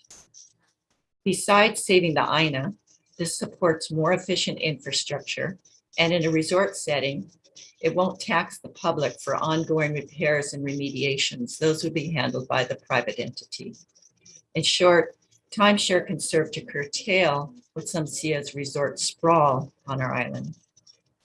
Finally, under timeshare, a single professional manager would oversee payment of the required taxes and comply with regulatory conditions for hundreds of units.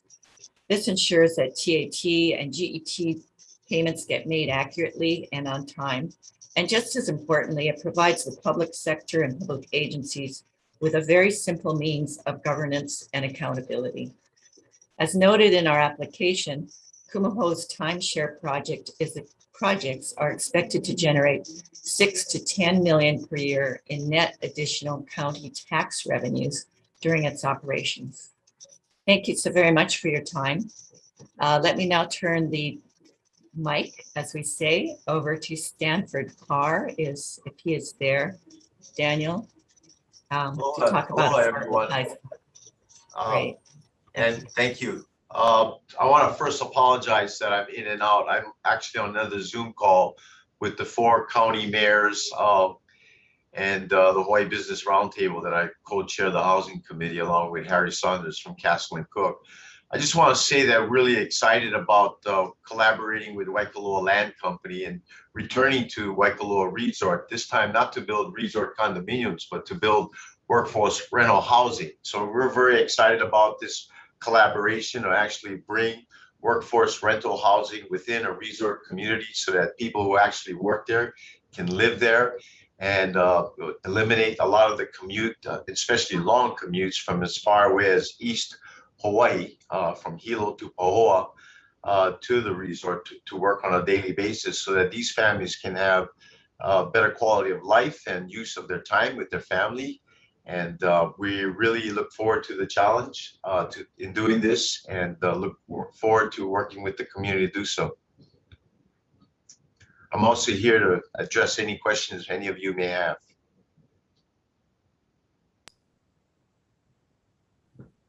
Thanks, Stanford. I think I'm going to take it from here. Good afternoon, commissioners and staff. My name is Carrie Bodecker, and I'm the president of the Waikoloa Foundation and the youngest daughter to the late Ronald Bodecker, developer of Waikoloa Beach Resort.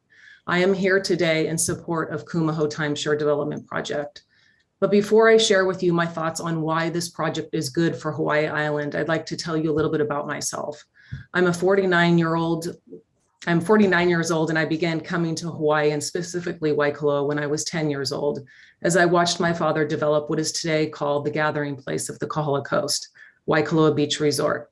As a young girl, I would observe my father as he worked so hard to bring his vision for Waikoloa to life, a place where all could enjoy the majestic crystal ocean, the sacred fish ponds, and walk on trails revered by chiefs of this island. In the early days, I would admire how much he cared for the islands, its tradition and culture, but it was really over time that his fondness grew and ended up being a lasting love and connection with the culture, the land, and most especially the people. Some of the greatest memories we have had as a family took place here on the Big Island of Hawaii.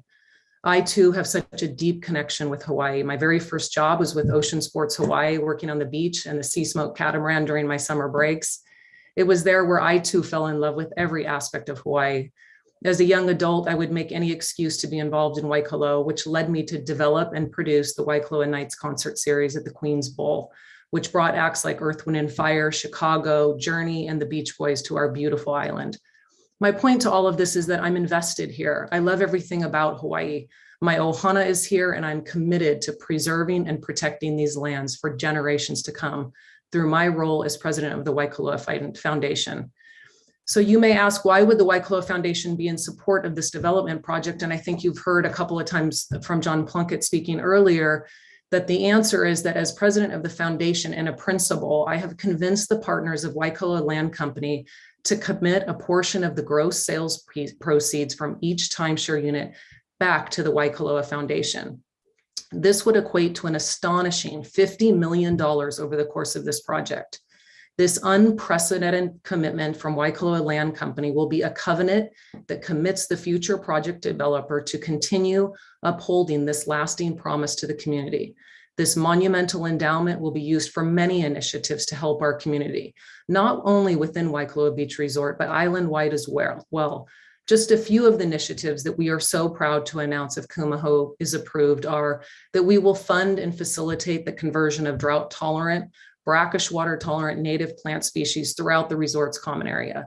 We will help fund and facilitate a long-term plan to protect our beaches and the ancient fish ponds that may be threatened by rising sea levels.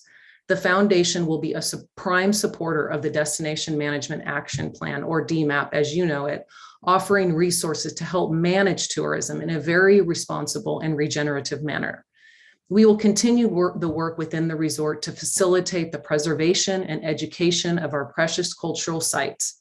And we will work on the enhancement of parks within the community to help support the families that will come as a result of the new proposed workforce rental housing project tied to the Kumu Ho approval. We will work to assist and integrate the workforce community and their families into the greater Waikoloa community. I cannot think of a more worthy cause for the foundation than working hand in hand with our hardworking employees and their families in building a more vibrant and sustainable community that not only meets the needs of our visitors, but with this approval can now welcome our employees as residents to enjoy the same gathering place that we have become known for. This is the cornerstone in which my father built Waikoloa and in which I will continue. And one initiative that I am particularly excited about and have already started working on is the planned conversion of the Parker Ranch Recreation Building located near Lava Lava Beach Club into the Waikoloa Discovery and Cultural Center. We are thrilled to transform this space back into the community hub it once was. Now, with renewed purpose and service of the foundation's mission, we will preserve it into perpetuity. The Parker Ranch building will be the new home for programming, education, and historic preservation of the rich cultural heritage at Waikoloa and the surrounding area. My father's legacy was to be a steward of these lands through creating this spectacular resort. I sincerely hope my legacy will be to steward the foundation, which will care for the community, its people, and the organizations that perpetuate the foundation's vision, which is to safeguard the precious cultural and environmental attributes that make Hawaii unique. I am privileged to work hand in hand with my newly appointed advisory board members who will guide our activities thanks to their diverse experience and perspectives as it relates to the needs of our local community. It is a privilege for our family to continue stewarding their legacy and honoring our responsibilities here by dedicating our time, money, and resources to the Waikoloa Foundation. The proposed funds from the Kumu Ho timeshare project of approximately $50 million will anchor our efforts in environmental and cultural stewardship for the incredible place we are privileged to care for and the community that embraces Waikoloa. I cannot express to you how excited I am about our future. And with your help, we can ensure that our community continues to be vibrant, diverse, sustainable, and prosperous. Mahalo for your time today, and I so appreciate your consideration of this very important project for Hawaii Island. And I'd like to turn it back over to John Plunkett for some closing remarks. Thank you very much. I am John Plunkett and not Sydney Fluke. You just had a computer error. But in summary, briefly, I did want to share for you that even prior to putting any pencil to paper to plan this project, we started thinking about what we could do for the community in exchange for this ask and in connection with this project. Kumu Ho helps shape a responsible tourism future for Hawaii Island, one that's resilient, diverse, and sustainable. It will create many new jobs for the island, provided much needed housing for local residents and keeps visitors primarily within the resort corridors. Furthermore, it fulfills the legacy of our founders by making substantial investments to preserve and support Hawaii's culture and environment.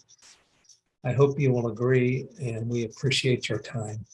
I'll turn it back to Sydney to direct our answers to your questions. Thank you very much.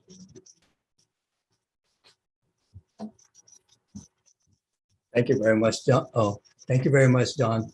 He actually wanted to have the screenshot. He wanted to make believe like he was in Japan, because most of us, we're kind of like hungry to travel. So that's my screenshot. But I wanted to just answer the question that the chair had raised earlier, and I apologize for not responding to it earlier. The question was, why not, if I understood it correctly, why not just merely amend the existing SMA permit rather than having these multiple kind of permits? And I think that's really a good question, because even after the application was filed, the staff also raised that same question. Part of the reason why, and it was really like my brainchild in terms of like having it separated, is that the SMA 25 covered like the entire resort. However, like since that time, properties have been kind of like spun off to different areas. And then if you're looking at trying to enforce certain conditions, which were then relinquished to different property owners, it became kind of like rather cumbersome. That was one thing. The other thing too is that the area that was going to be repurposed, the area called Kumu Ho, it now is no longer owned entirely by Waikoloa land, but a good portion of the land is owned by Hilton Grand Vacation. So we had to kind of like work with them very closely in terms of trying to figure out like, okay, you're going to be moving here. We're going to be keeping some of your land, so on and so forth. So at the end of the day, it was decided that it would be better to have like separate SMA permits peculiar to the Hilton Grand Vacation area, and another one where Waikoloa land had exclusive control over. The exclusively controlled area obviously rests with the so-called project district area. And that's the reason why we came up with this multiple type of SMA permits for the different areas, as well as amending the what I would call like the parent SMA permit. Way back when in 1977 or 1978, when the first SMA permit was granted, it was granted for the entire resort. And accompanying that was all zone changes. There was a major amendment, as the staff pointed out, in 1991, I think so, when the amendment to the SMA permit came about to incorporate the area Malka of the King's Trail, but it still used the same basic SMA permit. I think that, if you look back in 1978 or even in 1971, at that point in time, if the county already had what is called the project district ordinance, that provision in the works, then the entire resort would have been rezoned to project district. But project district was only like a recent vintage, and project district is really intended to have master plan type of zoning, as opposed to zoning by specific meets and bounds, which became an issue. And so if we had a project district that accompanied the SMA permit in 1977 and also in 1991, actually maybe would never need to come before this commission, for these different things. But then again, good things happen. And I think as a result of having to go back to the commission and also to the county council with this series of amendments, the applicant, the landowner, as I think as pointed out by Carrie, they created this foundation. They created a novel way wherein you can have a development fund the foundation that would be for the betterment, not necessarily of only the workers, within the resort, but the entire community. And I think that's very novel. The other thing is that notwithstanding their Waikoloa land satisfying their affordable housing requirement way back in 1977, 78, they said like, you know what, we're going to give up 25 acres of chunk real estate, and we're going to set it aside for workforce housing. And he said, this is what they want to do. This is really like the last component of the Waikoloa Resort. And in addition to the projects, you have the foundation, you have the workforce housing, and now you have a complete resort with a funding mechanism to see it in perpetuity. We have other consultants available as well as those who had given presentations. So we're totally welcoming any questions that commissioners or the staff may have. Thank you very much.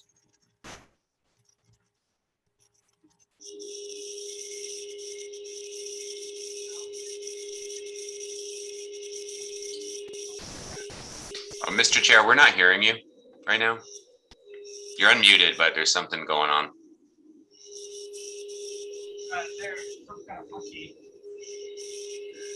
We heard you very lightly there, but you're really far in the distance. It sounds like something's going on with the mic.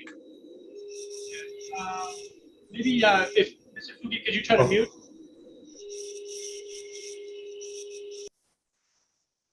Is that better? That's good. Yeah, I think we're getting some feedback from your. Mr. Fuki, I'm going to mute you just for a minute. I think we're getting feedback. Yeah. Okay, thank you. And thank you to the applicants for their presentation. This time we can open it up to commissioners for questions. Commissioner Yates. Yeah, I finally got a chance to ask my question. I'm wanting to know how many affordable housing units? First of all, I'd like to, can you hear me? Yes. Yeah, it's not going to be the conventional affordable housing. This is what's called like the workforce housing. What has to happen is that the Waikoloa land has worked out preliminarily with Stanford Carr Development because of Stanford's extensive experience dealing with the high, low, and moderate income housing.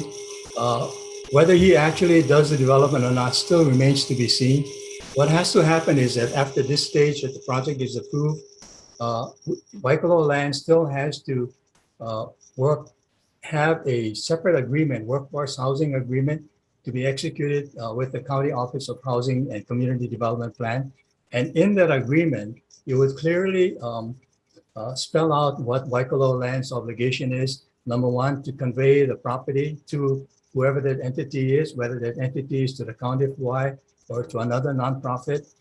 Secondly, Waikoloa land has already committed to provide all of the required infrastructure, water line, the sewer line, and other utilities and roadway, to the property so that it would be basically ready to be developed. That agreement with the housing, with Office of Housing, would also have to indicate like the terms of the rental, how long, eligibility requirements, so on and so forth. So at this point in time, we don't know all of those details, but rest assured that the County Office of Housing will pretty much run herd over this entire project. Okay, because, so we're not talking about affordable housing. We're talking about people being able, in other words, if you work, you have a place to stay. So what you're saying is that they won't necessarily have a place of their own with their families with them. It'll be like, like back in the day when you used to work for the different hotel chains, they used to have employee housing. So this is what you're saying. So it's not necessarily affordable housing for people who work down there at Waikoloa. Is that correct? It's pretty much going to be like, like at an affordable rate, because as I mentioned earlier, the developer is committed to having an affordable rate, and what that rate is would have to be, decided upon by the Office of Housing. The developer is not looking for any affordable housing credit, so on and so forth. But okay, so this here that talks about development of 25 single-family residential lots, related infrastructure, etc. And then there's also a 900 multifamily. Oh well, that's different. But having so it's not actually. It's just a place that they can stay when they're at work. Pretty much like, I think like one of the testifiers earlier said that, they're from either Lapoihoe or Puna, whoever would have to commute. And so, it's really like, hopefully like they would be given the priority to find a place to rent, whether it's going to be 5 or 6 days a week and maybe go back on the weekend. I'm not really sure. But those are the kind of terms that would have to be identified and eventually established by the Office of Housing. But that, to answer your question directly, Commissioner Yates, that is the focus. That is the intent behind that. Okay, so then my other quick question was, I see that there's 900 timeshare units, and then I see another 264 multifamily timeshare units. So we're talking like 1,100 plus timeshare units. In total, that is correct. But as the staff, kind of pointed out, a lot of these properties were already zoned, and some of them were capable of being developed, such as, I don't know the exact number, but Hilton Grand Vacation already owned like a whole bunch of property. Yep. In that area, there was, they were already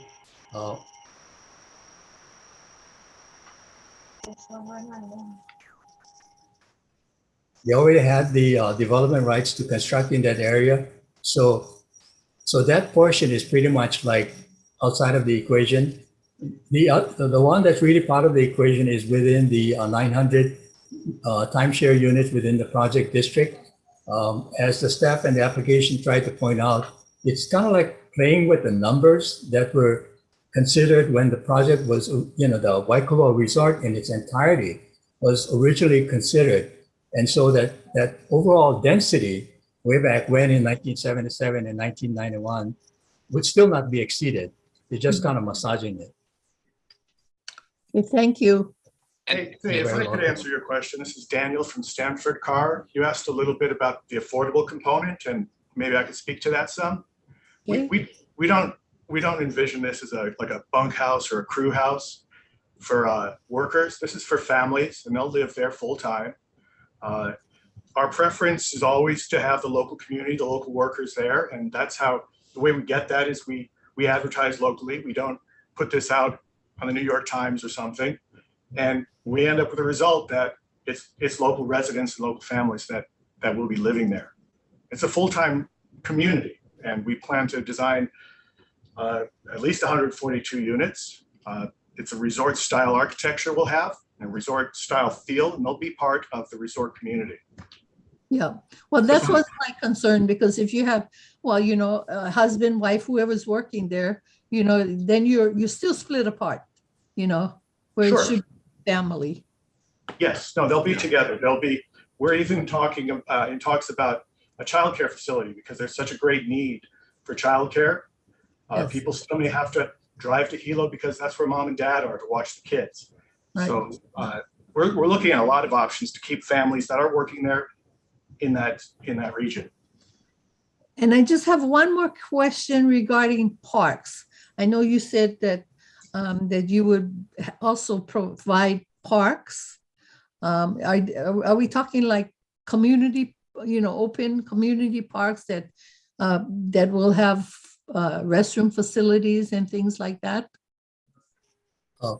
Commissioner, I will kind of like defer that to probably Ann Buzlog, who was the principal planner behind that. But before turning over to that, I'm sure you're aware of like the Jack Hall Housing Foundation in Waikoloa, the village area, and it's kind of like a rental. And that really is kind of like the similar kind of project that we envision, the landowner envisions to be situated on this 25-acre of resort area.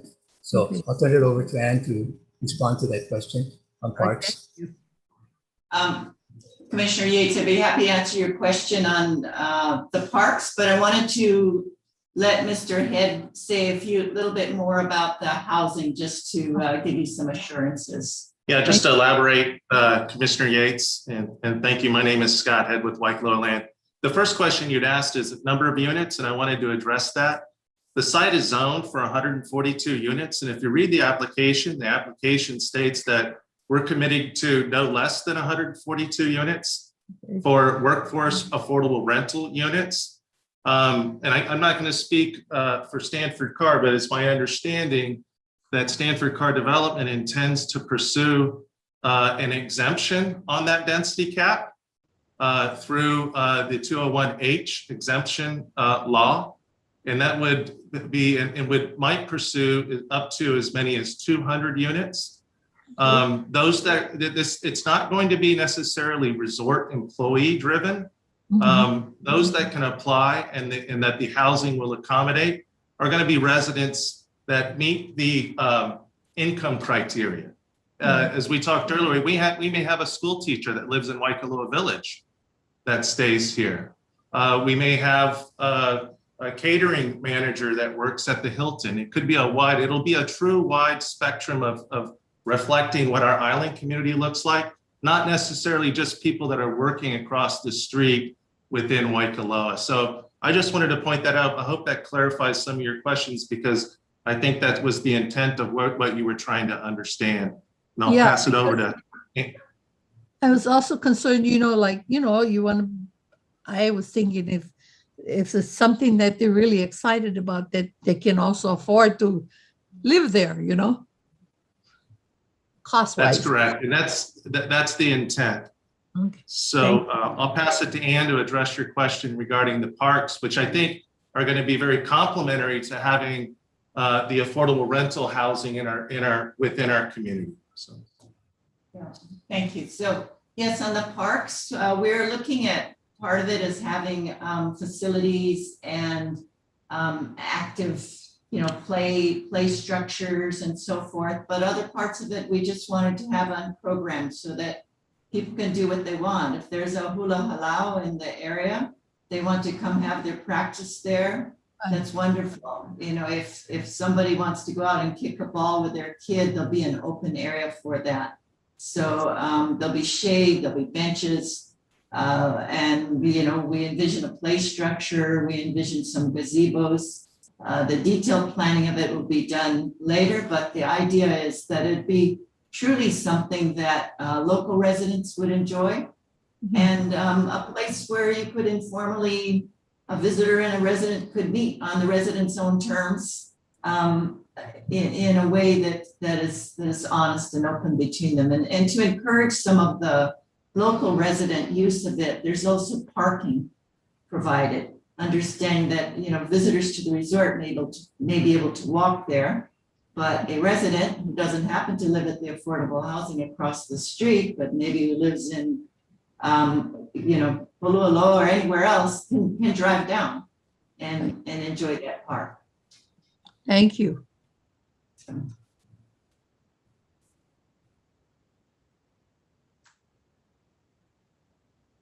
If I can just add one part too with the foundation as it relates to the parks, I think it's important to note, and I think I touched on it a little bit, but one of the goals that we certainly will have once the workforce housing is up and running and the families are here is the integration of that community into the Waikoloa Beach Resort, which would, we can program the park systems and have actual programs for families here that hasn't necessarily been here before because we've had a visitor base. We would now focus our attentions more on the Kama'aina.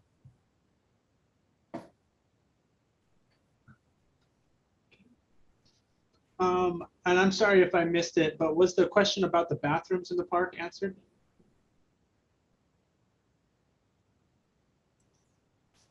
Is there bathrooms in the gateway parks? I will have to. We haven't shown bathrooms in the parks yet. That's something that would definitely be worth considering. And the detailed plans for the parks will get developed, and they can be reviewed by the county before they apply for the permits. Yeah, because if I know anything about little kids, is they use the bathroom a lot. Understood. I like nice bathrooms too. And kupuna. And any more? I'll second that. Commissioner Yates, are you Paul? Okay. Commissioner Armbruster?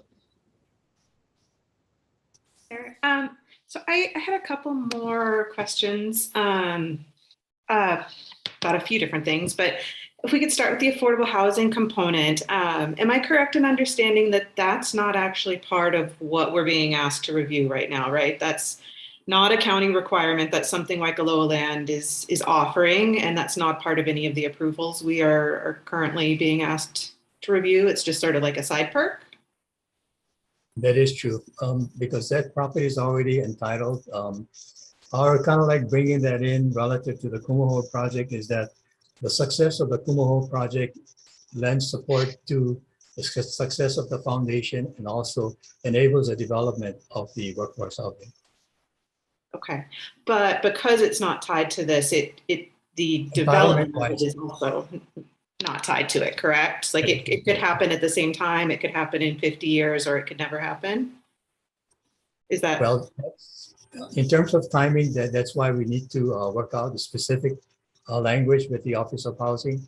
All the applicant is committing to at this point in time is donating the land, whether it's to the county or a nonprofit, and providing the required infrastructure to enable the development of a minimum of 142 workforce housing. Gotcha. Okay. If I may, real quick too. So originally on the original entitlement, they had fulfilled all of their affordable housing requirements. So this component is extra on top of that. So just want to make sure that that's understood. Yep. And then I noticed something in the report about there will be water quality monitoring for the reef during construction. But I didn't see anything about what happens if the water quality starts to deteriorate. Could somebody speak to that a little bit, please? I might be able to address that. So as a condition of the LUC decision and order and SMA 25, there was a requirement to develop a comprehensive water quality monitoring program for the entire resort. What we did with the new SMA permits is to not lose that requirement and to make sure that the new Kumu Ho project participated in that is added conditions of approval to require coordination with the overall water quality monitoring program for these new areas as well. So it's not just during construction, but also this will be, I believe this program has been going on for about 30 years and will continue to go on in perpetuity in the future.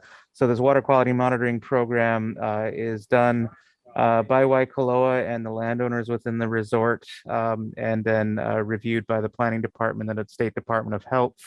Should there be any degradation in water quality, then the State Department of Health requirements would be met to mitigate that those issues.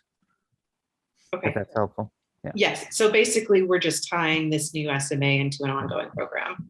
Yeah, that's correct. So because we were pulling it out of SMA 25, we wanted to make sure it was covered. So all of the new SMA permits have a requirement to ensure that the new areas or the Kumu Ho participates in the overall water quality monitoring program, and that the program is actually amended to include the new developments. Okay. Okay.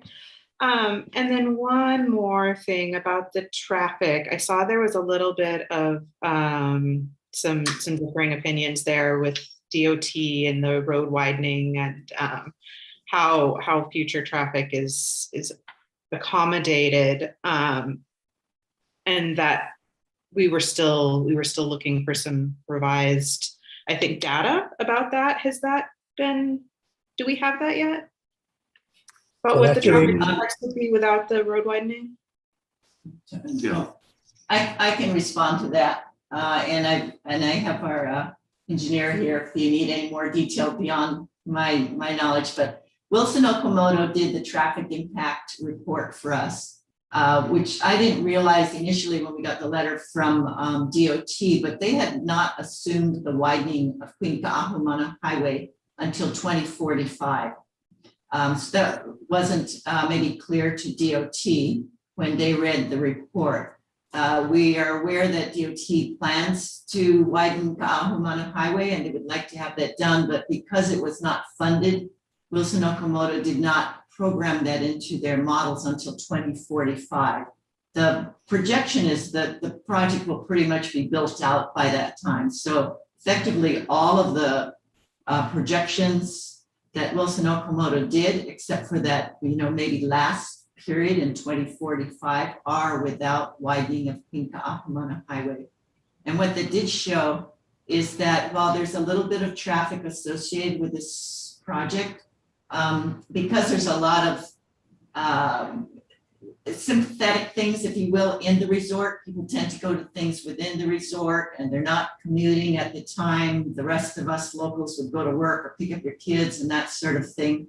There is some traffic going onto the highway, but most of the changes in conditions on Queen-Kahumana Highway would happen whether or not the project occurred, and the project's contributions to them before 2045 are negligible.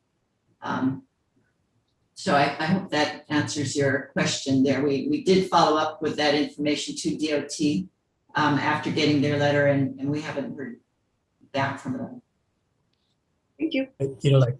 Commissioner Ambrose, to that, I think I'd like to direct your attention to condition N that the staff had provided, has recommended. This in relation to the project district zoning.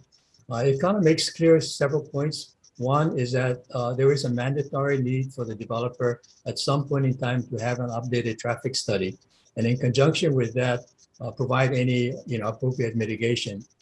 Short of that, this project is going to be obligated to provide the fair share obligation, and the fair share obligation, when you look at like $5,000 for traffic mitigation times 900 units, you're looking at $4.5 million, which would be assigned to the county for the county to decide how to use to address regional transportation needs. I'd like to also kind of point out that if you look at all of the resorts up and down the South Kohala coast, this is the only resort that has two accesses. All of the other access has only one access point.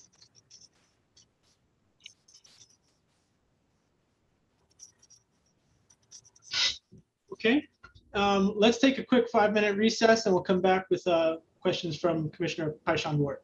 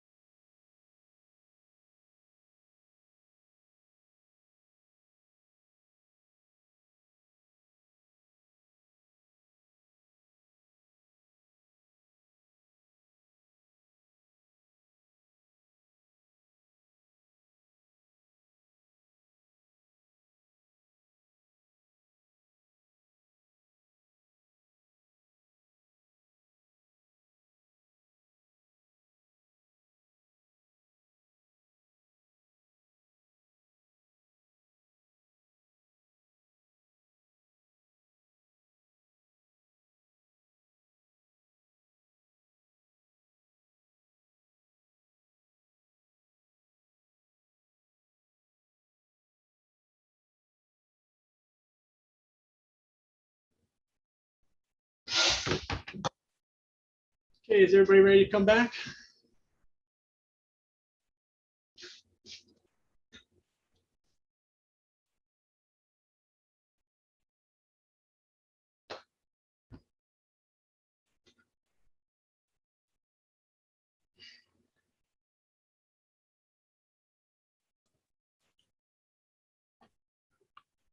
Okay, looks like pretty much everybody's back.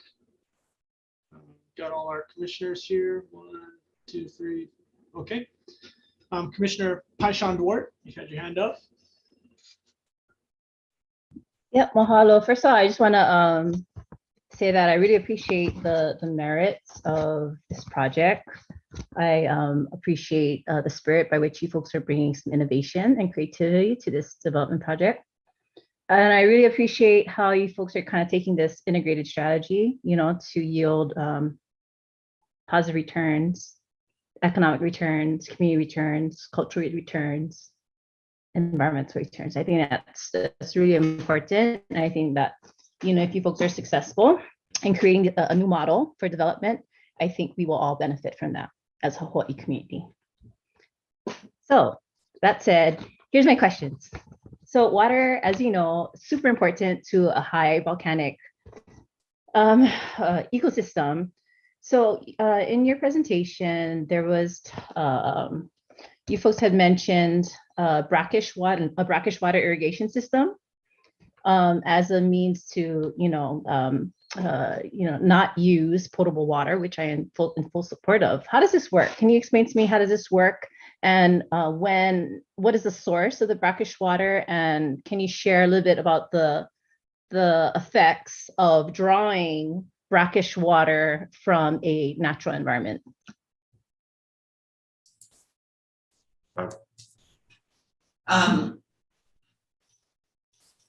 It's Mr. Nance on. I'd like to let Mr. Tom Nance, who's our hydrogeologist, answer that. He designed a brackish water system for us, so I think he can give you a good professional answer.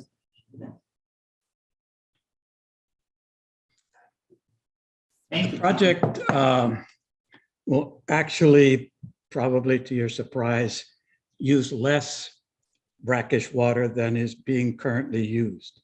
The reason for that is that the acreage now being irrigated for the golf course will exceed the acreage that will be irrigating this project. So there's actually less for that. And the other aspect that reduces the use of the brackish water is that the project will generate wastewater. That wastewater is treated and reused on the golf course. So you have less actual pumpage and less use. So that the net decrease of the use of brackish groundwater will be about 300,000 gallons a day. They're looking at some other things for chasing leakage, and that number could actually be even significantly higher than that. But specifically for this project, for the irrigation, there will be 2 new wells that will pump into a lake, and the lake will have a pumping station that will deliver the water for the irrigation reuse or irrigation use. Does that answer your question satisfactorily? Yes, it does. Actually, I have a follow-up question. Perhaps you might be the person to respond. My overall question was around water demand. And so you shared a little bit that this project will require or will be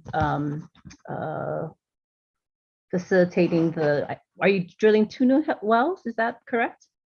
2 new brackish water wells, relatively shallow, up on the north end of the project site. So this is my general question, and I apologize if it's been included in the packet. I tried to find, an answer to my question. My general question is around water use and water demand. So I would like to understand, what infrastructure is needed to meet the estimated future water use and water demand of this project. Well, that estimated use of potable water is a little over 500,000 gallons a day at full build-up. The potable water in the resort, as well as in the village, is provided by a privately owned and operated water system. Hawaii Water Service is the owner and operator. We've developed 8 drinking water wells that supply that system, and those wells have sufficient capacity to provide for the additional demand of the Kumu Ho project. We've planned a 9th well, but that we haven't started working on that yet. Thank you. I just want to have one final question. Shoot, I tried to mark where you in the presentation you had mentioned this. You said in the SMA use permit, it will enable separate governance structures. Can you tell me more about that? That was when our county staff was presenting. I remember the term, but I want to understand, what does that mean? Separate governance structures. That was in area B. That's not a question for me. I don't know who that is. No, for. no. Thank you, Mr. Nance. I didn't the staff. Why don't I start on this? And I think maybe Christian or Sydney or somebody else could come up with. We're requesting 3 new SMAs. One would be for area, what we call L1, L2. It would be to permit the 263 timeshare units that are already entitled that are being relocated to that area A. Another one is for the 25 single family. And the third one would be for areas B and C. And the reason for the 3 separate, what we mean by separate governance, is they have very, very similar but slightly different conditions associated within each. So for instance, it's area B is the only one that's got public parks. Area B is the only one that's going to be tied to the county's fair share conditions, and so on. So the conditions are appropriate to each use. Sid or Christian, is there something else to add to that? No, I think that Commissioner Paishon Duarte, yeah, it's separate from the water issue. I think when Anne had given a presentation and mentioned that governance is basically was to the 3 SMA. It just makes it easier to enforce, especially implement as well as enforced by the County Planning Department. Commissioner Paishon Duarte, if I could ask a follow-up question, would that be okay with you? Thanks. Regarding governance, is it intended that these separate areas are going to be governed by separate homeowners associations and under separate ownership? I will defer that to Mr. Head or Mr. Plunkett. Well, the overarching master association has the master oversight for the entire resort, and that's tied to the various SMAs. It's just like if you go into a smaller community, say you go to the Shores, which is a separate condo association, they'll have their own HOA regulations that they're governed by, but it's also subordinate to the master association and the declaration, if that makes sense. It does make sense, but it doesn't answer the question. So are these going to be separate homeowners associations, the area B, the area A? Yes, they'll definitely be separate. Yes. And it's separate. You're going to have so J1 and J2 is a consolidation of existing Hilton Grand Vacations density. They have their own association, just like they do at Kingsland right now, to be part of Kingsland. The project district, that area, depending on how that goes down and what that looks like in the future, will more than likely be governed by a separate association, timeshare association. Essentially, it's 2 separate developments under the same master plan. Essentially, yes. Commissioner Paishon Duarte, please proceed. No further questions at this time. Thank you. And if I may point out, just to address that, as we were struggling with, the multiple requests versus a singular amendment to SMA 25, what we found is, although there are slight differences in conditions in the new SMA permits, for the most part, the conditions have been consistent across the board. So really, at the end of the day, each of those SMA permits will largely be required to comply with more holistic sets of conditions related to SMA resources. That's helpful. Thank you. Mr. Chair. Oh, sorry. I do have a follow-up question whenever it's appropriate. Yep, go ahead. Thank you. Sorry, this is a different topic area. Ms. Bodecker, you had shared that you're creating a community advisory board. Is the community advisory, what is the purpose of the community advisory board? Is it just to advise your philanthropic activity, or is it to also advise the development of the various amenities, community centers, and so forth, and how the various amenities are working in concert with one another? I'm not sure. Please share more about your ideas for community advisory board. Okay, the advisory board really serves to the pleasure of the foundation, not the Kumu Ho project, although we will definitely make our recommendations, as I was talking about earlier, with ways that we can help the community, the workforce housing community, be integrated into Waikoloa. But really, the goal of the advisory board is to listen to the overall community, not just Waikoloa Beach Resort, but in general. We have this endowment that possibly could be coming to the foundation, a substantial endowment that needs to be directed to the proper community needs. So I've assembled a foundation and an advisory group that really is connected to many different aspects in the community that will help us put the funds in the proper location. So to answer your question, is it about the specific amenities of Kumu Ho? No.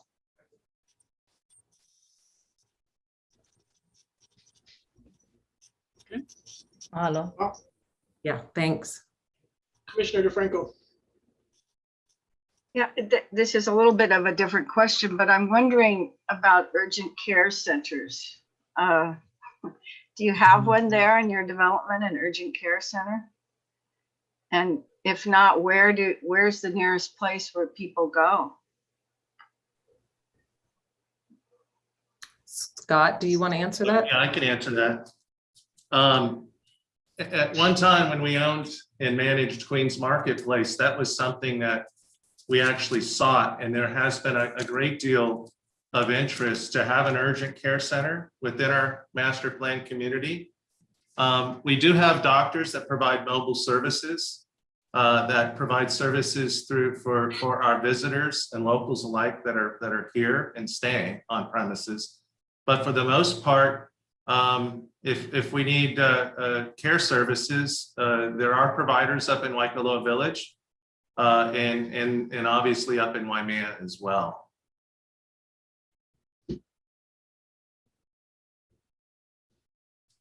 Are you still pursuing the idea of an urgent care center at the marketplace, at Queens Marketplace? Yeah, we have office space that's conducive to that. When I say we, Alexander and Baldwin does. They have vacancy, and I know that they're probably most likely continuing those offers, pursuing those types of offers. But I'm not sure. I couldn't give you a definitive status as to where it resides right now. Thank you. Do you have any more questions, Commissioner DeFranco?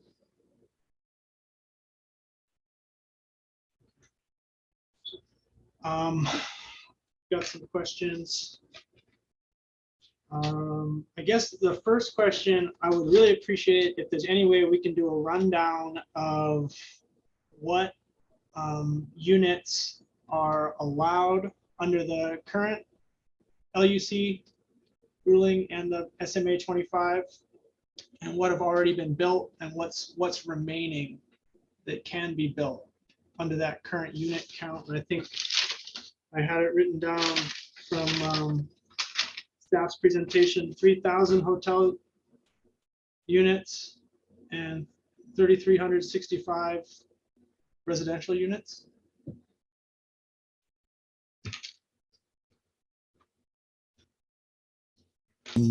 Commissioner Butusek, I did the number and I won't, my math is kind of like still at kindergarten level. So if there's like some error, excuse myself, maybe others can correct me. But the math that I had is like, I'm looking at it in 1978, when the SMA permit was approved.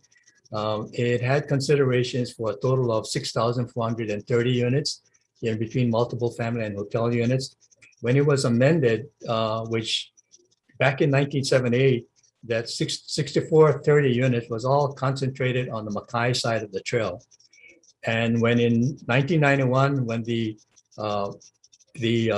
subject area was rezoned and a new SMA was amended, then that density was reduced from 6,430 to 6,365. So currently, right now, I think if you're looking at the 6,365 cap, I don't know how many of these have actually been developed, but maybe Scott can answer that, because there are like a number of properties that were scheduled for development based upon whatever the zoning density would have allowed, but they didn't materialize. A good example is Naupaka Place, which is zoned resort, and it turned out to be single-family residential lots. So the amount of projected density in that area, back in 1978 or in 1991 did not materialize. So as a practical matter, the total number of really developable area is significantly less than what is allocated. So, but I think I'll turn it over to Scott because, as I say, my math is not that good. Go ahead, Um, yeah, Chair Vatusik, if I don't know if you've got it handy as I do, but on page 7 of our application, it summarizes that as of May. As Sid said, there were 6,365 units entitled. Developed as of that time about 3,400, which leaves 2,950. So still entitled. And as Sid also mentioned, though, with this Kumu Ho plan, the build out of Waikoloa Resort will fall substantially below that number, even after adding the affordable housing. It is split in between visitor units and residential units? Yes, yes. The number, there's a table there. Do you want me to read you the numbers from the table? I love that. Yeah, sorry, there's just a lot of books.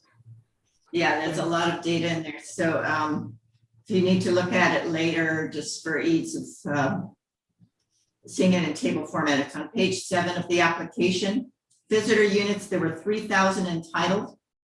As of May 2021, 1,604 developed, so 1,396 remaining. Understanding that's a moving target because some hotel units are being converted to timeshare units and so on. With respect to residential units, there are 3,365 entitled. There were 1,810 built, leaving 1,555 remaining entitled. That's a total of 6,365 entitled, 3,414 developed, and 2,951 remaining entitled. Okay, and then the timeshares, do they fall under visitor accommodations or residential? Do they count? Which do they count for? It is kind of a complicated thing that because back when these entitlements were granted back, starting in the 70s and the 90s, they talked about hotel units. I think a product like timeshare wasn't quite envisioned.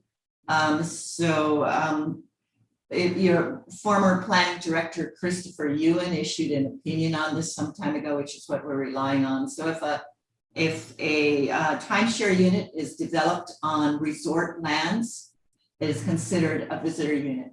If a timeshare unit is developed on residential zoned lands, which means it's going to be developed and will look more like a multifamily residential project, such as you see at the King's Land existing, those count as a residential unit. If a project requires rezoning, in order to accommodate, then it's counted as a resort unit or visitor unit. As a visitor unit. So in this case, Not a because simple there's- answer.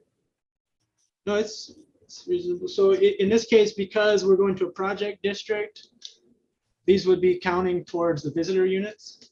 Is that correct? Those 900 units are counted as visitor units because we are asking for rezoning. The 264 that were already entitled on multifamily zone lands for Hilton Grand Vacations will remain and continue to be considered residential units. So that's the reason why those aren't pursuing a project district also? No, it's just they really didn't need it. A project district makes more sense when you have many different types of land uses that need to be combined in an area. And the area A is simply going to be another timeshare development. There's no commercial there. There's no golf. There's no parks. There's no clubhouse and so on. But so by our count, those ones are, the area A is not counting towards the visitor units, but area B is counting towards the visitor units. Correct. That's right. And visitor. Perfect. So that will keep us the remaining number. We just, sorry, I got Yes. a little cocked. Yeah. Yes. So that of the visitor units, there were 1396 remaining. 900 of those would occur here in Kumu Ho. The residential units, there were 1,555 remaining, and 276. It was 64. 64. I'm sorry, 264 units. In areas L1, L2, plus the 25 new single-family lots would count against that, but well within the 1,555 residential cap. Okay, and so the 1,604 units developed, that includes the Waikoloa Beach Marriott, the Hilton Waikoloa, and Lava Lava. Yeah, of developed visitor units, yes. Yeah. Yeah, it includes everything contained within Hilton Waikoloa Village and the Marriott. And Lava Lava, you said the 4 units there. Right, the 4 units at Lava Lava, that's correct. Yes, those are considered visitor units.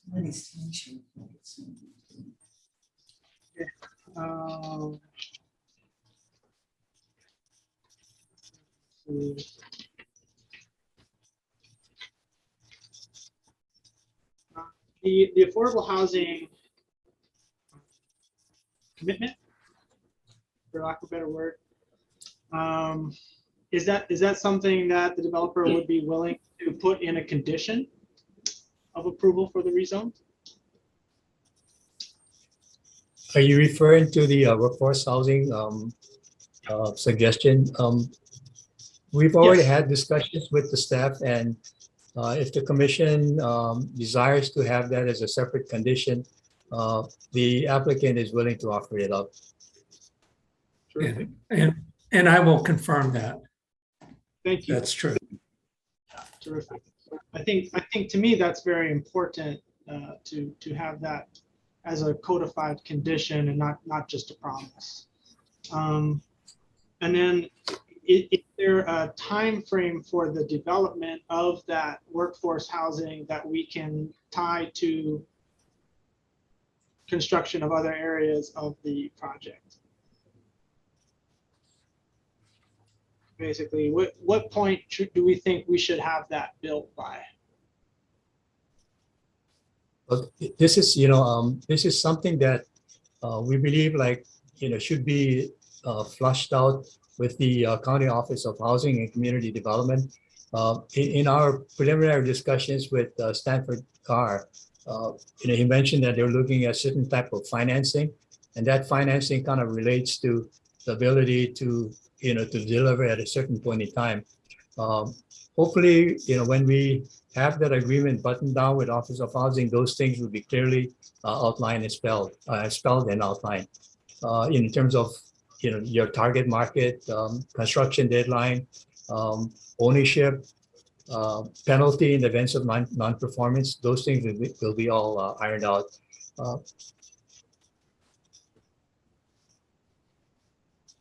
But I mean, for our purposes now of adding this condition, what language do you think would be reasonable to ensure that this workforce housing is completed in a prioritized way that coincides with the construction of Kumu Ho?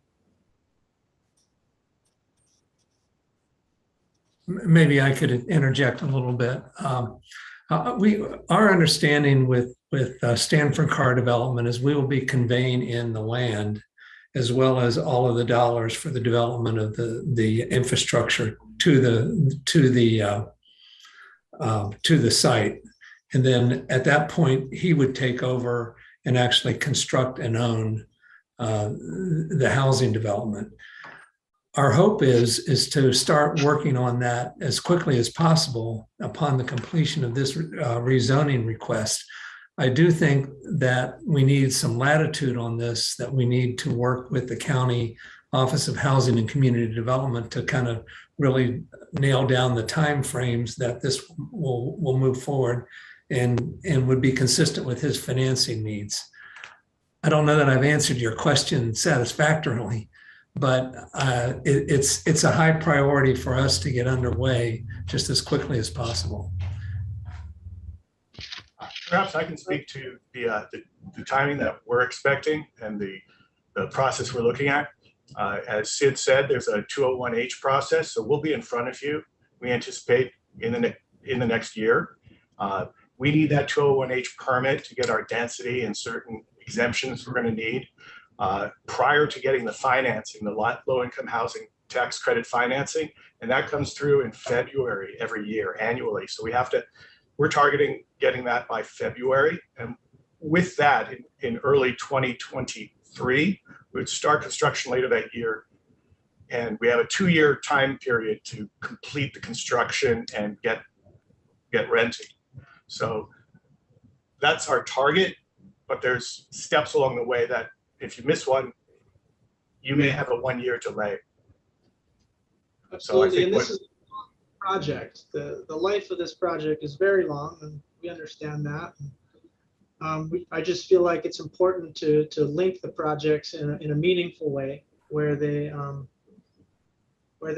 developed together and enhance one another.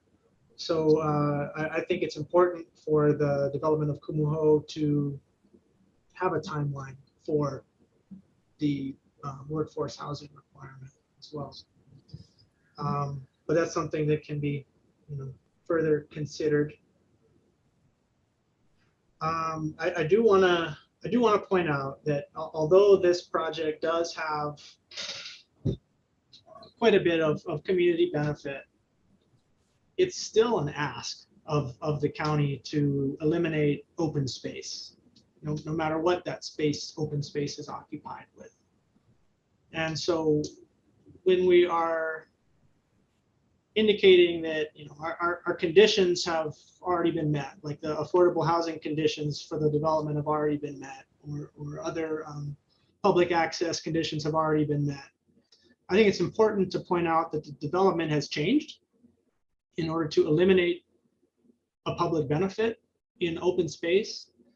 And so therefore, I don't think that it is unreasonable for planning commissioners and planning commission to look at this development in light of the current environment and try to understand what conditions can be placed on this in order to make sure that we're getting the most benefit out of the project, considering the open space that's being given up to allow the project.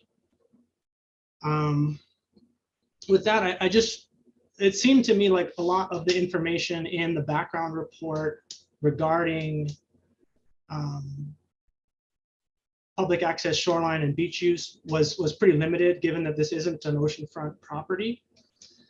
But I think that adding the additional units, no matter what amount, is going to increase the shoreline public access, because people are coming to Hawaii to go to the beach primarily, right? So was there any analysis of whether the current shoreline access provisions are adequate? Is there enough parking spaces? Is families able to get to the beach? Is the beach space adequate? Are we overusing the resource? And how would that change when we add another 900 timeshare units to the area?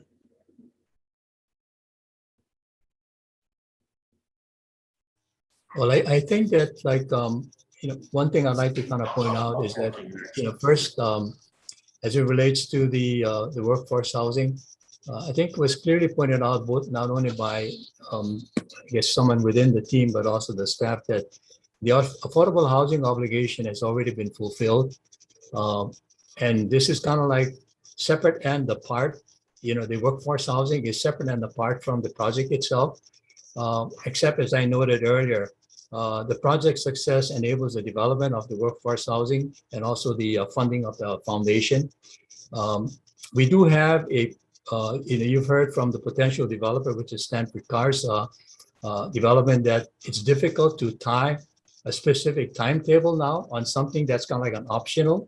But we do have language that specifically states that when they have an agreement with the Office of Housing, the representations made by the developer will have to be codified or at least be addressed. And the representations made, and you heard Mr. Plunkett, deal with trying to accelerate the construction of this housing, like ASAP, also the provision of the land and the required infrastructure. So I would ask that the commission, consider the fact that, number one, this is optional.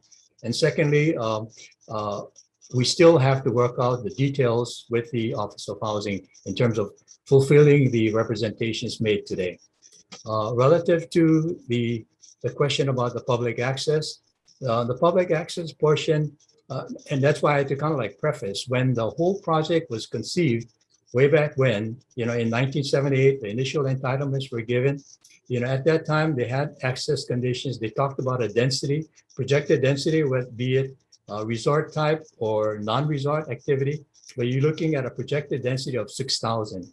It's not necessarily saying that that is ultimately what's going to happen, but that's the projected density, and based upon that, mitigations relative to view plane, relative to coastal access, so on and so forth, I would assume presumably were addressed. We can appreciate the need for maybe more like open space, but I think Anne did Boostlock did the calculation in terms of when you introduce like the landscaping requirement and the net result of the open space area. She can discuss specifically in terms of the percentage that the project before and after will have in terms of the actual open space. The view plane, the open space is also kind of translates to view plane. And if you saw the graphics that were provided by the staff relative to the view plane from Mamalahua Highway, which is a very critical guideline or criteria for SMA considerations, like view plane. And so if you look at that and you look at the before and after, I have glasses, so I can't really see that well, but I couldn't really see remarkable differences between the before and after. And I kind of beg the commission to look at the criteria for the SMA, and the relevant one is view plane and from a public areas, and the public area is the Queen Kalman Highway.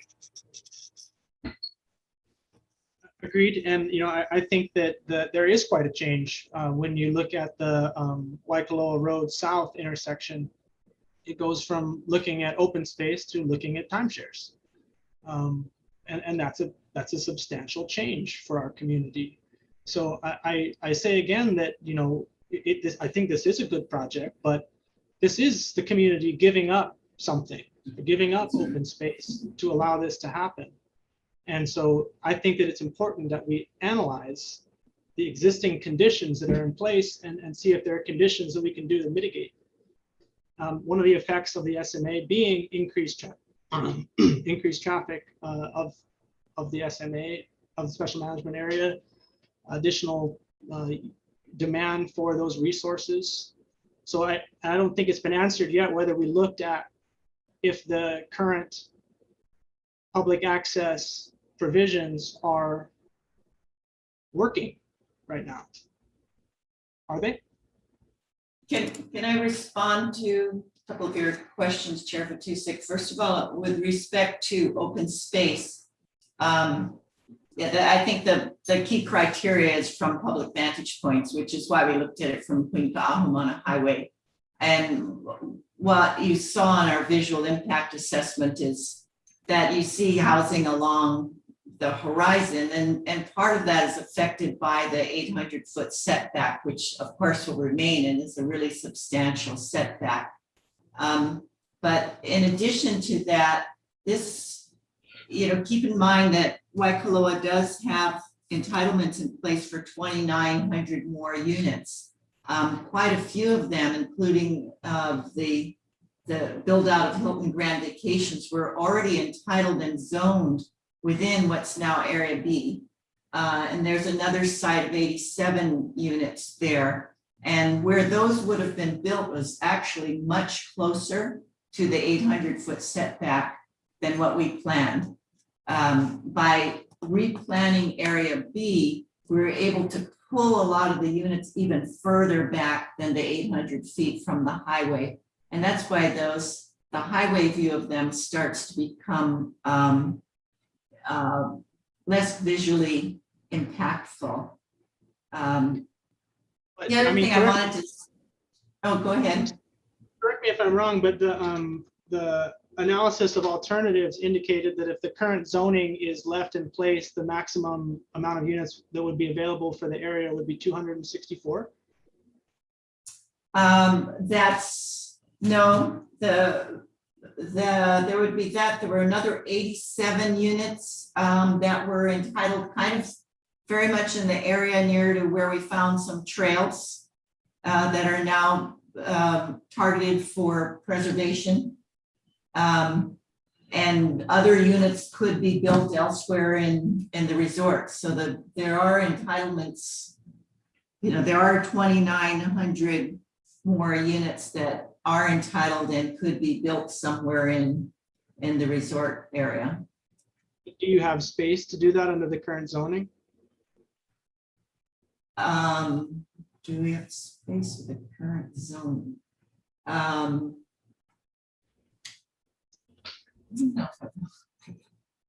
Well, not without going through this process. Yeah, we would be going through a process like this. So again, for me, we've got the 1978, whenever it was, 77. They put the cap on the number of units at 6,435, which then came down to 6,365. The resort proceeded with their development under the plans and zoning that they have. But in doing so, developed things differently. They did some less density, some larger lots, which restricts their own ability to develop to the full amount that's permitted, right? So that's a business decision that the developer would have made in how they allocated their units based on their existing zoning. Correct? Yeah, I mean, there's more that could occur at Ainamalu. Certainly the site that's now proposed for affordable housing could be developed for resort housing or timeshare instead. That's got multifamily zoning on it. So there are a number of other places where we could have put density. And I think in most cases, it would have been more visible from the highway. The areas within Area B surrounding the existing golf course where the Hilton Grand Vacations sites were kind of jammed up against the 800-foot setback area because they had to ring around the big fairways. So I think from a viewscape, you would have had a row, if you will, of units at that 800-foot setback crowded along that edge. And that was one of the things we were hoping to get away from with this plan. Commissioner, let me. If I could also comment on the open space question generally. There are 9 holes or 9 fairways, we should say, of golf that are being repurposed. Those are approximately 75 acres, of which 60 some acres are irrigated. Does this plan would replace that with 126 acres of open space in this area? And again, that open space is really truly open to the public as opposed to open only to paying golfers. So whereas those golf areas are visual open space to the rest of us who don't golf, they're wholly inaccessible. And this plan opens up almost twice as much open space that the public can actually get close to, and in many areas walk on paths and use. If I could I interject, Commissioner? A couple points, and maybe Scott I'll rely on him to help me if I get any of my facts wrong. But first of all, the public access is a big deal to us. We think it's one thing that sets us apart as a resort here in Waikoloa. And I'll give you one example. For example, the public access parking sits on a much larger lot than what is actually paved. And as the demand continues to expand for any parking for beach access, we have the ability to pave more of that and create more parking, to allow the public and residents to access the beach. So, that's something that, we have the ability to expand that as we go forward. Scott, maybe you can tell them what the number of spaces are and how much land we have, but it's just a percentage of it. Yeah, well, thanks, John. You're absolutely correct. I've had the luxury or the great benefit of growing up in Hawaii and having spent time on every resort virtually throughout every island. And I have yet to find a resort destination that provides better access to the shoreline, not only in terms of the number of access points, but the number of parking. And to that point, we have 200 parking stalls in 4 different locations throughout the resort that provide multiple egress points to get to the shoreline. And something that we're very proud of. And as John referenced, we do have more land set aside if we needed to do a better job accommodating the public.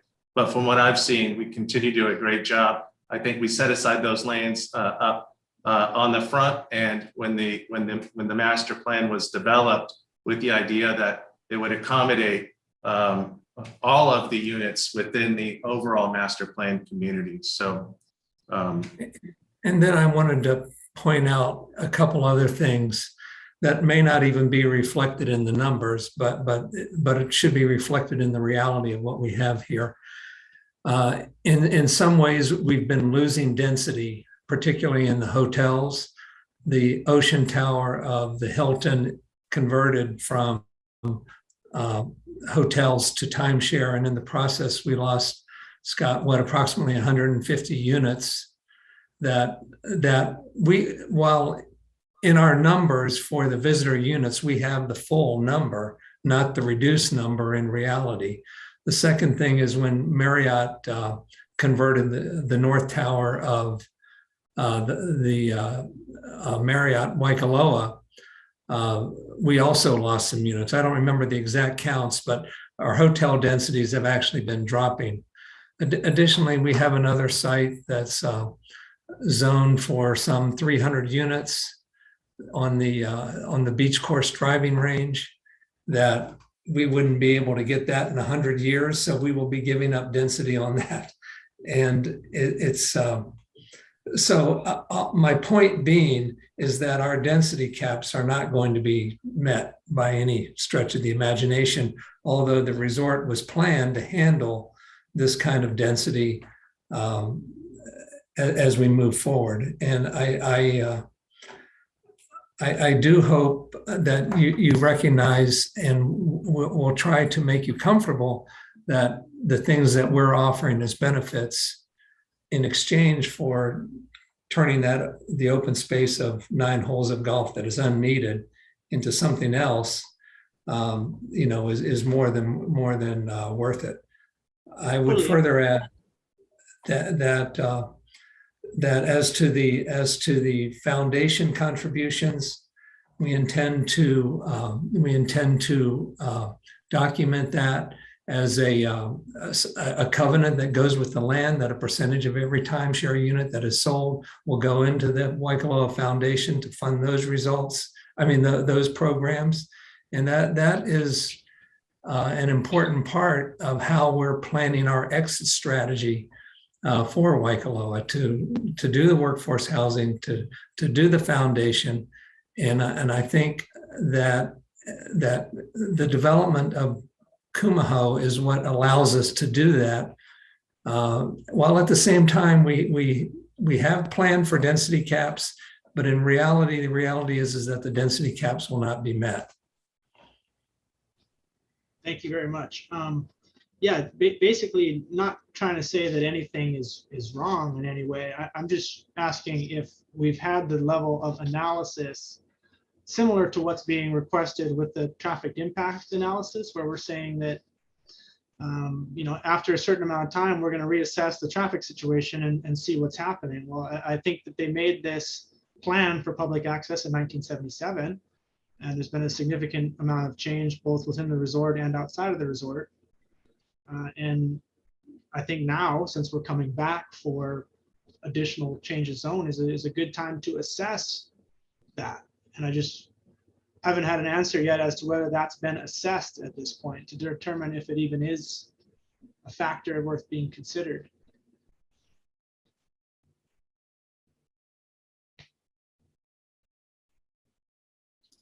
And as you said, it seems like there's pretty simple solutions to expand public access into the unpaved portions of Anaho'omalu public access area. But what would be the criteria for doing that? Here we are looking at the project again after almost 40 years. We can use this time to think, hey, what can we do? What can we do to make things better? I would also add, Commissioner, too, that I know that the Hilton Grand Vacation Timeshare Project currently, the way that their shoreline access and beach access works for their visitor is that they have shuttles that are continually going through the community, dropping people off at the shoreline so that we're not impacting the parking in any way, which we would absolutely anticipate would be the case with Kumu Ho as well. For that very reason, we want to keep it open to the general public as well. So shuttle service will be a #1 priority for this project. Terrific. I mean, yeah, that's a great thing that will help with the parking issue, but also analyzing the use issue to determine whether we're at the sustainable use for the resources, or we're causing trampling of corals or fish pond, or whatever the historic resources may be. Just having that analysis of the use of the area. Is the use still beneficial to the public, or has it become more detrimental to the resource at this point? Well, Mr. Chairman, if I might just add, the SMA proposed condition 5 specifically deals with the requirement to submit an updated updated public access plan that incorporates the Kumu Ho area into this area. Admittedly, what you mentioned in terms of whether there's a threshold relative to coastline use, there's no discussion on that. But if that is like a very significant issue, that this condition, perhaps could be modified to incorporate whatever you're specifically want to have the updated traffic study, updated public access study discussed. Obviously, the updated public access study is going to have to discuss not only physical access, but vehicular access, and that translates to parking. But in terms of whether there's like a threshold, obviously there's no discussion on that. Yeah, Commissioner Paishandor. I have 2 comments. I want to support you, Chairman Tusek, your 2 ideas that you've brought forth. One is some further analysis around the ecological impact. So increased use and increased public access doesn't always translate to, you know, responsible use of a particular resource. So there can be some kind of, I believe Mr. Fouquet, you were talking about maybe examining carrying capacity or thresholds. I think that would, if you can incorporate that into perhaps, you know, your preservation plan. I'm not sure if the preservation plan was going to extend all the way seaward. I think that would be really helpful. Number two, I also want to support Chairman Vatusik's idea or recommendation to tie or codify the workforce housing development to this actual development, to codify it with a timetable. I think that is significant. I think that's really important. And certainly from what we've heard from oral testimony this morning, as well as reading some of the written testimony, that is what is part of the attraction and the appeal of this development project. Thank you.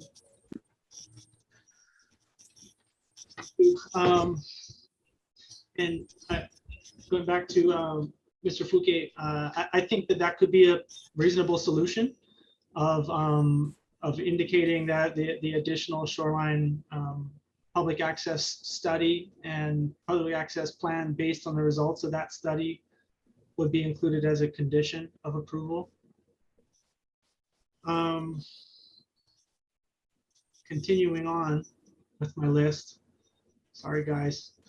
So one of the feedback that we got from the police department was that they were concerned with the additional units causing additional demand for police services. And obviously, you know, the Waimea being the primary responders to any police issue in Waikoloa, that's a pretty long lead time, you know, at least 35 minutes plus, with Kapa'au being the backup at 1 hour and 15 minutes away. With the, you know, fair share contributions being provided, I understand that is a way of trying to address that, but have we had any discussions with the police department about trying to address it directly? Doing something like building a substation at the Waikoloa fire department station, that property, or Manawani, or whatever it is, off Kaumanu Highway, where there is a fire department and there's space that additional substation could be added. Is that a benefit that would help the community and help your development by shortening police response time and coverage of the area? It's a tough question, Mr. Chairman. I mean, like, if you look at the concurrency provision, it's clear that you know, when you deal with the civil defense, for example, there is a specific requirement that you have to be within a certain radii. You know, you have to have like your sirens, you know, and so that's kind of clear. But when it comes to like police, fire, and other type of facilities, there is nothing to that effect. And so that's why I think like the planning department and eventually the county council effectively adopted a policy to do the fair share approach to address police and fire, because they're kind of like not specifically all attributable to one project, but they're kind of like more like a group type, and to necessarily assign one person or one project, you know, to bear the tab for the rest of the community may not be fair, and hence the idea behind the fair share came about. Likewise for recreation and roads and traffic. So I don't have the specific answer to your question, because over and beyond like providing you know, the capital improvements, you do have long-term operating expenses that only the county council or the administration is going to have to decide on like how much to allocate. So it's different. Like, you know, you go to Japan, you know, you have like the system of like Kobang, you know, they're kind of like almost like every other block. But, you know, that system of police security is not available. So the only other option I would imagine would be like for the respective uh, uh, areas to have their own, hire their own security. Got it.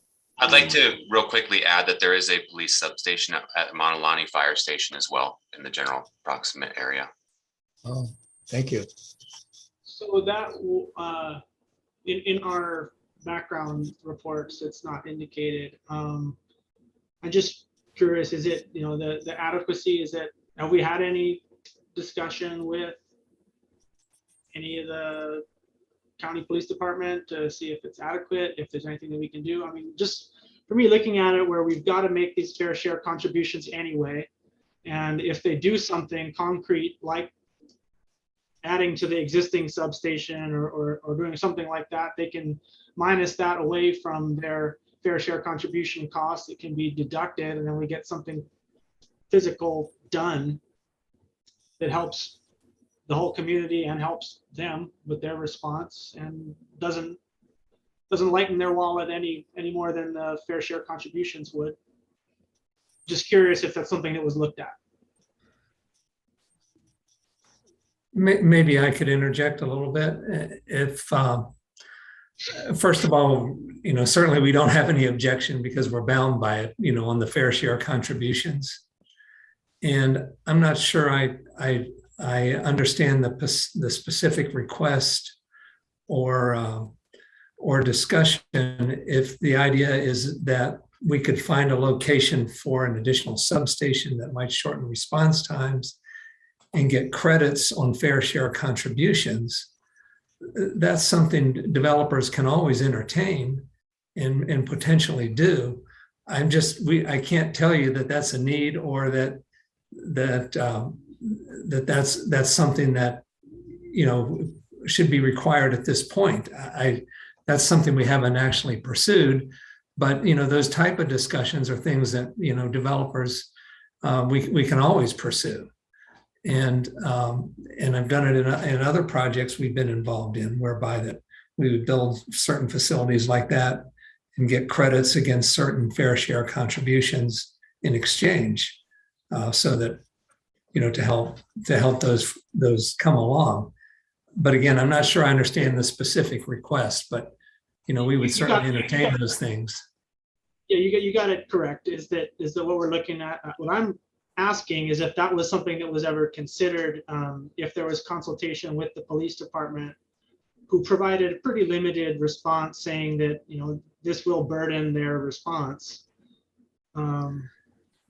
If we're with them to do something, your fair share.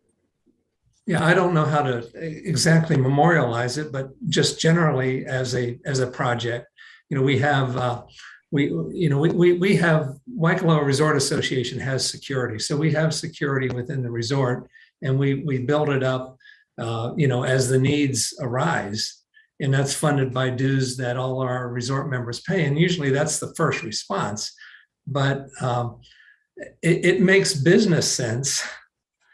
The same way that is, if a school is required in a residential project to accelerate a school and build it and apply that against the school impact fees in the future, the same could apply to a police station. I could just tell you that if police coverage became a problem and the developer could help that by doing a substation or doing something like that against impact fees, they will do that. We will do that. But it's based upon the needs as they arise. Right now, that has not been a problem here at Waikoloa thus far. But I mean, the police chief is saying that the added thing will burden their coverage. That's one of the responses that we got from the agency. So I would just, if it was possible for you to have that discussion with the police department and see if there's anything specific that can be done in advance, I think that would be a terrific thing to do. Yeah, John, Chair Fatusa, if I could also add, as the manager for the Master Association, I oversee day-to-day operations. We are in touch with the police department on a regular basis. As John mentioned, We have 24-hour, 365 security roving in the master resort. Each of the shopping centers, the timeshare operations, the hotels, they have their own security outfit, as you already know. But we also do bring in off-duty police officers that we hire, and we bring them in randomly, so there's no predictable way. But so that does alleviate some of the pressure on the staff that is working, 9 to 5. But because we do supplant that at those efforts with off-duty police officers. So, Mr. Chair, maybe I can jump in too. I'm happy to facilitate a discussion with the applicants and the chief prior to it going to council to see if the fair share or some type of hard asset that, as Mr. Plunkett said, that they'd be willing to work out. Would that be reasonable?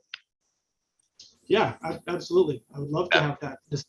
Be okay with you folks, Sid? That way we can just have that discussion. The fair share is there. Absolutely, yes. I'll be happy to work with you on that with respected council members. And I will confirm that as well. Next one. So one of the things that I'm pretty sure countywide we've been trying to eliminate is the cul-de-sac effect of development. And as Mr. Fuke pointed out, there are 2 entrances for Waikoloa. I saw on one of the slides for the master plan what looked like a potential future road stub leading into the Monolani development. And I saw that and thought, wow, that would be an unbelievable way to alleviate some of the resort traffic from Queen Kahumanu Highway if there was a connection between Waikoloa and Monolani Resort in the area of, I think it was listed as, looked like Puakala Place in the slide, had the stub out going into Monolani area, sort of in the vicinity of what looks like Na'alahele Road coming in from Monolani. And it would be a very short distance to connect the two and would allow for pretty significant reduction in the back and forth traffic between those. Now, is that something that's considered, having seeing that road on the master plan?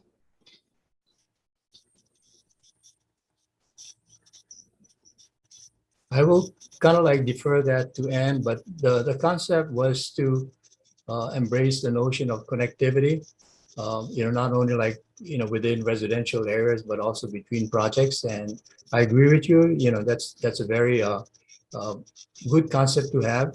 It spreads the traffic around. Whether that's feasible enough, I really don't know, because it depends on the other side as well. But I'll defer that to, in terms of the specificity of its possibility to Ann. Well, I don't think we've, as part of this project, really studied the need of making that connection. You see it on the map. I do want to point out one of the hurdles in order to make that connection, it would require another crossing of the King's Trail to join up with Monolani. But it's not something we've really looked at. It looked to me like it was entirely Mauka of the King's Trail. You can't get into Monolani without crossing the trail.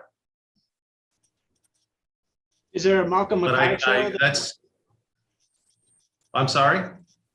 Is there a Malcolm Mackay trail that would be crossed? Or you're talking about the King's Trail itself? Maybe it would be helpful to pull up the slide so you can tell me what you're talking about. The King's Trail itself.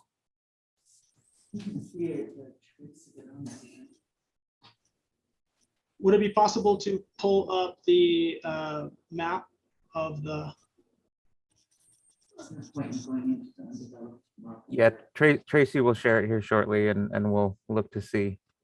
Are you talking about in Area A? That seems to be the most adjacent to Monolani. Yeah, Okay. Area Okay. A. I will show you the conceptual map for Area A. Please hold.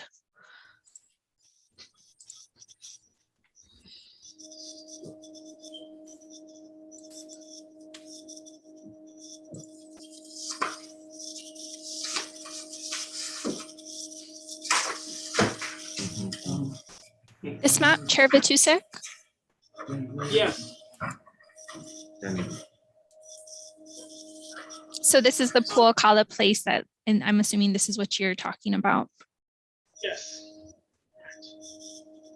And so that one, if you extend that farther to the north, you would join up with Na'alahele Road, which is Mauka of the Alaloa Trail.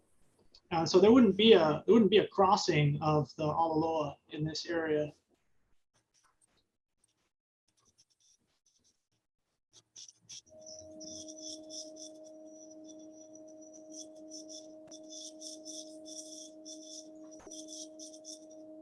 Let me show you the larger conceptual map, if you don't mind. I'm going to stop sharing real quick while I get that up. Chair Batusek, may I add to this conversation? Of course. So I just looked at the 1991 rezone ordinance, which established the current zoning in the Malca area. And there is a condition in that ordinance that says a roadway connection to the adjacent property to the north shall be provided meeting with the approval of DPW. So that may be where that requirement came from for a road linking Waikoloa towards Monolani. Terrific. I think that would be an excellent thing to include in the conditions of approval for this project. If that requirement already exists, then we can forward that requirement into this, and that's solved. Great, thank you. Now, looking at in terms of specifics, I think that, of course, this is going to need consultation with the neighbor, and I don't know if a similar requirement exists with Monolani Resort, but this is something that I think we could put into the conditions and forward to the county council. And then when that's approved by them, it's all good. Everybody be okay with that?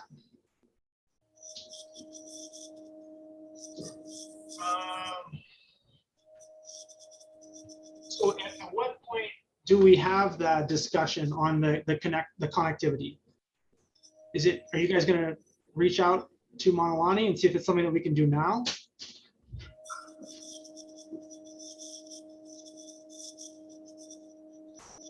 Is that a question for us, or is that for your staff? Because I know what we can control. We can control the condition that we do have, and certainly would honor whatever condition we do have. We can't control Monolani, obviously. Of course, absolutely. But at the same time, if we can consult with them and see what we can do to make it happen, to make it real. And whether that means we go ahead and build out to that existing road, I don't know. I don't know what the best solution is to make that connectivity happen, because I think that would be a huge benefit.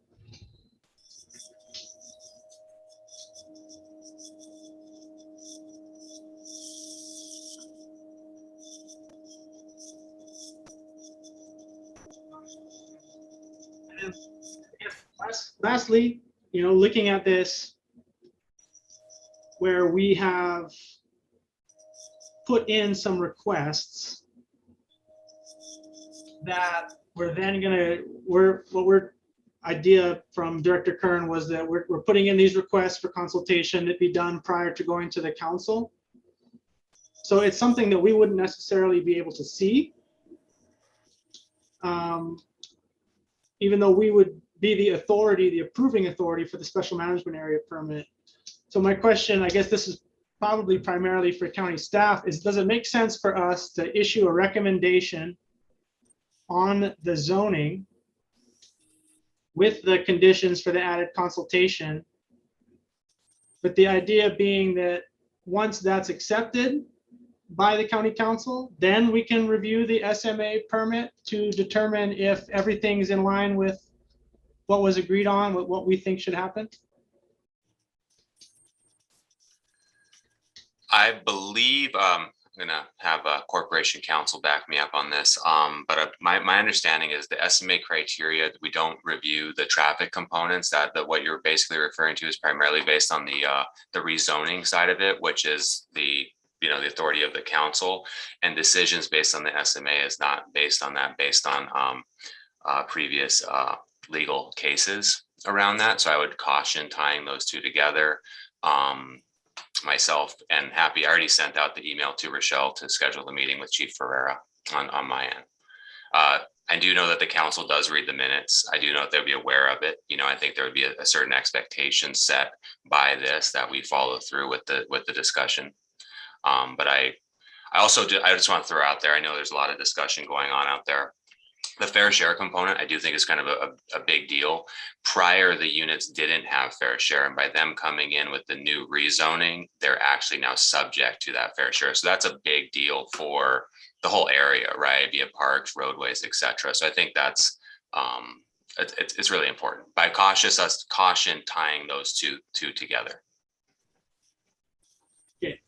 Yeah, so I hear you what you're saying about the road, the connectivity, that thing, but elements like the shoreline public access and resource use, those are SMA issues. That's correct. That's correct. Yes. Yeah, those ones are. And if you wanted to put those into the, as you guys kind of talked about with Sid about that condition, then that would be something that could be underneath the SMA condition.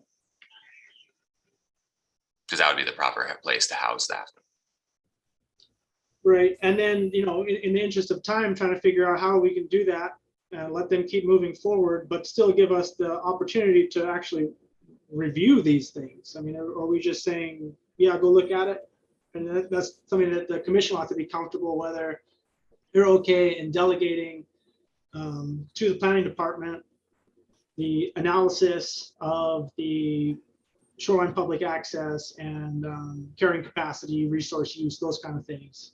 And I think that could be similarly tied to a condition, and maybe Sid can have some language around that. So it's not necessary, it's something that's there. It's fixed in a way, right? Kind of like a TIAR, you have to do this at a certain point, and based on that, these mitigation measures, right? I believe that.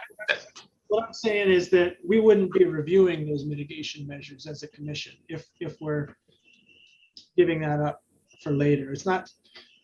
We don't have that information now, so we're not able to consider it as part of this SMA application because we just don't have it. So the question is, do we need that? And that's for my fellow commissioners. Do we need that information now? Or are we comfortable deferring that to the planning department? Mr. Chairman, if I can kind of just address the coastal issue, I agree with the director in the sense that the connectivity issue kind of relates more to a zone change matter, relative to the workforce housing. That'll probably also has to be tied in with the zone change. On the matter of the coastal access, I think I agree with the director that it's definitely germane relative to the SMA considerations. I think that, coastal access has been like a traditional, criteria or requirement for all SMA permits. What is new in terms of what you're suggesting is the so-called, and, as probably amplified by Commissioner Paishan Duarte, is the so-called carrying capacity. And I don't know whether there's any template or model, been done to establish what is the desired carrying capacity or the acceptable level of carrying capacity.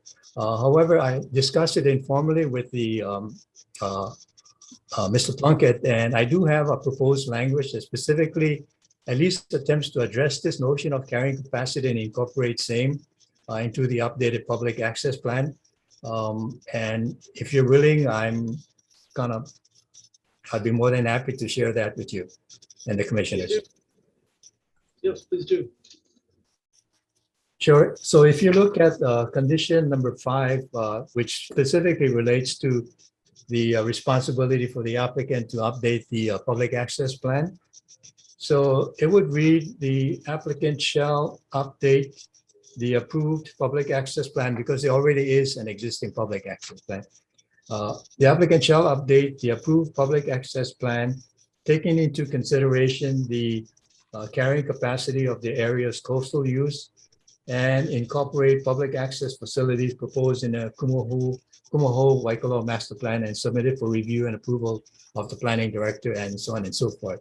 But basically what it does is just kind of introduces the element of now we'll have to take into consideration carrying capacity. We don't know what it is, but maybe we can generate data in terms of the number of people that are using the coastal area and put it into the public access plan.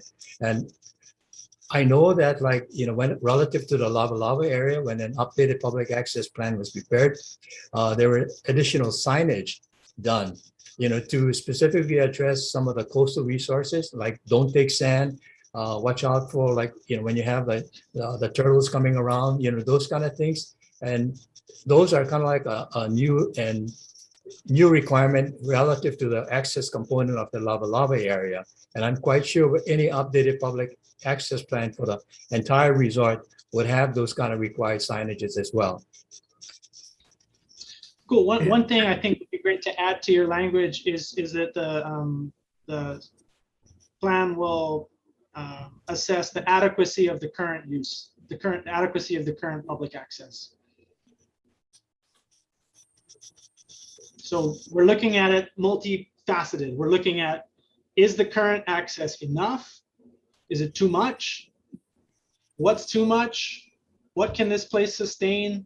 How will the use of it affect the special management area? And so I think your language is good. I think we would add into it adequacy of the existing public access.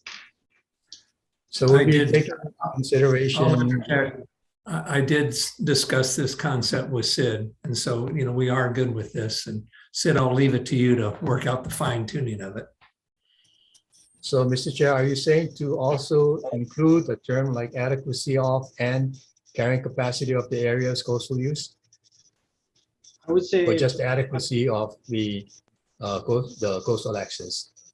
Adequacy of the current shoreline public access. Okay.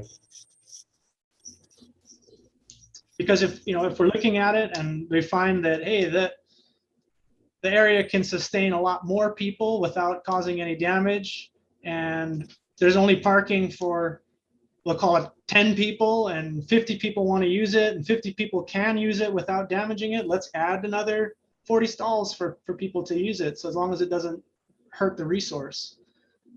Okay. If that makes sense. So basically taking into consideration the adequacy of the existing accesses and incorporating same in the updated public access plan. Yep.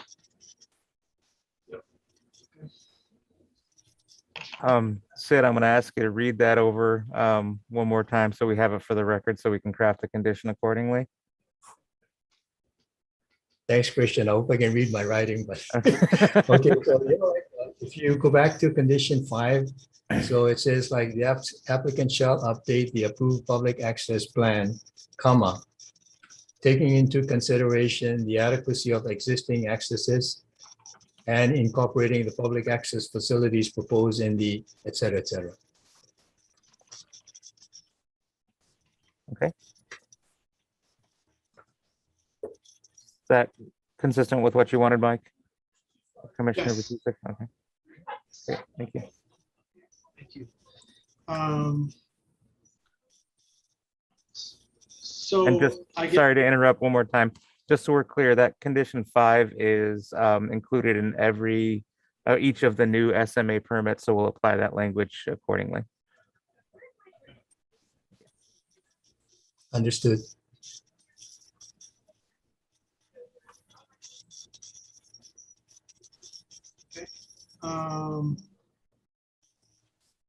Commissioners, at this point, I think we've had a pretty lengthy discussion. I'd seek a motion on this, Pardon? whether. Sorry, Mr. Chairman, I just need to disclose that I just serve on a nonprofit board as a volunteer board member with Stanford Carr on the Trust for Public Lands. So I just wanted to disclose that. I don't think there's any harm there. Not an applicant here or any financial relation, but okay. Does it prevent you from being fair and objective in your? It does not duties? prevent me from being. Anybody objections? No. Okay, cool. Yeah, so going back to it, I think we can do a motion or to accept. So in terms procedurally, what planning department wants, correct me if I'm wrong, is to repeal 25, replace it with the new SMAs, and then issue recommendations for the zoning to the county. Yep. You're on it. So I think that the conditions that we've briefly discussed as being possible would be added onto the zoning as well as the SMA, but that would be as a recommendation to the county council. So Chair Vitusic, the way we could do this is we could send up a letter to the county council with your recommendation. And in that letter list the 3 concerns that the commission had that could be incorporated into the rezone conditions.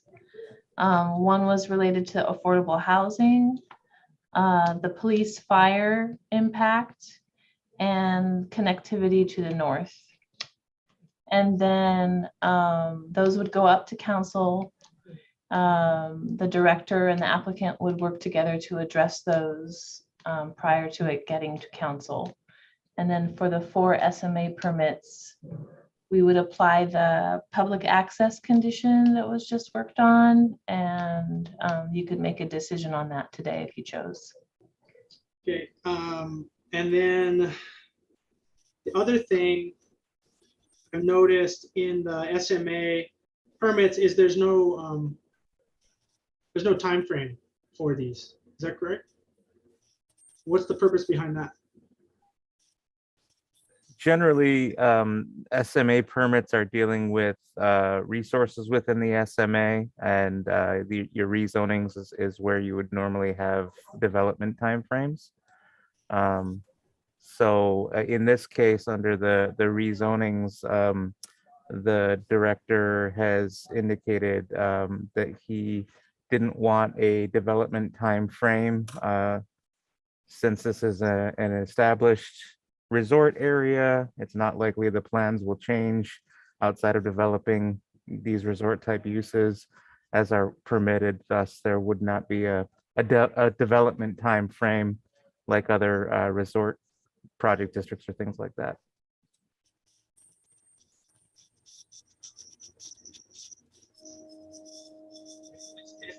So there must be no timeframes in the existing SMA, is that correct?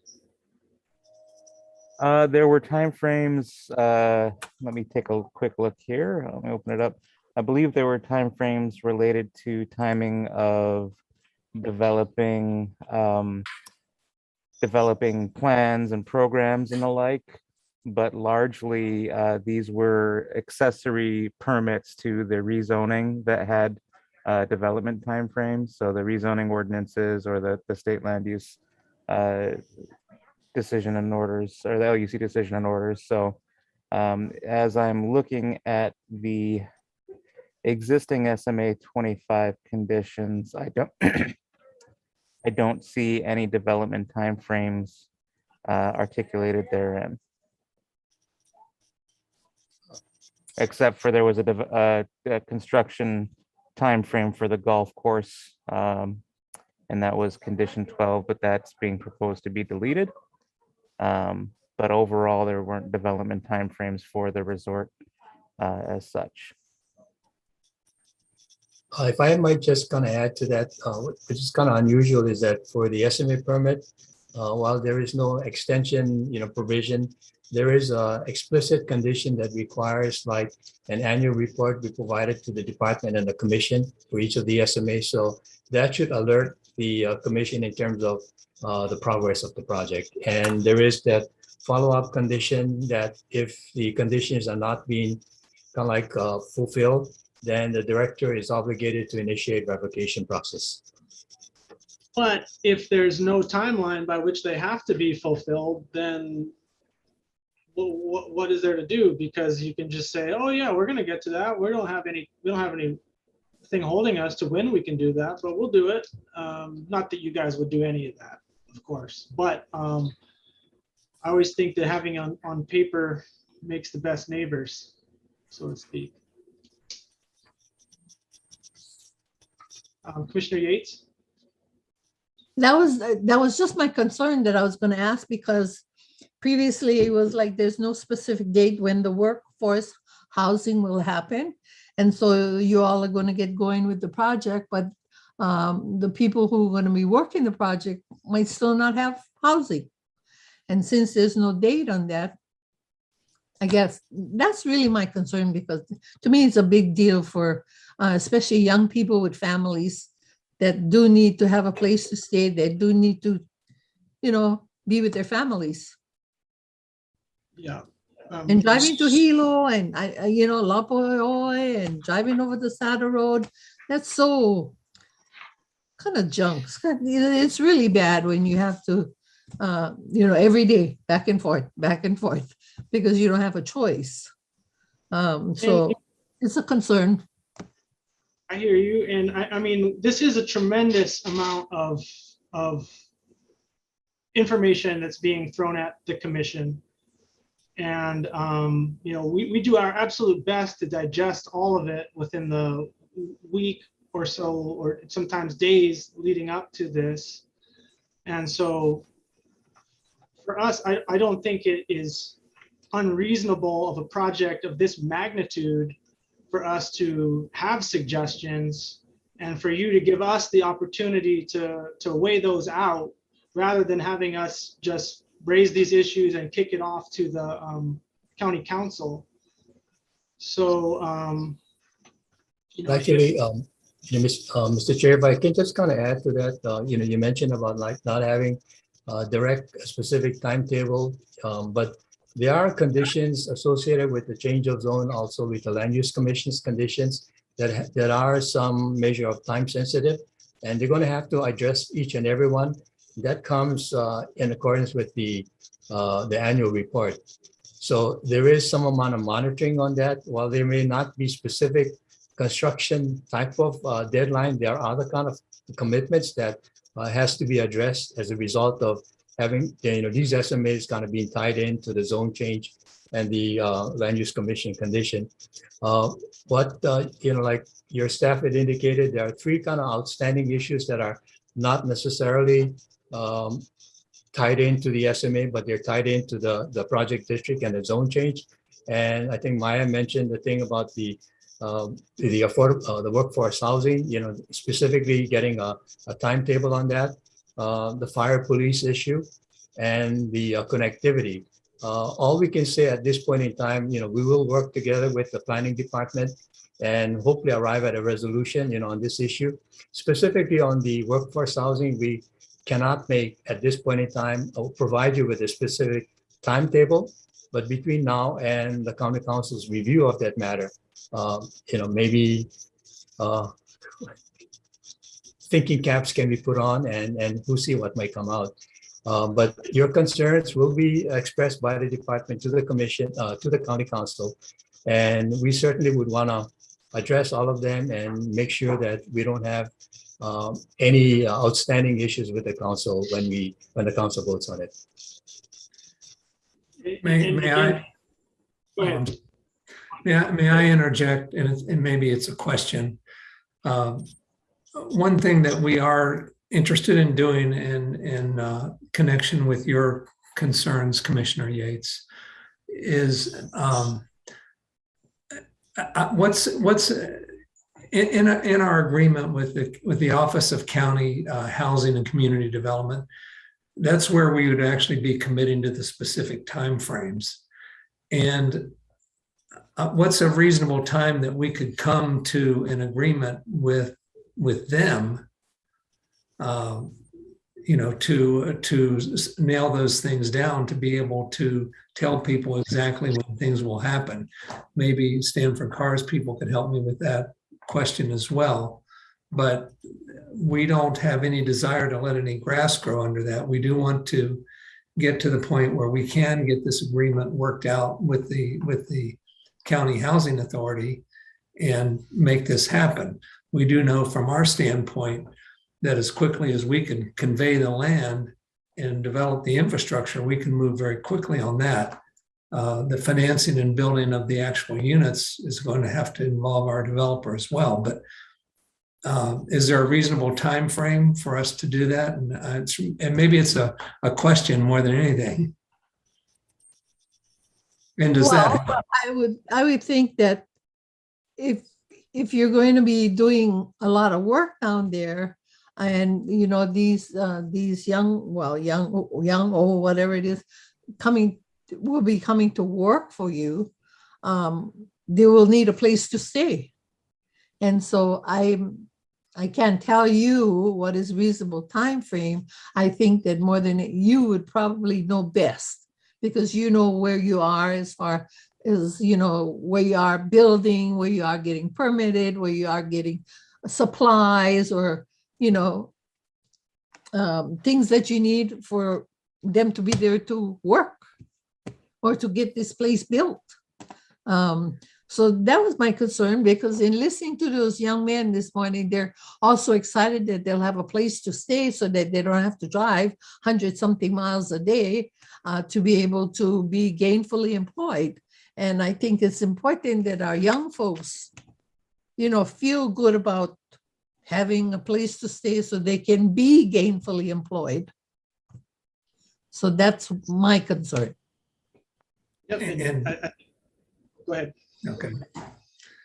And I agree with you. And my question is, Sid, how long does it take to actually negotiate the agreement? And maybe Stanford Cars Group can answer this with the County Office of Housing and Community Development, which will specify the timeframes with an understanding that this has got to move along, certainly and ideally faster than Kumu Ho does. Certainly. I'd like to weigh in if I could, Chair. Go ahead. Okay, so what Mr. Plunkett is pointing out is he can control the timing of the donation of the land and funding of the infrastructure. Beyond that, it's with Stanford Car, and we would be going through our process and coming back in front of you again. It's going to take some time to develop that housing agreement. It's going to take some time to hash out the details because we need to do our studies. But what Waikoloa Land can control is a time frame for when they would donate the land. That may be the way you want to phrase their condition. I don't think we do. I think that the land donation in the past was great, but I think the commitment to the housing is where we want to go with the condition. The when is the appropriate amount of time? I don't know, but I would think before the application comes in, it would be great to have that stuff sort of a little more fleshed out. It would be a huge benefit to us. Again, I think that we've asked a lot of questions, we've brought a lot of information together, and I think some of it you need to digest and you need to figure out, and you need to do some consulting and possibly come back and present the results of your analysis and what you think you can do and when you think you can do it, so that we can review that and make a recommendation. Commissioner Armbruster? Hi. So just a question about that. Would it be reasonable to ask and expect that the workforce housing would be constructed before any certificate of occupancies were issued for the main project? Is that a timeline that seems like it could be reasonable? That's something, Commissioner Ambrose said, that's something that can be worked on. You know, there was a lot of discussion between Stanford as well as the landowner in terms of the delivery, and you know, a number couldn't just specific date couldn't come up. But hearing what the commission, you know, is suggesting, you know, would the commission consider something like recommending a condition, you know, relating to the workforce housing issue? And I have a language that I would be very easily be willing to share with you that has been vetted and approved by the landowner, as well as had been preliminarily vetted with the planning department. The only thing that's absent is a specific construction timetable with, you know, with what, you know, some of you are asking about.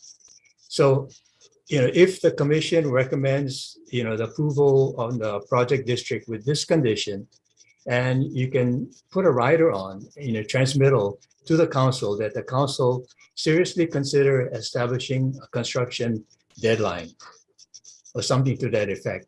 And it gives us a chance to, between now and the council's deliberation on this issue, to work together with housing and the developer, the potential developer, and being able to establish that kind of deadline. You know, ideally, if we could kind of like agree to what Commissioner Amberster had suggested, I think that would be the ideal, you know, prior to issuance of occupancy permit for any of the major projects in that area. I think that would be the ideal. Whether that can be delivered, you know, remains to be seen. And for that, we just need a little bit of time to identify that. So you're being proactive and incorporating this workforce housing condition with that caveat to the council that please consider timetable.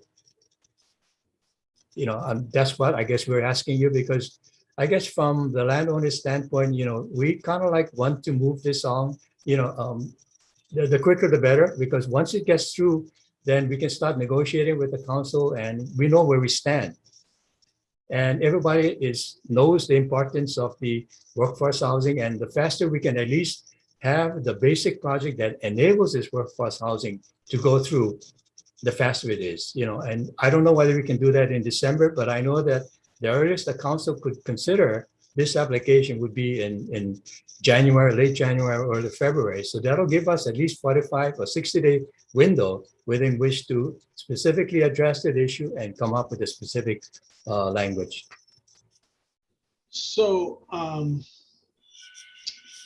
once again, you know, as was stated earlier, the workforce housing is not tied to this permit approval. So there's nothing that prevents you from working on the workforce housing approval time, correct?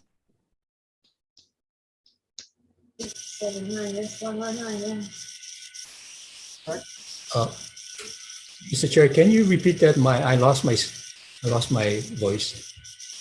Sure. As was mentioned earlier, the workforce housing is not directly tied to this permitting, this SMAs and whatever. This doesn't affect the workforce housing directly.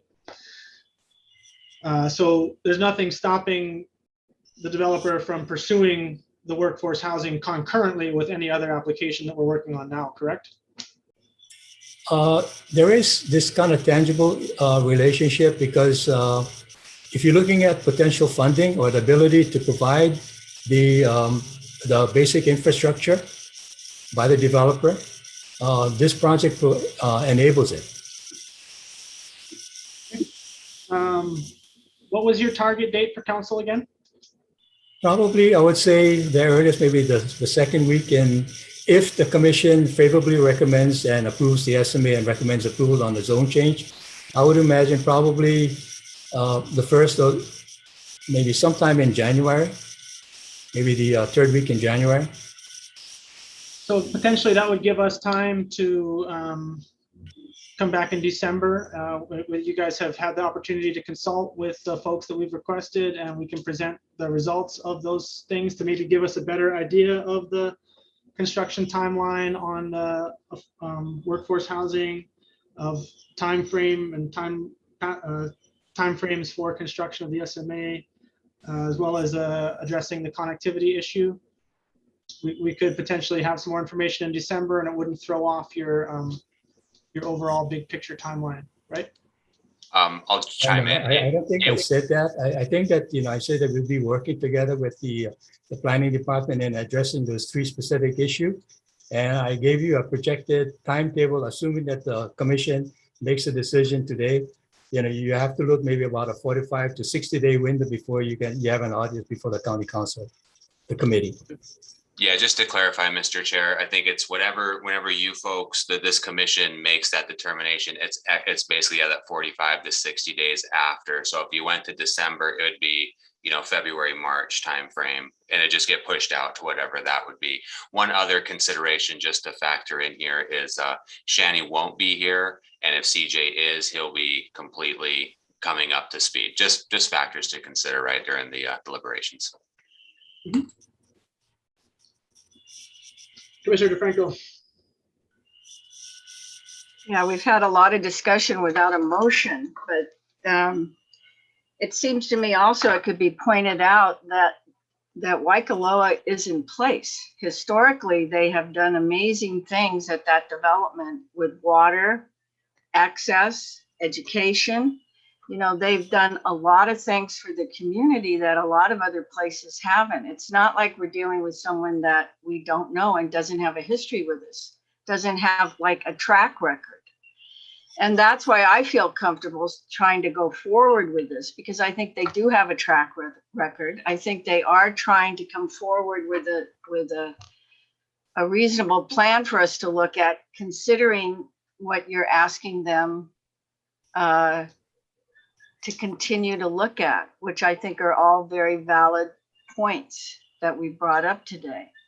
And I think I was just a little bit frustrated because we've had so much discussion without a motion. So where are we, Mike?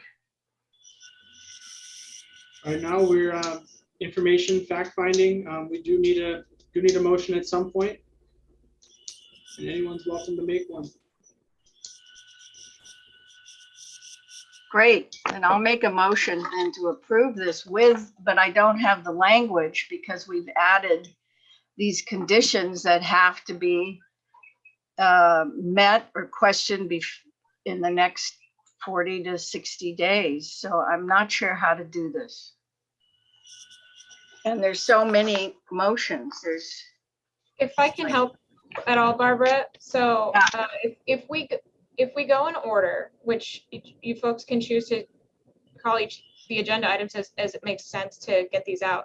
So we've got the 4 different SMA permit applications that, we've got agenda item 3, 4, 5, and 6, and those you folks will be making a decision on. And then it's 7 and 8 that are the rezone. Excuse me. Did I go out of order? I apologize, I did. So 3, 4, 6, and 7 are the SMA related. And then 5 and 8 are your rezones, which will be the recommendations. So I don't know if you want to take them, do a motion one by one, or because we'll need a motion on each item, on each permit, a motion and a decision on each permit. Okay, well, so then the first motion would be on 3, is that correct? And it would be, go ahead. Yeah, I think if it makes sense to everybody else, we can go agenda item by agenda item. And then we make this with the idea, then we have a discussion. Is that right? That's correct. Yep. I know that this is kind of hard because everything's kind of being looked at in a global, but we're going to need, if we want to go ahead with agenda item 3, Well, and then motion on 3. Point of order. We'd actually want to do 4, 5, and 6. If those are approved, we come back and do 3 because 3 amends the master SMA 25, which then you would remove, which would still be in effect. You'd only remove that if the others were approved. Okay, so what I would want to. Make sense, Delilah?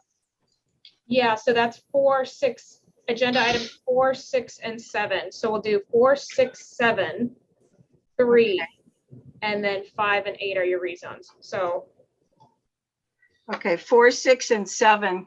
And does that have a special language then to put this forward? Have we? we're gonna have, so we're going out of order. So we need a motion on agenda item 4.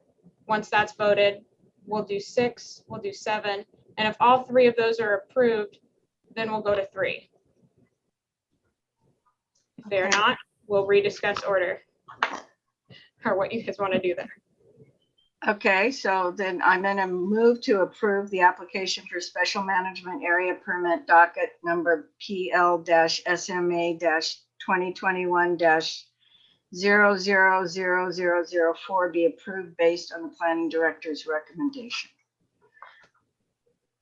That's number 4. Okay, there's a motion. Is there a second? Second by Commissioner Armbruster. Discussion? Commissioner Armbruster? Sorry. So do we, in the SMA though, that's where we want to add the language to the condition 5. So do we need to make an amended motion then to add that? That would be ideal. Yep. That'd be right for each one of them. Oh boy, okay. Is it possible to have the original motion maker just amend their motion to include the condition language to number 5 so we don't have to go through the 2-step process? Yes, so currently we have a motion on the floor. We're going to have to amend that to include as Shani mentioned, but for the next 2, you can do the original motion on the floor with the condition in the original motion, and then we won't have to amend, if that makes sense.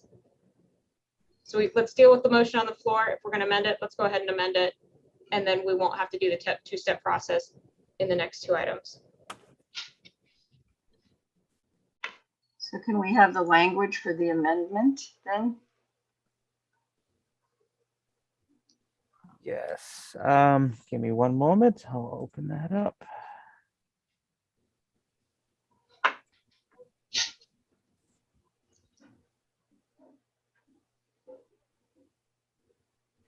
And the condition language number 5, as amended, the applicant shall update the approved public access plan, taking into consideration the adequacy of the current shoreline public access and to incorporate public access facilities proposed in the Kumu Ho at Waikoloa master plan and submit it for review and approval by the planning director prior to issuance of final plan approval / site plan approval for any portion of the project.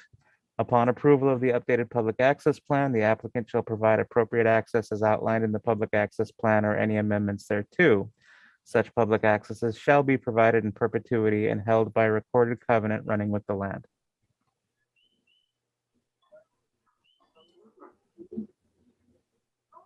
Okay, so So is someone making a motion to amend the motion on the floor to include the condition that Christian just read to us? well, I'll make a motion to amend the motion to what Christian just read to us. And we need a second. Second by Commissioner Armbruster. Do we do a roll call vote or any discussion? Okay. Okay, we'll roll call vote. All right. Thank you. Commissioner DeFranco, Aye. Commissioner Armbruster, Aye. Commissioner Paishan Duarte, Nay. Commissioner So just- Vatusek. I just wanted to clarify that what we're voting on right now is to amend the motion on the floor. I We're see. not voting. Sorry, I recall my vote. Aye. You. And my apologies, Commissioner Yates, That was an aye. okay, and Chair Vatusek. Aye. Okay. Thank you, Mr. Chair. Motion carries with 5 aye votes. And that is the motion to amend with condition number 5 amendment. And now to the main motion. We have got, I believe it was moved by Commissioner DeFranco and seconded by Commissioner Armbruster, and to approve as recommended by the planning director as amended. Okay. Any discussion on? Yeah.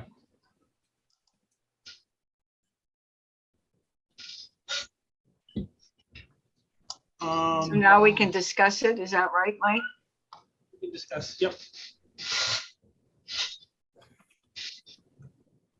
I just have clarification. Oh, sorry. Go ahead, Chair. Please, go ahead.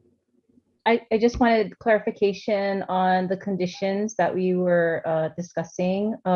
These conditions will be applied to which areas?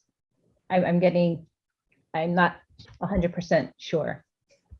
Right now, what we are discussing is SMA, I think it's 0004, which is for the, is this the 900 units? Yes, this is for areas B and C, the 900 units and associated facilities, as well as area C, which is the brackish water well facility. Okay. Discussion? I'll share my concern, and I don't want my concern to be taken as to not be in support of the project, which I think this is a very good project. I just feel like we have raised some questions that we have not had answers to, and that it would benefit the Planning Commission to have additional time to get those questions answered so that we can feel better about making our recommendation to the County Council and about issuing the special management area permit, which is our discretion to do. The SMA belongs to the Planning Commission. This is a massive project, you know. Waikoloa is a great project, great people. I've been so impressed by all of you in the presentations. You've all done fantastic. And hearing from the application about the level of consultation that went into working with people like Na'alehele and Alakahakai National Historic Trail and other community members, and the amount of effort that went into that is terrific. And I think that same level of effort can be extended to our commission, who is tasked with making the decision on issuing these permits.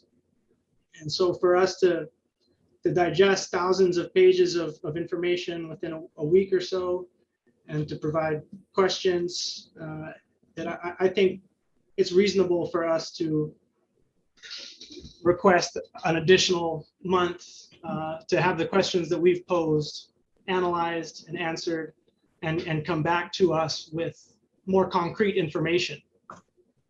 And I think delaying the project by a month won't mean anything in the long term, but making the right decisions and having the right information will make a big difference in the long term. So I would be in support of deferring. Mr. Chairman, I realize that you're already in the motion mode and maybe not in a position to accept any statements from the applicant, but I've had a chance previously to discuss it with the applicant. And if the commission wants to defer it for the limited purpose of getting more information on 3 items that your staff, Maya, had raised, specifically in terms of the connectivity, the issue dealing with police and fire, maybe consolidation, and third, dealing with the establishing a construction timetable on the workforce housing. If you want to have that meeting considered at your next meeting in December, then the applicant would have no objections to it. But just understand that, like, they kind of wanted to move on. But if that's, in deference to what you're saying, And we can appreciate the need for wanting to get all of these information before making a reasoned decision. The applicant is willing to have the matter continued until your next meeting. Thank you very much. I definitely appreciate that consideration. It will be up to the commissioners to decide, but I feel like when you start a project isn't what truly matters, but when you finish. And I think getting the right groundwork will help everybody finish the project in a better way. That's my opinion, and I'd love to hear from my fellow commissioners. Commissioner DeFranco. I have no problem deferring. I understand exactly what you're saying, Mike. I push the motion because we have to be able to talk about it. So I'm open to, your consideration and everybody's consideration. I think the hard part for me is that we're going to lose Shawnee. She's not going to be here, and I value her a lot because of her background and expertise. So such is the nature of loss. We're sorry to lose you, Shawnee. With anybody else have any? Commissioner Yates. I just I agree with what Barbara has to say.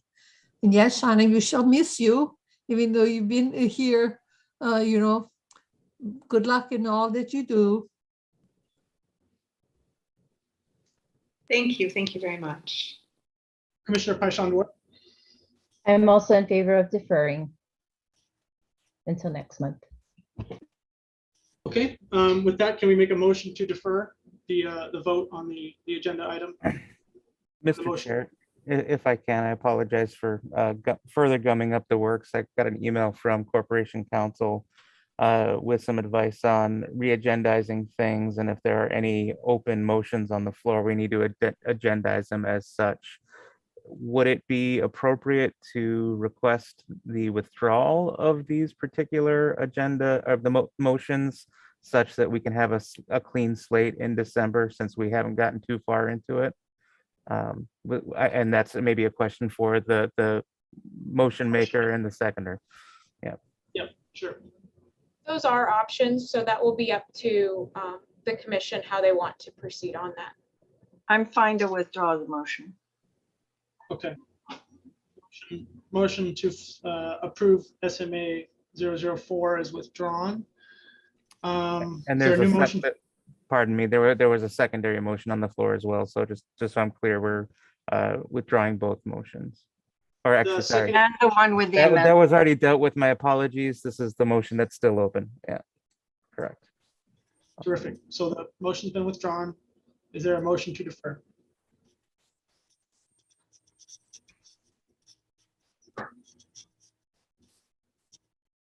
Commissioner Paishon-Duarte. So moved. Commissioner Paishon-Duarte made the motion to defer. Is there a second?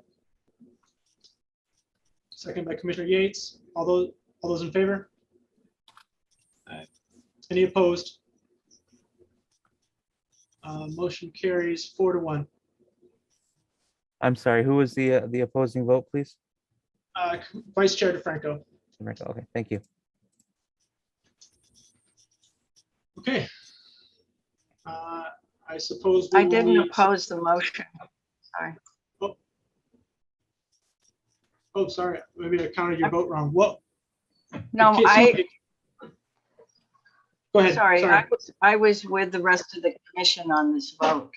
I didn't oppose. Okay. Yeah. Okay. Motion carries with 5 aye votes. Unanimous. Okay, terrific. Do we need to make similar motions for all of the remaining 5 agenda items? I wouldn't think so if you're deferring the hearing to next month, because it's a hearing for the remainder of these items, but I'll defer to Corporation Counsel on that. It's based.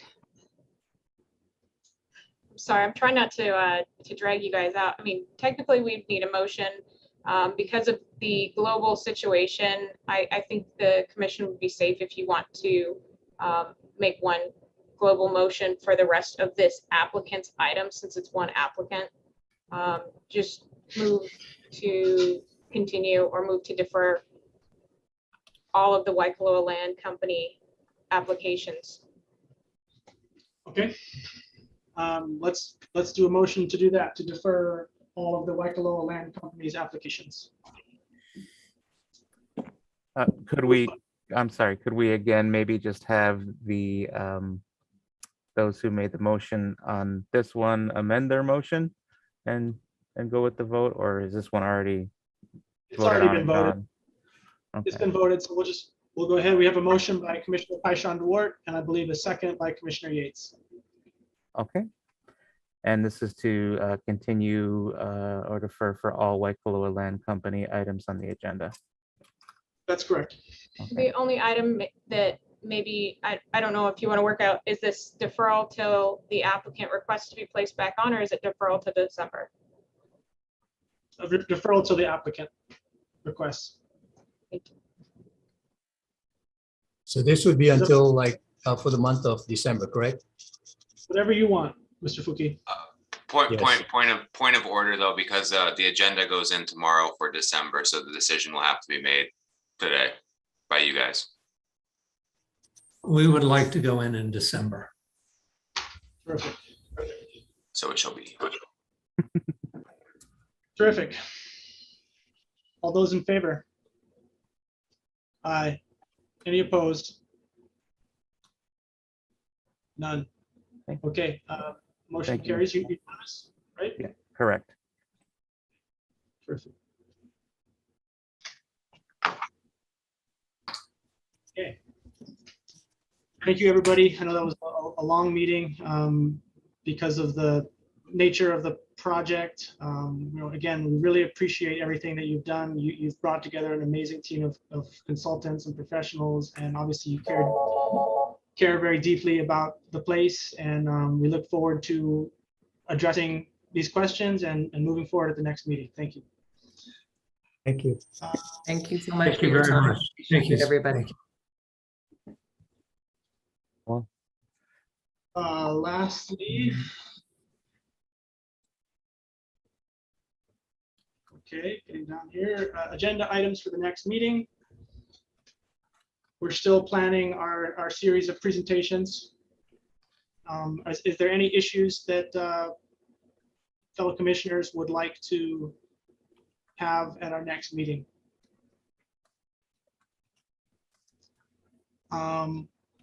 One thing that had come up previously was, never mind. Looks like that's being all taken care of, the long range planning. Announcements. Leeward Planning Commission's next monthly meeting is scheduled for Thursday, December 16th. That'll be a Zoom meeting also. Are there any updates, staff, on that? Yes, a couple things. So we've continued several of these items to December. In addition to Waikoloa Land, we have 5 other applications on your agenda for December. And then we are going to postpone the presentation, if it's all right with you, Chair, till January. The manager that would be giving that presentation will be out for most of December. And then I also hope to have the STVR update that Commissioner Yates asked for as well in January. Your January agenda is looking much lighter. Well, actually, I take that back because we just continued Kalpalehu. So you've got, let's see, 1, 2, 3, 4, 5 items in January. What is our what's our December looking like? Your December has 5 items in addition to the Waikoloa Land applications. What are those? We have 1 rezone in Kona. We have 1 rezone in North Kohala, another rezone amendment in Kona, and 2 special permits. I expect 2 of them to be robust discussions, and the other three should go fairly smoothly. Okay, and can we put Waikoloa on the top of the agenda? Yes. Okay, thank you. Director Kern. I just would like to request staff to forward this video to CJ and request that he watch it prior to the next hearing, as he'll have a lot to catch up on. We will do that. Is there any update on new commissioners? We've got how many vacancies now? We have 2 vacancies. And then will it be 3 with Commissioner Armbruster's departure? No, it'll still be, it'll be 2, yes. Any how far out are we from filling them? Do we have any idea? No direct time frame right now. We're working on it. It's been interesting, to say the least. Cool. Chair Vitusik, there's one other update I want to give you, but if I could have Director Kern log off, that would be helpful, since he's conflicted on this one. I'll log off, guys. I'm ready to go. Okay. Thank you all very much. Have a great evening. Appreciate y'all. Thank you. Take care. All right, real quick, I wanted to give you an update on the MICIN, the Jekaterina MICIN SMA application. So this one, we're still trying to schedule mediation. The parties involved, because there are several parties, it's been difficult coordinating everybody's schedule to get into mediation. So I anticipate mediation occurring in December or January. And so hopefully we can report an outcome of that to you in January or February. And then mediation prior to contested case, correct? That's correct. Okay, thank you. Thank you. Is there a motion to adjourn? Thank you. We'll say moved by Commissioner Yates, second by Commissioner Duarte, Paishan Duarte. All those in favor? Aye. Any opposed? No. Okay. Thank you very much, Commissioner Armbruster. Thank you, Mike. Thank you, everybody. Thank you for your service. Take care. Good luck, Shani. Thank you. Thank Bye, you. Johnny. Ahuiho. Thanks for hanging in there, guys. Appreciate it. All your hard work. Aloha.